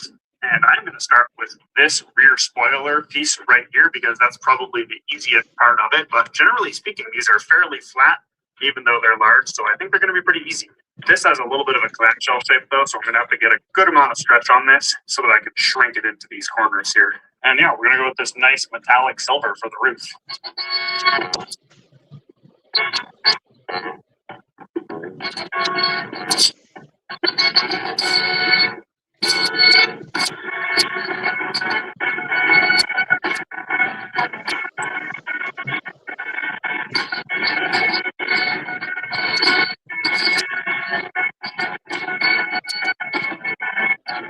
Okay, time to do the front bumper, and as you can see, I've removed pretty much all of the trim, the grille, the headlights, all of that stuff to make this a lot easier. Now, the clear coat on this was in such bad condition that I've had to sand much of it down, and I finished it all with 800 grit sandpaper, which I'm hoping will be smooth enough for the film to adhere to. Now, the front bumper is a simple enough shape that I'm attempting to wrap it with a single sheet and no inlays. The amount of detailed cutting, however, made it take almost 2 hours to wrap just this one panel. Okay, so the rear bumper, because of its complex shape, I am going to do this in 2 different segments, and you can see right here I have some knifeless tape. Get a closer look at that. I have this running along the body line, which is essentially where the 2 sheets are going to meet, and it'll make a really nice smooth cut for me. So first I'm going to do the outside here with 1 sheet, and then I'm going to do the top here with the 2nd sheet.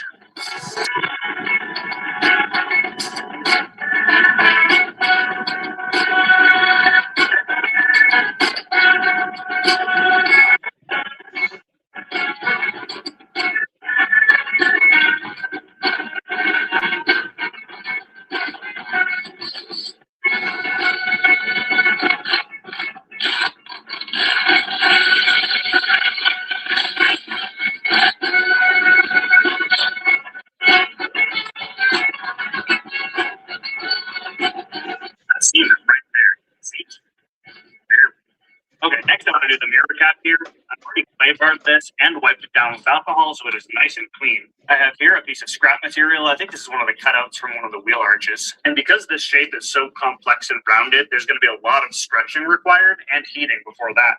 But I'm not going to wrap the inside here because, I mean, the color is almost the same and it's just not necessary.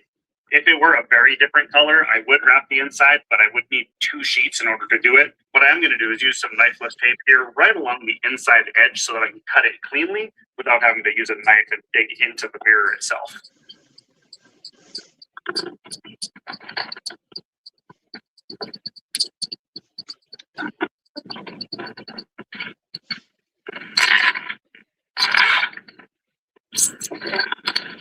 You do it about like this. I'm just going to get this corner stuck on first.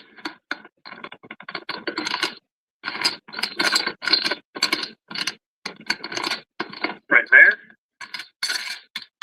I'm just going to hold this loosely and apply some heat to it.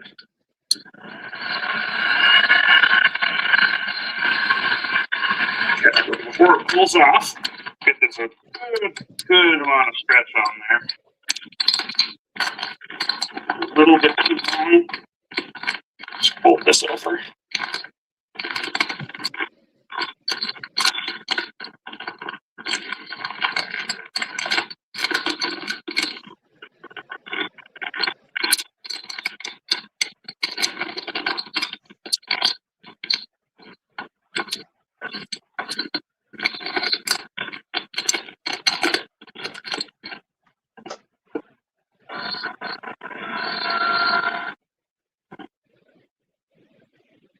And it would be nice if I had less material here, so I'm just going to cut some of this off. Make it easier to pull.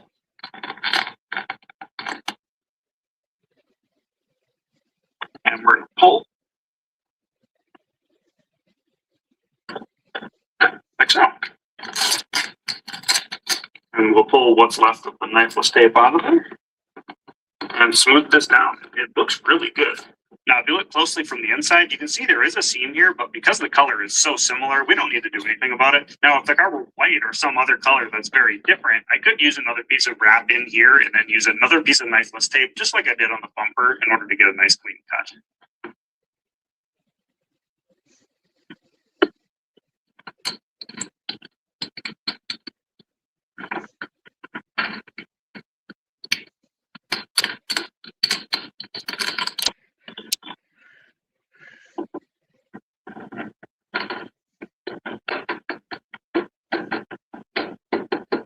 That's not going anywhere.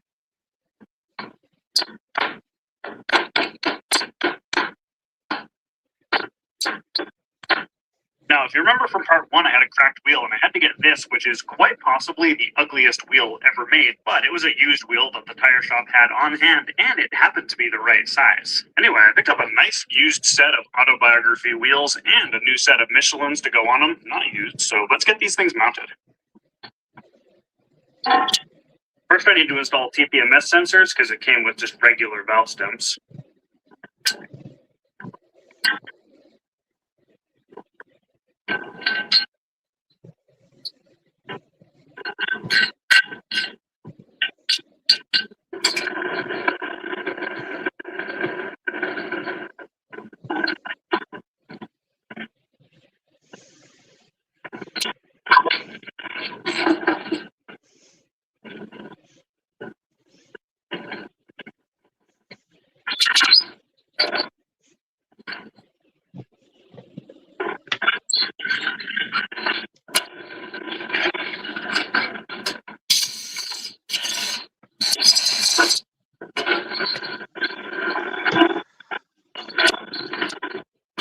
Okay, guys, I gotta hop off. I gotta take a shower.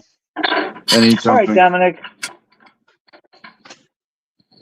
It was nice hanging around. See you later.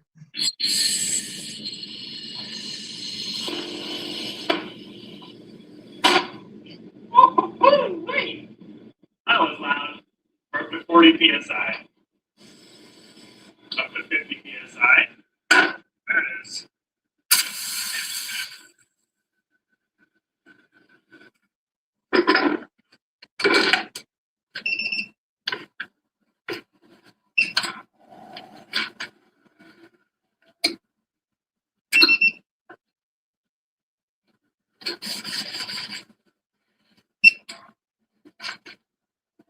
0-0, all balanced.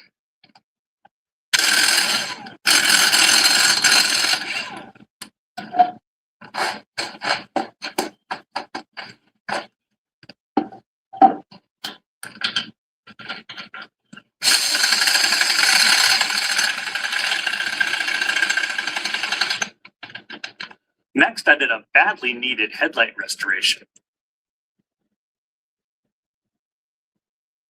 As you can see from the before and after, the results were excellent.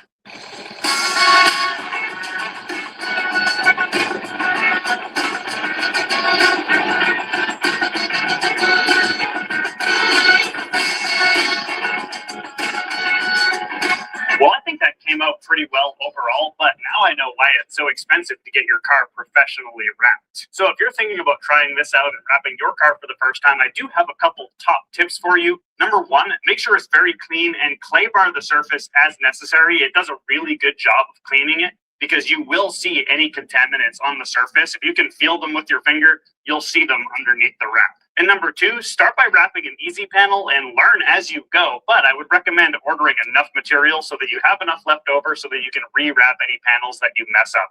Personally, I ordered a 75-foot roll of this green, and I have plenty of material left over. I do plan on rewrapping that hood, and I'm going to clay bar it first, and I think it'll come out really well. Now that I've fixed the cosmetics on this thing, I still have to do the mechanical repairs on it, and I'm sort of up in the air as to whether or not I'm going to film it because I have so much other work to get done, and filming it does take a lot of time. That excavator back there is extremely broken, and it really needs my attention. Anyway, thank you guys so much for watching.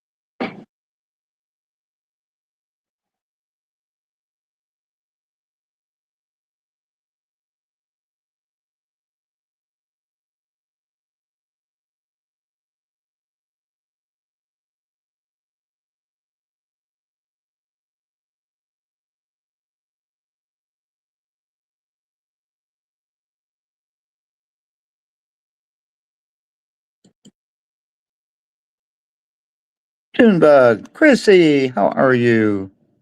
Hello, Stephanie A.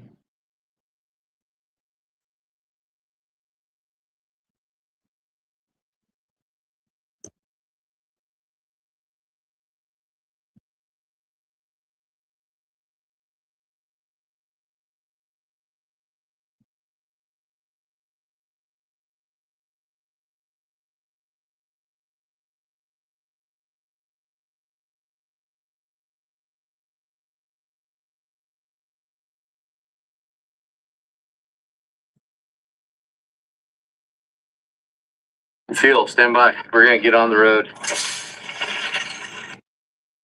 Wyoming. I do a lot of your videos.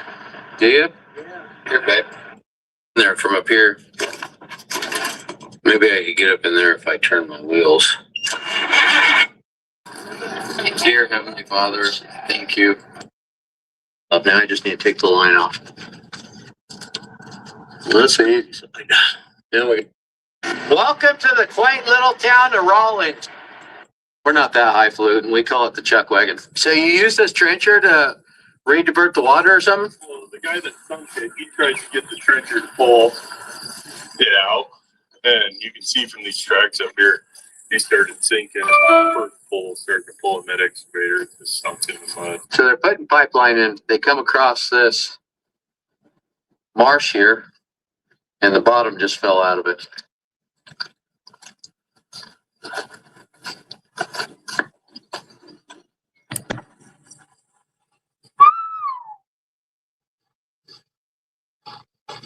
It is soft out here.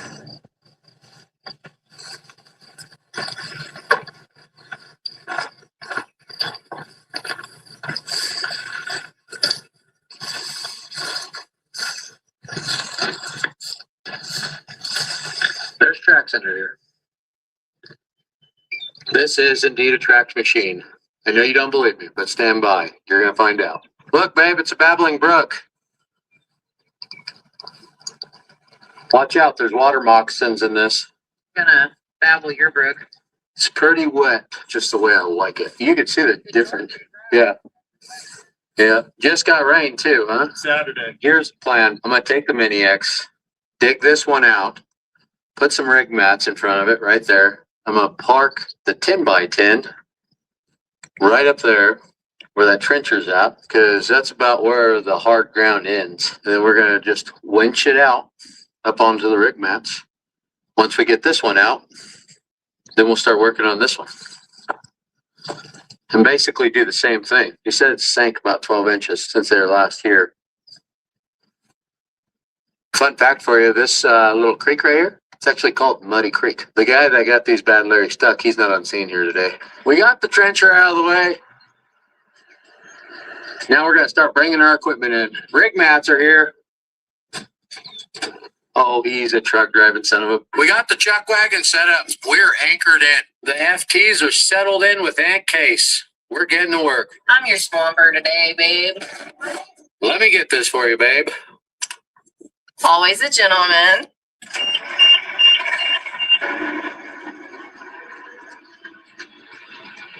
We're getting the 10x10 into place. Hopefully we don't sink this. I'm going to air down real quick.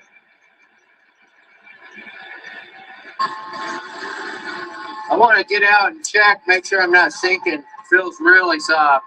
I'm on tires, folks, not tracks.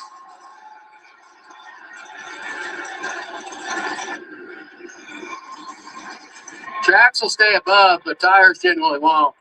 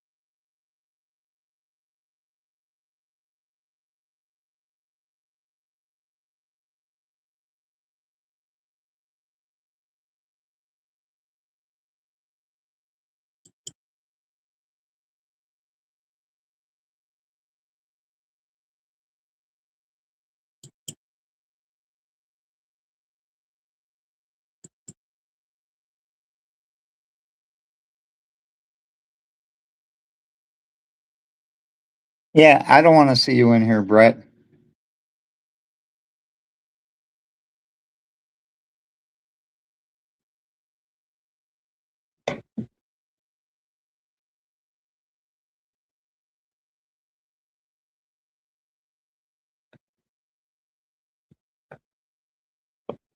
And I'm not afraid to admit it.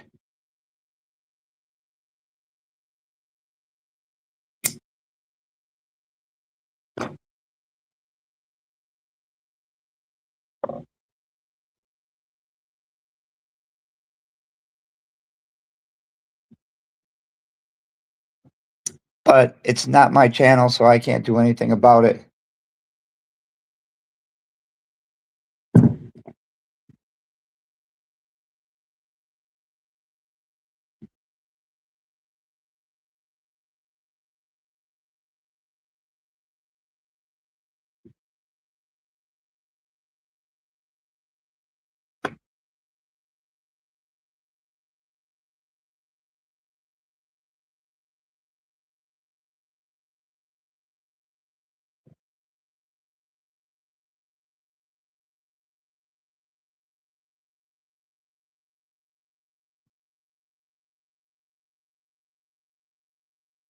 Like I said, it's not my channel, so I can't do nothing about it. If it was my channel, you'd be kicked right out.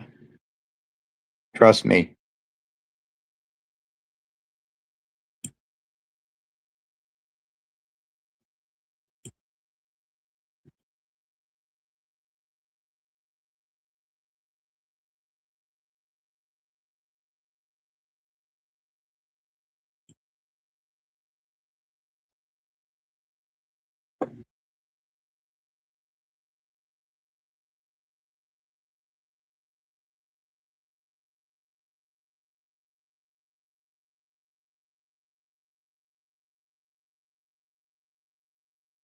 Doesn't matter.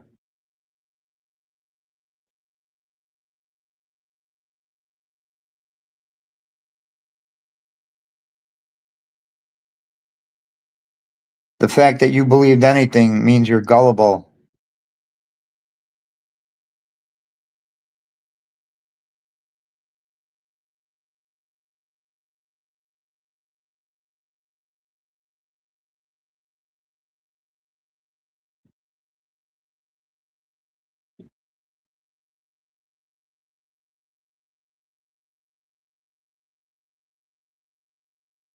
Good. I'm glad you can.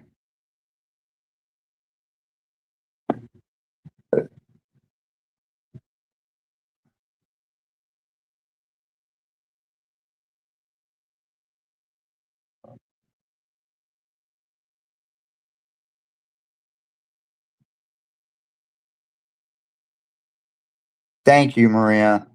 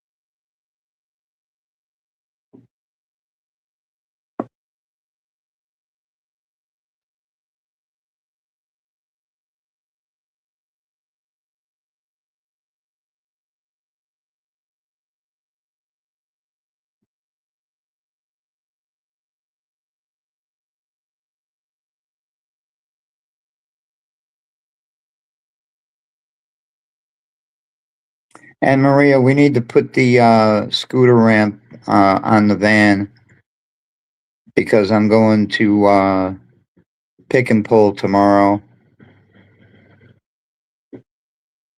And I'm going to take the scooter with me.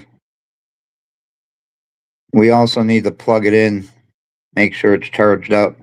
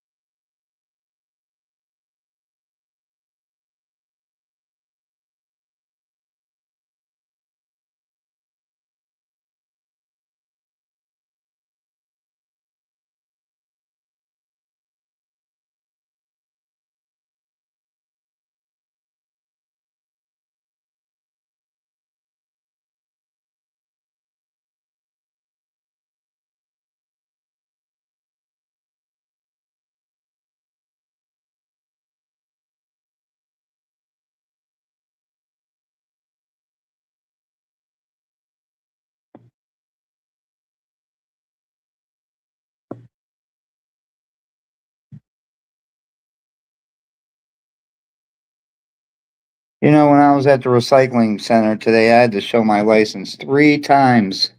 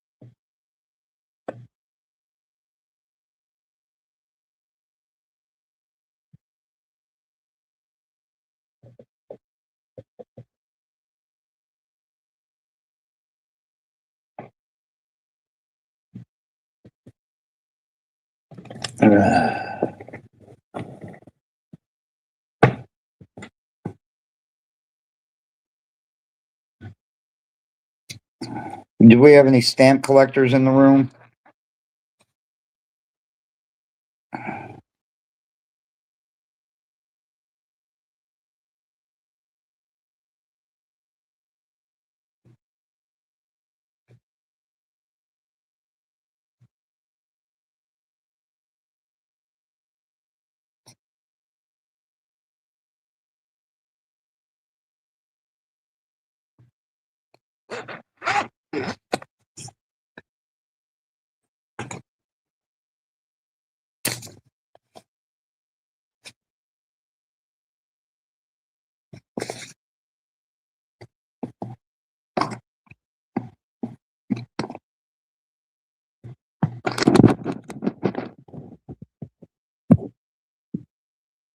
Tramp stamps?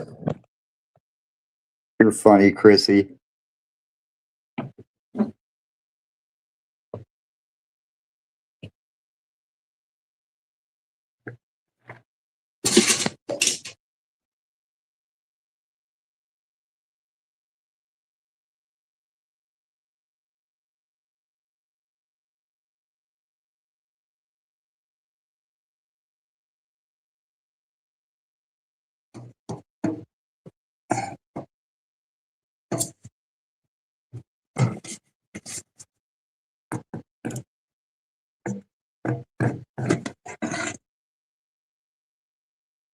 That's fine.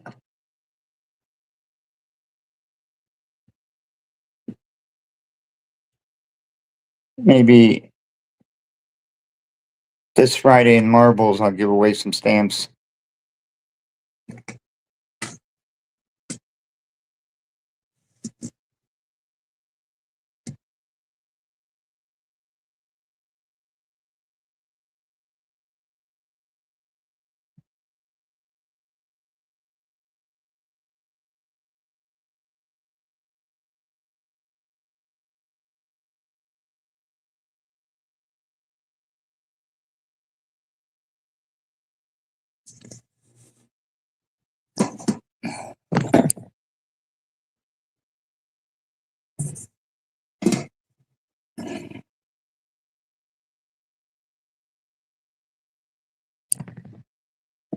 See, I got stuff like this.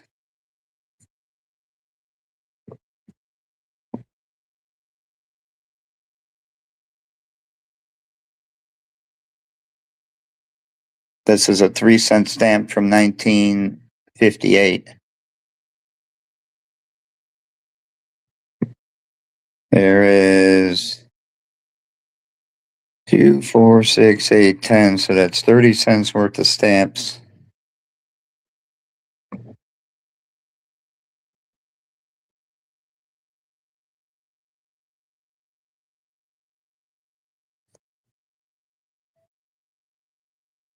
And then I got this.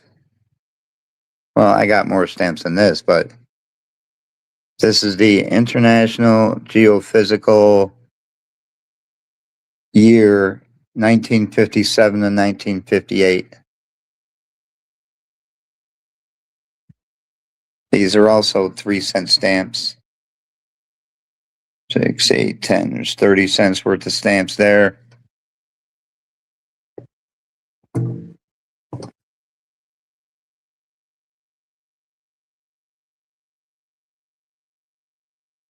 Yeah, I hope so.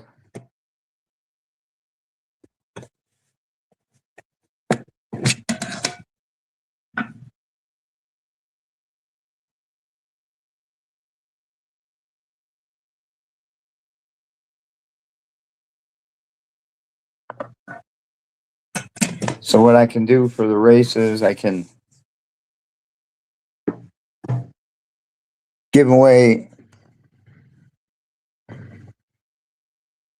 5-cent stamps for first place, 4-cent stamps for second, 3-cent stamps for third, 2-cent stamps for fourth, and 1-cent stamps for fifth.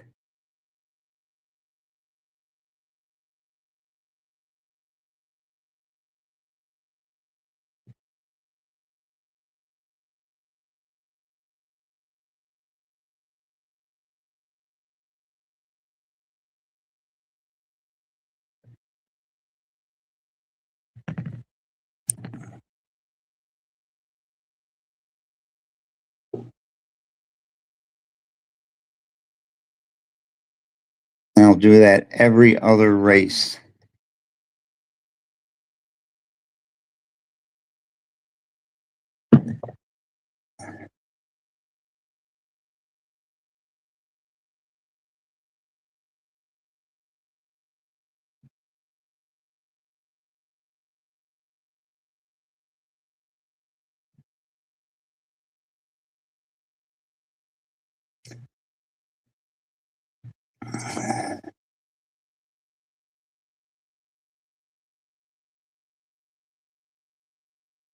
Are there counterfeit U.S. postage stamps?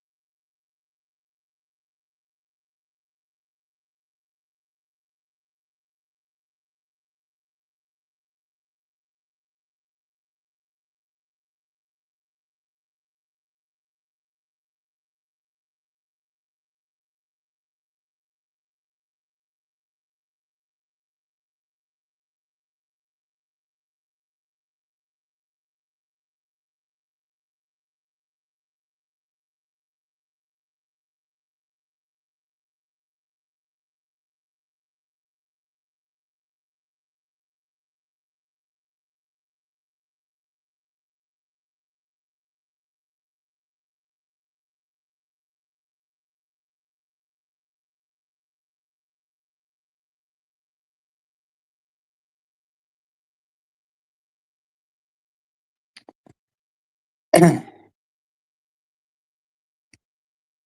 the United States Postal Service is hiring postal police officers. So if you're looking for a job, there you go.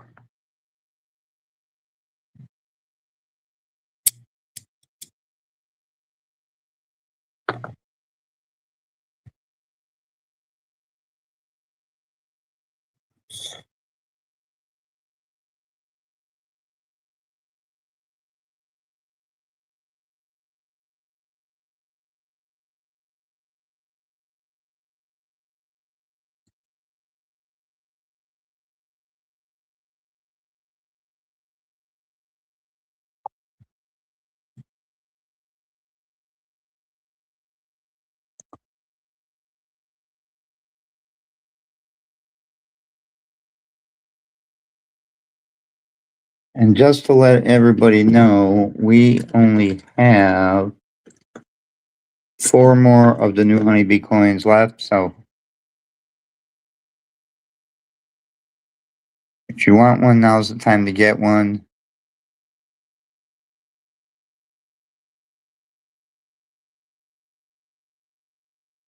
We don't want to get that stuck. Now we're going to grab the Mini X and get to digging. They've got a Kubota, folks. I'm in heaven. And it's on deer controlled. I'm going to have to change it to cat. And just like that, it's cat controlled. It's crazy. I grew up on John Deere controls, and when I got older, I bought Komatsu's, and ever since then, I run cat controls. Where are we headed? To the recovery. What do we have to look out for? Coyotes. And snakes. Yeah. It's muddy. Okay, you can make it. What are you doing, Hazel? Petting the doggy. Don't do that.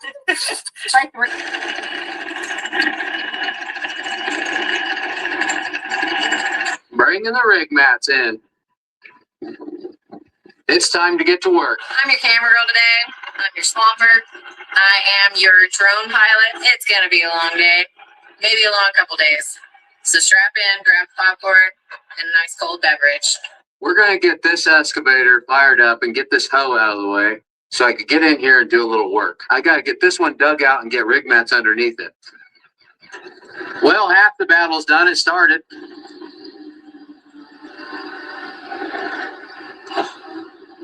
Ooh, did you hear that suction? Hey, put some dirt back in that hole. You can feel the whole ground shaking, folks. The guys are going to pump the water out of the back end of it so we don't get any water in that engine. It's go time. Stand by. This pile is right in my way, so I'm going to get it out of the way real quick. The Mini's already starting to sink, so I'm going to throw some rig mats down so I don't bury it.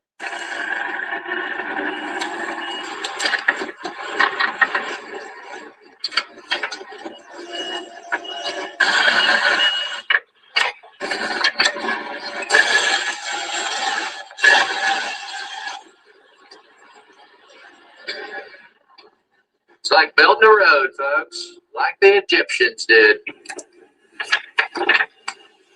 Then I'll move forward a little bit. Set that bad Larry right there. I'm really surprised this Mini X was sinking. There's just no bottom under there, folks. You break through the crust and then there's just nothing.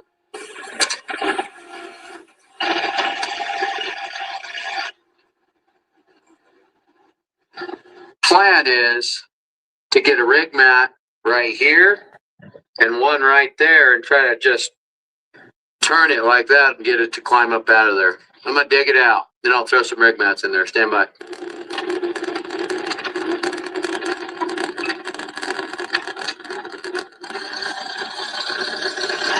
Got the front of the tracks dug out. Now we just need to dig out the side over here. We're making some headway, folks. We're going to get this bucket out of our way now. A little more. Perfect. I don't hate that.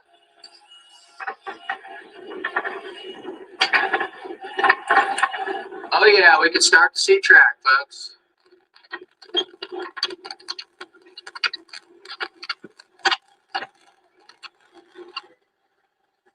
Got some dope? Oh, same thing. Cookie. Tomorrow they'll call me One Hard Rick. This cookie is absolutely delicious. Your wife made these? Oh, shout out to Fallon for making the best cookies in Wyoming. Oh, yeah. There we go.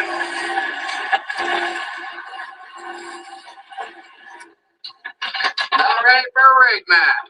You just see the sloppy, mucky, muddy mess this is, and how deep he's already dug.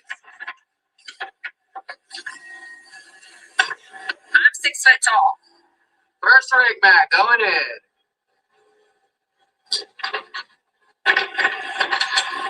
You want me to move that camera? I got it. Babe, stop! I got it. Stop!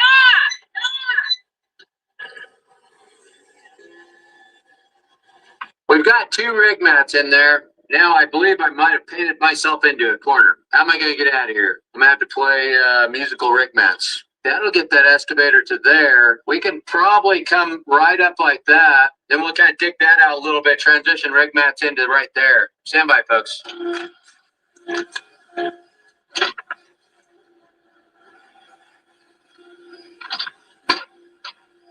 Can you move your bucket on this one? Just leave it right. What is it?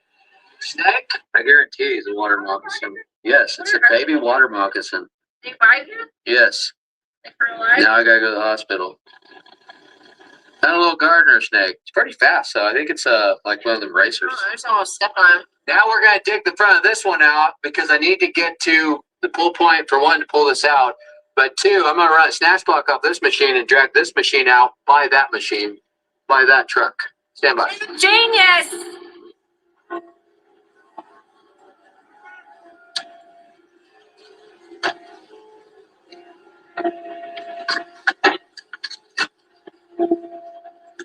Are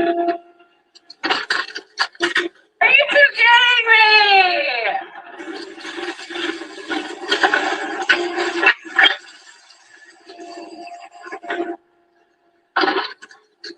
Uh-oh. Run out of gas? No, I just died.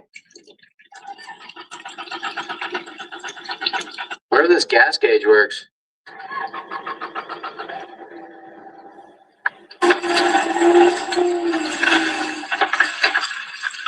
Does the fuel gauge work on this? Should. No. Just keeps dying. Oh, I have a gas can of diesel. They used to call me Prepared Rick. Stand by, boys. They definitely did not call him Prepared Rick. Once we get a gas can in it, we can walk it over. Well, I can come back, I think, with my truck to like right here. We'll be able to reach it that way. Oh yeah, absolutely. Back up here, I'll winch you out. I got some diesel here, boys, but it's $5,000 a gallon. Sounds pretty empty to me. We'll find out once I dump this in here. Yeah, the gas gauge is reading over half. Getting her topped off, folks. I'll be back in business in no time. Hopefully that's what's wrong with it. Oh, look at that. Yeah, too bad it was in better shape. I'll put that in my cowboy hat. 2 gallons. You're so cool, babe. Can you operate that thing?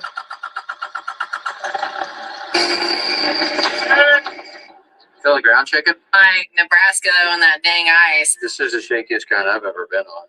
Oh, we're getting her topped off. Anything less than a Dodge wouldn't have made it in there, guarantee it. I hope that's a problem.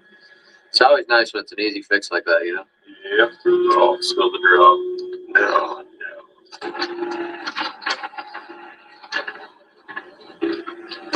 The dinosaur bone. They used to call him Archaeologist Rick. They used to call me Grave Robber Rick. This is an irrigation ditch right here. Right now they got the water shut off to it. That's why it's so soft in this area, because they use this water to irrigate all these farms down that direction. So when you guys tracked across here, there was water in this? Yeah. Oh, okay. And you just thought it was Well, gonna be all right. here's how it all started. We got to get on this side of the creek down there, and it's really deep. So I was the original one that brought the machine through here walked it straight across here and parked it over there. The next morning, an employee thought he had to come back to haul blocks in there before we dug. And it was the block that did it. And he was holding the block and just dove it right into the creek. That little extra weight. Yeah. It'll get you every time, folks. We're going to get rigged up. Stand by. I'm going to run 2 snatch blocks right off that bucket we sank into the ground right there. And then we're going to winch this right up on these rig mats. We're slowly going to pivot onto those rig mats. And then this bad Larry's going to be out of here. Stand by. All right. It's got a little suction on it.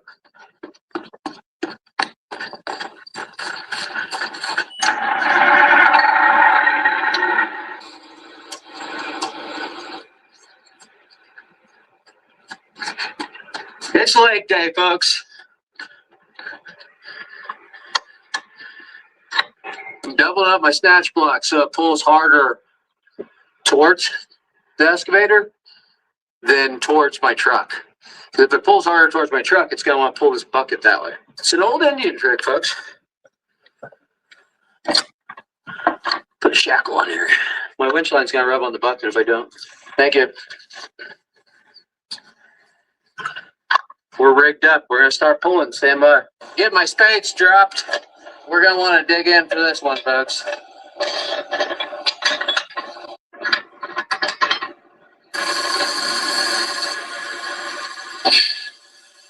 Sucker, just what it is. I don't know. I'm kind of worried. It's pretty soft to have this whole 10x10 on. Hopefully it don't break through. I might want to get up on hard ground. Let's pull the slack out of her.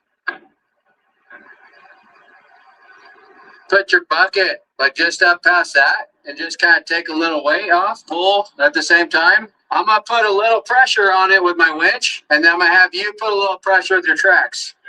Back and forth, nice and slow. All right. So, a lot of pressure. Ew, you did find a snake skin. Whoever picks it up will get $1.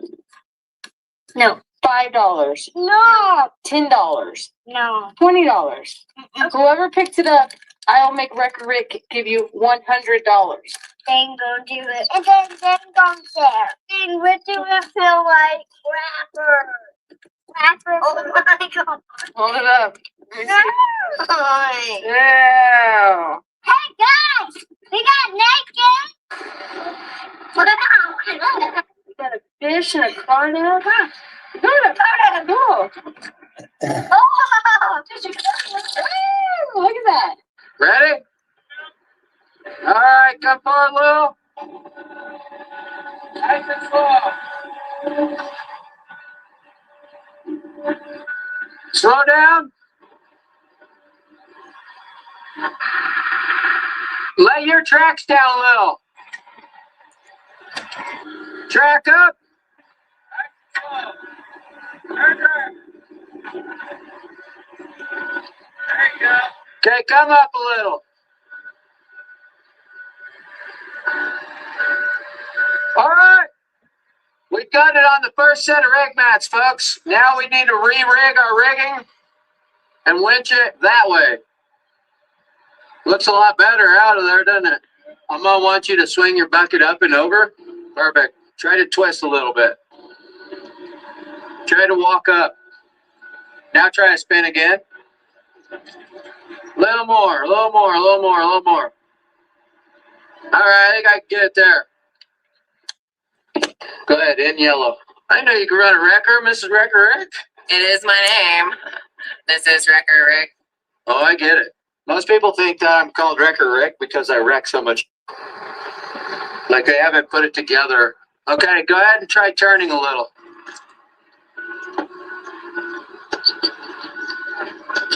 There you go. Almost there.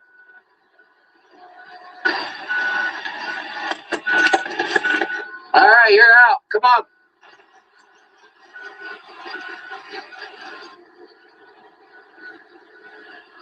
Looking good. All in a day's work. Not too bad. One down, one to go.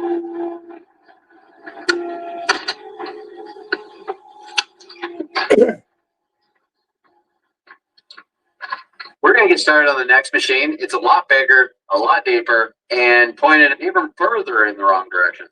Stand by. Makes them kind of difficult when they're not pointing the right direction. Just the way I like them.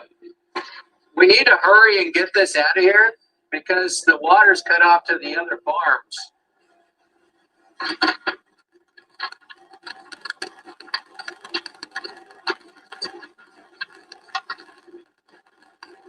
Now we'll kick a little dry dirt in there.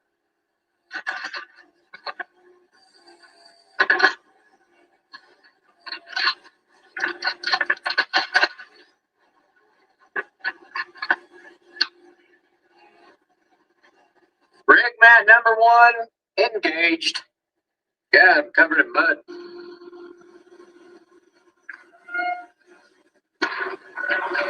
Turn this way a little. Looks all right.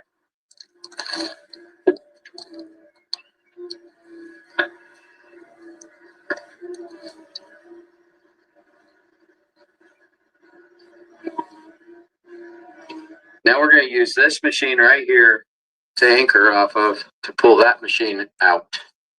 Well, it's still above ground. Yeah. To go for it. Yeah. We're playing with fire, folks. Trying to see if we can get 3 excavators stuck out here. Well, 2 excavators, 1 for a second time.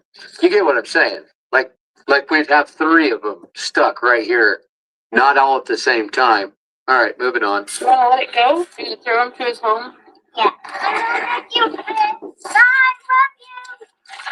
you. I'm against the water. See, he's right there.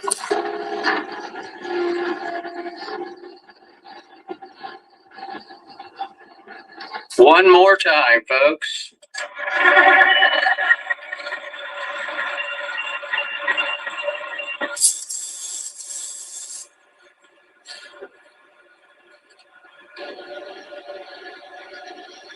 Oh yeah, we're getting it all.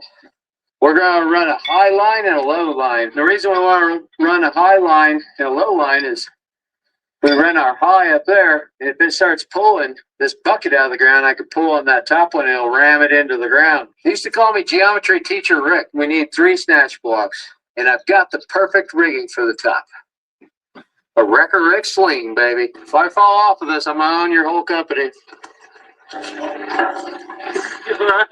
Your guy caught me, so I'll let it slide this time. They used to call me Repeller Rick. I think his thumb slipped in.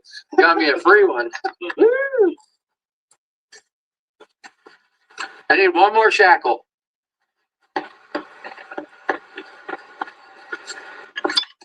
Oh, forgot soft shackles. Rick, throw me some soft shackles. Here you go, Rick. Thanks, Rick. Here's one more, Rick. That was a little hard, Rick. That Rick is something else. Y'all don't know him like I do. He's a gentleman, really, and he has just a gigantic heart.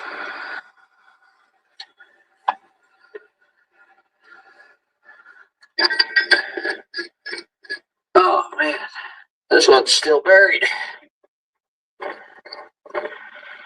What is that? Is that even mud? From when the meteor hit. It's burnt dinosaur, folks.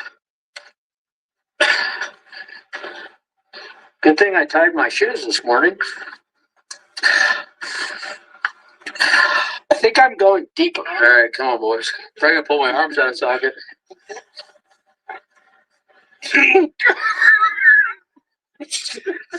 What do I owe you for the recovery? I gotta get back in there and hook it up. I'm gonna go at this a little differently this time. All right, now let me see that bad, Larry. We did it. We can go back to Arizona now. Thanks, babe. But I get this done today if you boys stop around. Rick, throw me a soft shackle. One more. Coming up. Well, that Rick's got a cannon on him, don't he? Let's snug her up, folks. Coming tight. It's go time. We're going to start pulling. Stand by. Okay, try to move forward just a scotch. A little more. Put your bucket flat and then pick up just a scotch because it's moving forward. I just want to come up onto that. Now you're going to want to try and pull yourself just a little too. Nice and easy. Easy. Easy.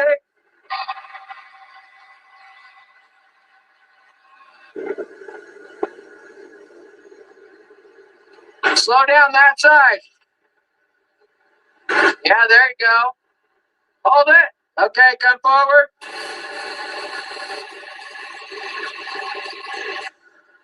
Hold it. It's pulling the whole machine. If it does anything funky, just stop me. Nice and slow.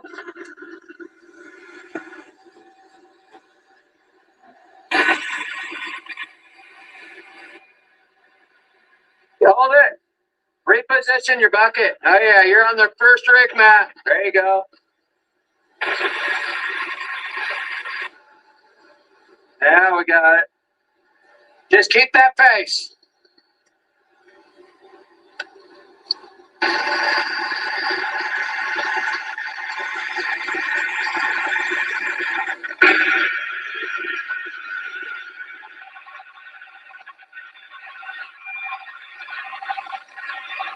Oh, she's coming, folks. These Komatsus are like trout. They'll fight you, but they always give in.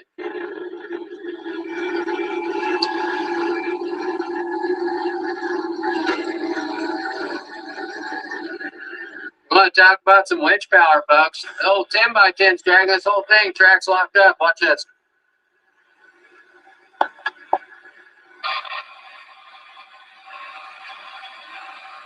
Starting it with the rig mats and everything. Check forward a little more. Hold it. Let's regroup, folks. We got it out of the hole. Now we need to get it up on these rig mats. Look at that massive hole, folks. We need to do a little more Kubota work. They just call me Kubota Rick. I need to move these rig mats right here. Over in that vicinity. Stand by.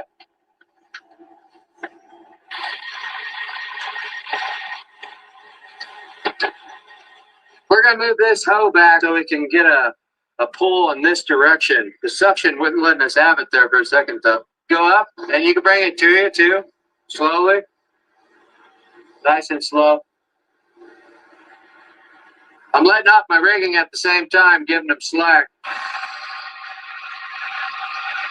All right, raise up. Okay, now track this way. We have to be real careful so we don't bury this one, too. Looking good. Pull that hoe towards you.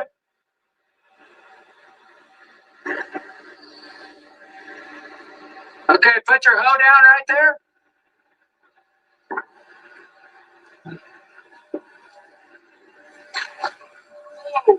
Did you just fall again? Again? It's the first time I've fallen in probably 6 months, babe. It's working like a well-laid plan. Dang it. All right, we're going to see if we can spin him right here. We're re-rigged. We're getting ready to pull.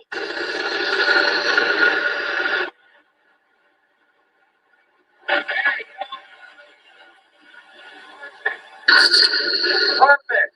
All right, go ahead and try to turn that way a little more. Perfect.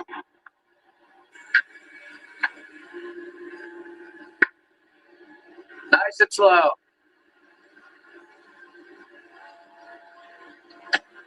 Hold it, hold it, hold it, hold it. All right, I need to do some of my rigging.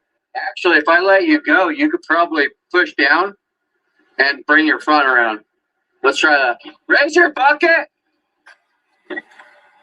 Crazy how that mud suctions.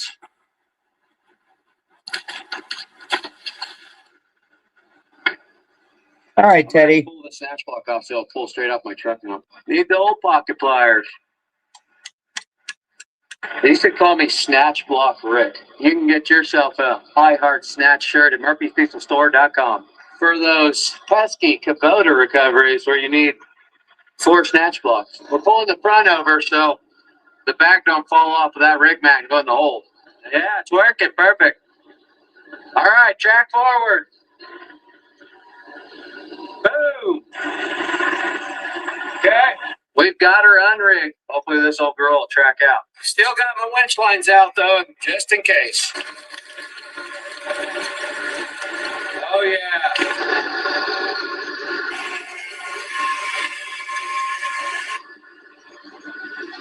Now that's a beautiful sight. Two big old excavators out of a mud hole and into the sunset.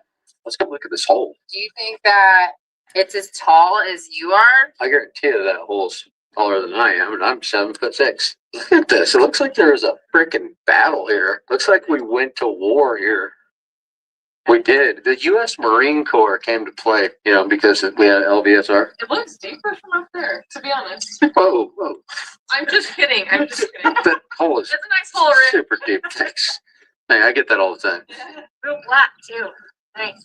Yeah, I get that a lot, too. I was wondering if it's like sulfur or something. It's from when the asteroid hit the Earth, and it burnt everything. Bullshit came to visit. No, you mean astrologer race? They should have to pay somebody $65,000. Yeah. Thank you guys so much. You bet. Yeah. Yes, sir. Thank you.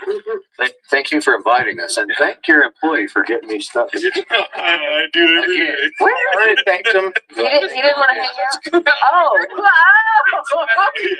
He was afraid that he was going to have to shovel all there.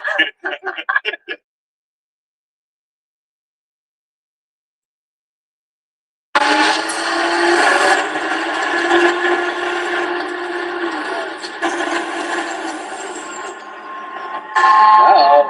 I'm Wrecker Rick. You're watching Murphy's Diesel.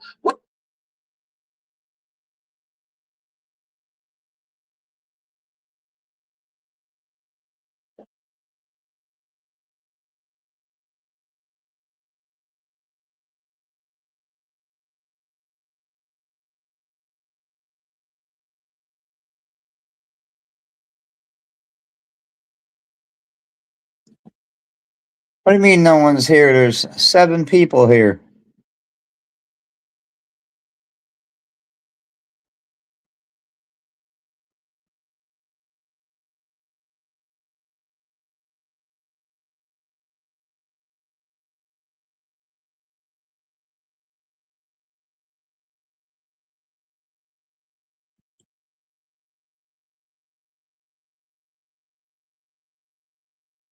How much is all this cost? Nothing. It doesn't cost you anything. Why? Because I like helping people out. You're a good guy. Handshake. Come on, you. Yeah, and then the other thing is we got you a 2-night stay at the Canyon Gateway in Williams. Really? Yeah, we also made reservations for dinner, so you and your wife are going to dinner on us. I also got you a driver and a car to pick you up. No, I'm serious. We've got a good one, folks. We've got an old married couple, and they're in a predicament. They've got their RV wedged up against a tree. They're in their 80s, and this is their 48th wedding anniversary. And she's got Alzheimer's, which is really sad. Alzheimer's runs in my family, so kind of hits close to home for me. So we're actually going to go rescue them right now. We're going to take Indiana Homes, go get this RV off of the tree so they can make a memorable wedding anniversary, because it may be her last. Stand by. We're going to get Indiana Homes fired up and go make these 80-year-old lovebirds' day. I don't know if you noticed, but Diesel Boots has really busted his ass and got this shop.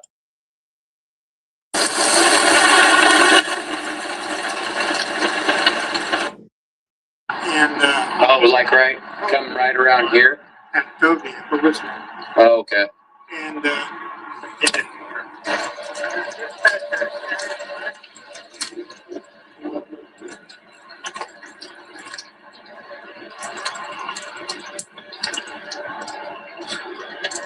so we're at the back end of one of these rock yards. This is all sandstone. You can see all their pallets up there. This is just, they call it muck. It's just rocks that they don't use. Leftover pieces from cutting off of custom rocks and stuff for patios, stuff like that. We're on the backside of one right here. He was trying to go to the RV park. This is the old KOA. He missed his turn and he tried to turn around right there and got hung up on this tree. No big deal. We'll pull him right off of it. He'll be on his way. Yeah, not too bad. We see a lot worse. Do you really? Yeah. Luckily, he didn't damage anything. Not yet. Yeah. Oh, we won't damage it. It's our 44th wedding anniversary. Your 44th anniversary?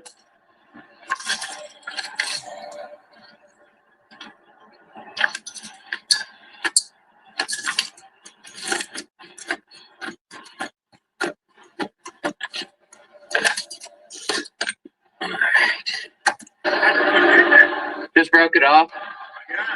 Yeah. The only problem we're going to have is if we go forward, when we try to make that tight turn, right here, the back is going to want to swing over the overhang into those rocks. It actually might be enough. We'll see. I got the stop out of the wheel well, so it won't do any damage to the side. I got the top stop pulled off of it, so it's not touching the side of the RV anymore. So the other thing we got to think about is when it comes off of these rocks right here,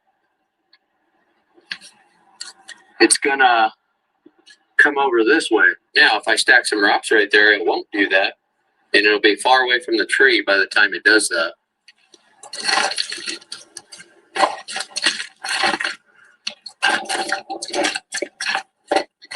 If only there were some perfect rocks around here that were like blocks, that were flat.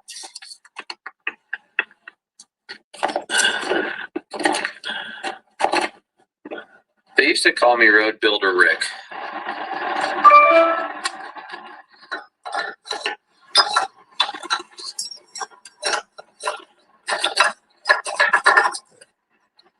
Yeah. Let's see if we can't just ease this out of here. We don't have to use Indiana homes.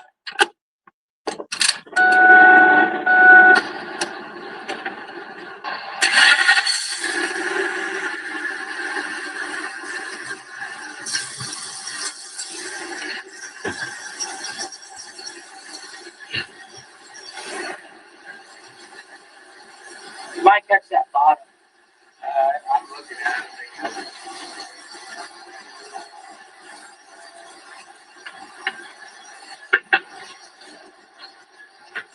How do I look on the back on this side? Pretty good.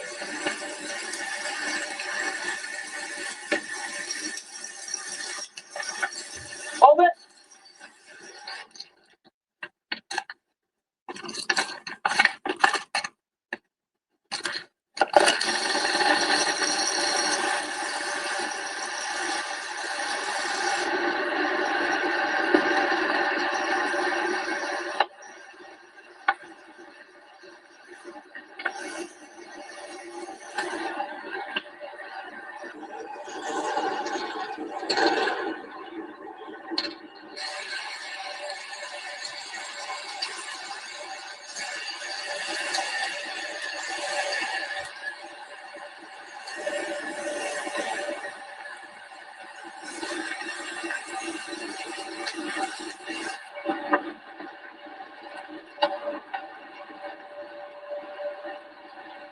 I'm gonna go ahead and flip this old dog around for this old couple. Nice little turnaround spot right here on the side of old 66, the mother road. Get it turned around for them so they don't get in a predicament again.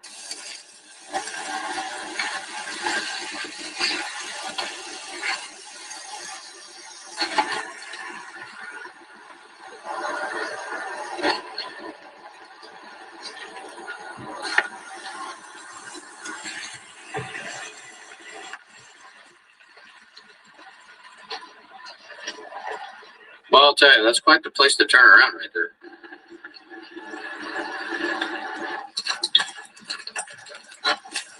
No need for that.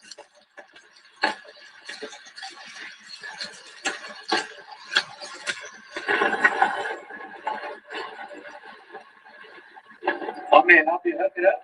Yeah. Got a little 3/8 bolt in there, putting this bad jamming on there.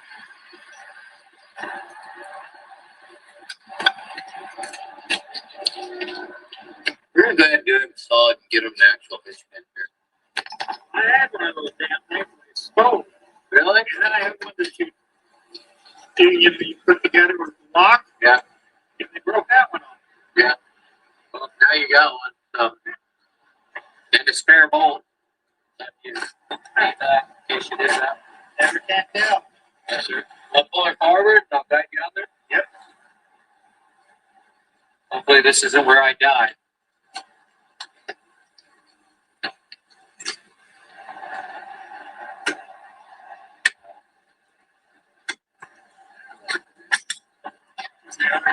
Sometimes. Yeah, it's got a little deal here. Pretty slick. Yeah, you ever seen those before? No, never have. Oh my God. Not too difficult. Friendly. There you go. That one's real easy. You got a pen for this? No, I don't. How much is all this going to cost? Nothing. It ain't gonna cost you anything. Why? Because I like helping people out. You're good. Handshake. Come on. Yeah, and then the other thing is you can't go home tonight. Yes. Okay. You can't go home because we got you a 2-night stay at the Canyon Gateway in Williams. Really? Yeah. We also made you reservations for dinner because it's your guys' 45th anniversary, right? 44th anniversary. So you and your wife are going to dinner on us. I also got you a driver and a car to pick you up. Seriously?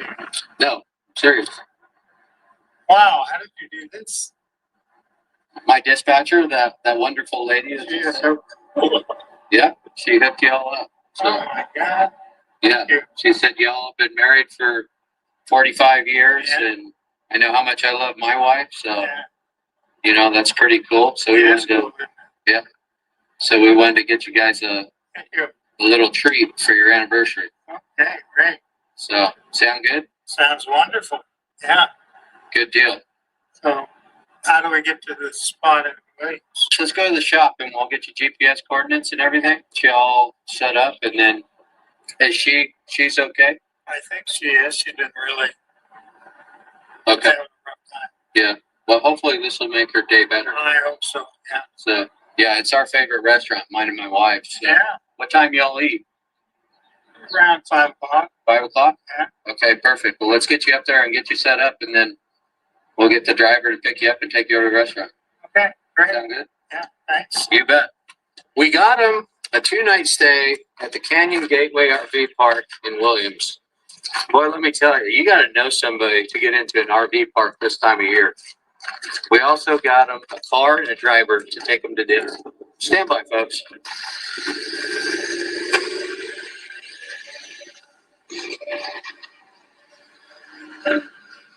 So we're getting them straightened out right now. Crowbar is going to give them the directions because Crowbar handles all the logistics at Murphy's Diesel.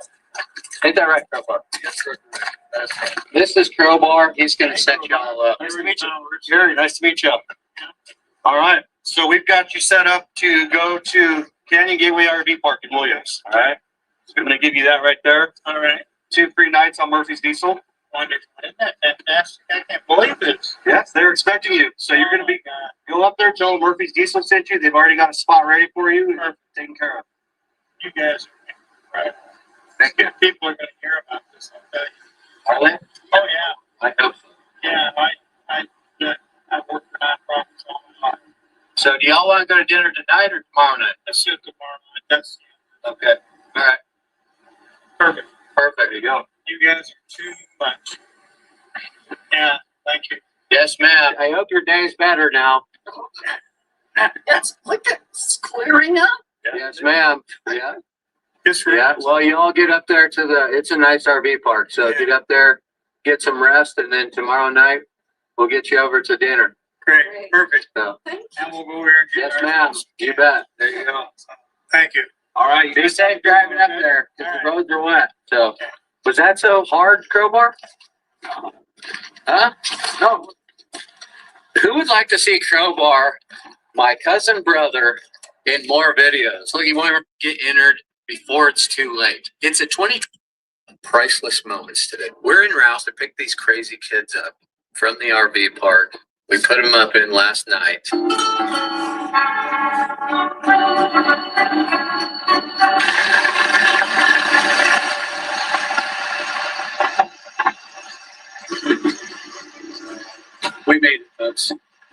call me Chauffeur Rick.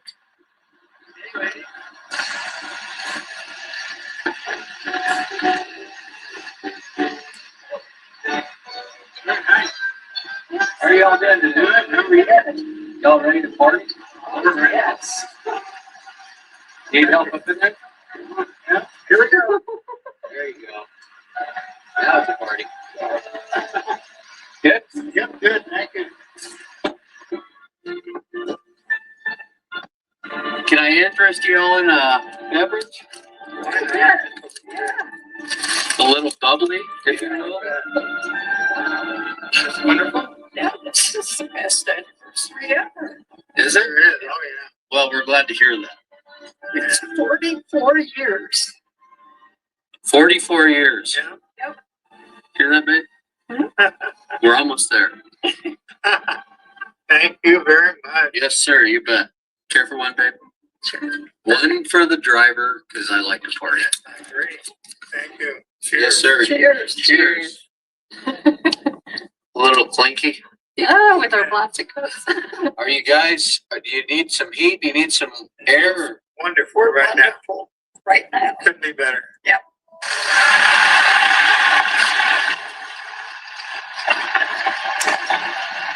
And then I got 2 years into the nursing program there. Nice. And then I met him, and then we fell in love and decided that we were going to give our all to our business instead. And so I quit nursing school, and he quit guiding and cowboying, and we've made our business what it is today. And you rode bulls or what? No, I cowboyed for a living. Like I worked on a ranch and just took care of cattle, steward basically. And where was that? Around here, and then down towards Prescott area, in between Prescott and Sligman. It's called the ROUGH'S. Was one place. And I worked on the Sevens Ranch and just ran the cutting cow. Yes, ma'am. It's definitely hard labor. It's probably the funnest way of life I've ever lived. Just not a lot of money in it. That's right. Yeah. So I made $1,500 a month. Oh wow! When I cowboyed, but I got room and board, everything, and all the beef you want. So it was fun. It's definitely an experience. Yeah. I would still be doing it if I didn't have a wife and kids. And care about having anything the rest of my life. I mean, you give up everything for that way of life. So are you going to be joining? Oh no, this is an intimate event for the two of you. Oh wow, that's even more special. Yeah, you bet. Y'all care for a snow cut?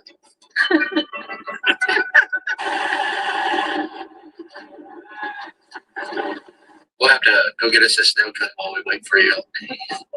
Have you ever taken the ride up to Grand Canyon? It's terrible what happened to that massive.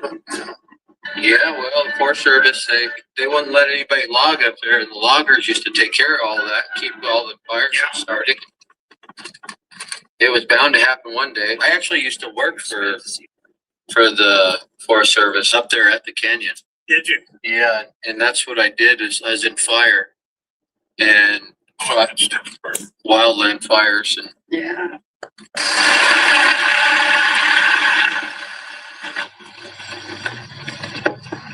Just in case you thought we were actually drinking alcoholic beverages, we weren't. Record Rick and I, we don't drink. That is sparkling white grape Welch's. It's delicious, by the way.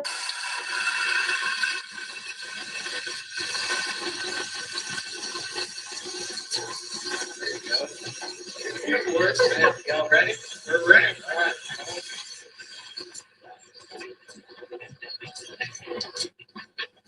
Good. I'm coloring it, so I can see my fire.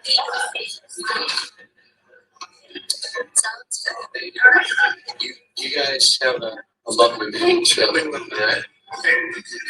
Thank you, sir. We'll be back. I'll have to check in with you. We'll be right back. Okay. All right, fine. Yes, sir. Well, I guess we'll be out here in the parking lot because he told me to keep it running. Do we get any bubbly? Some. Nice. You want a waterfall? Yeah. Is that good? While those crazy kids are in there having some dinner, I'm going to take my beautiful wife out to dinner. Stand by, folks. Yes, I'm top lower. And my beautiful daughter, T-Money. So while we're waiting, we stop by Rod's Steakhouse to grab a steak. I'm gonna fill it. I'll have the fillet mignon. This is the first night they're open. I haven't been to this place in 20 years. Let me tell you, I am excited. I haven't been here at all. It's the world famous Rod's Steakhouse. If you've ever been to Williams, Arizona, you've probably eaten here, especially back in the day, back in the 90s, early 2000s. No. How was your dinner? Wonderful. Was it? Yeah. It was nice. Were they? Yeah. Treated us well. Thank you so much. Yeah. How was dinner? Oh, it's phenomenal. Yeah, good. Yeah, really good. The waiter is just terrific. Nice. Very special. Good. Good. Thank you. You bet. Yeah, glad y'all enjoyed it. How did you get such a beautiful daughter? Oh, she takes after her dad. Oh, there you go. Such a beautiful place. Well, we'll take you for a drive around town and show you around. That's great. We've had such a fun life together. 44 years. Yeah. No, but they're all blonde hair, blue eyes, just like him. Stayed there through a summer and it was pretty miserable through the summer. You know, and growing up as a young man. And why?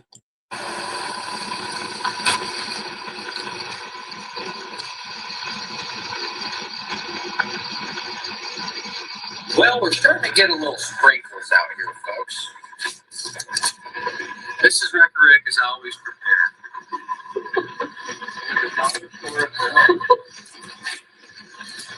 Don't want to tell him to get wet. Yeah.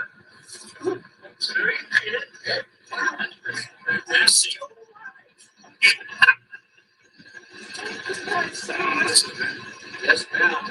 Gorgeous. You bet. Thank you. Yes, sir. Glad to be with you, y'all. Happy anniversary. Yeah. Y'all have a good one. Enjoying that umbrella? Yeah. Yeah, it's a nice umbrella. Are you enjoying this umbrella?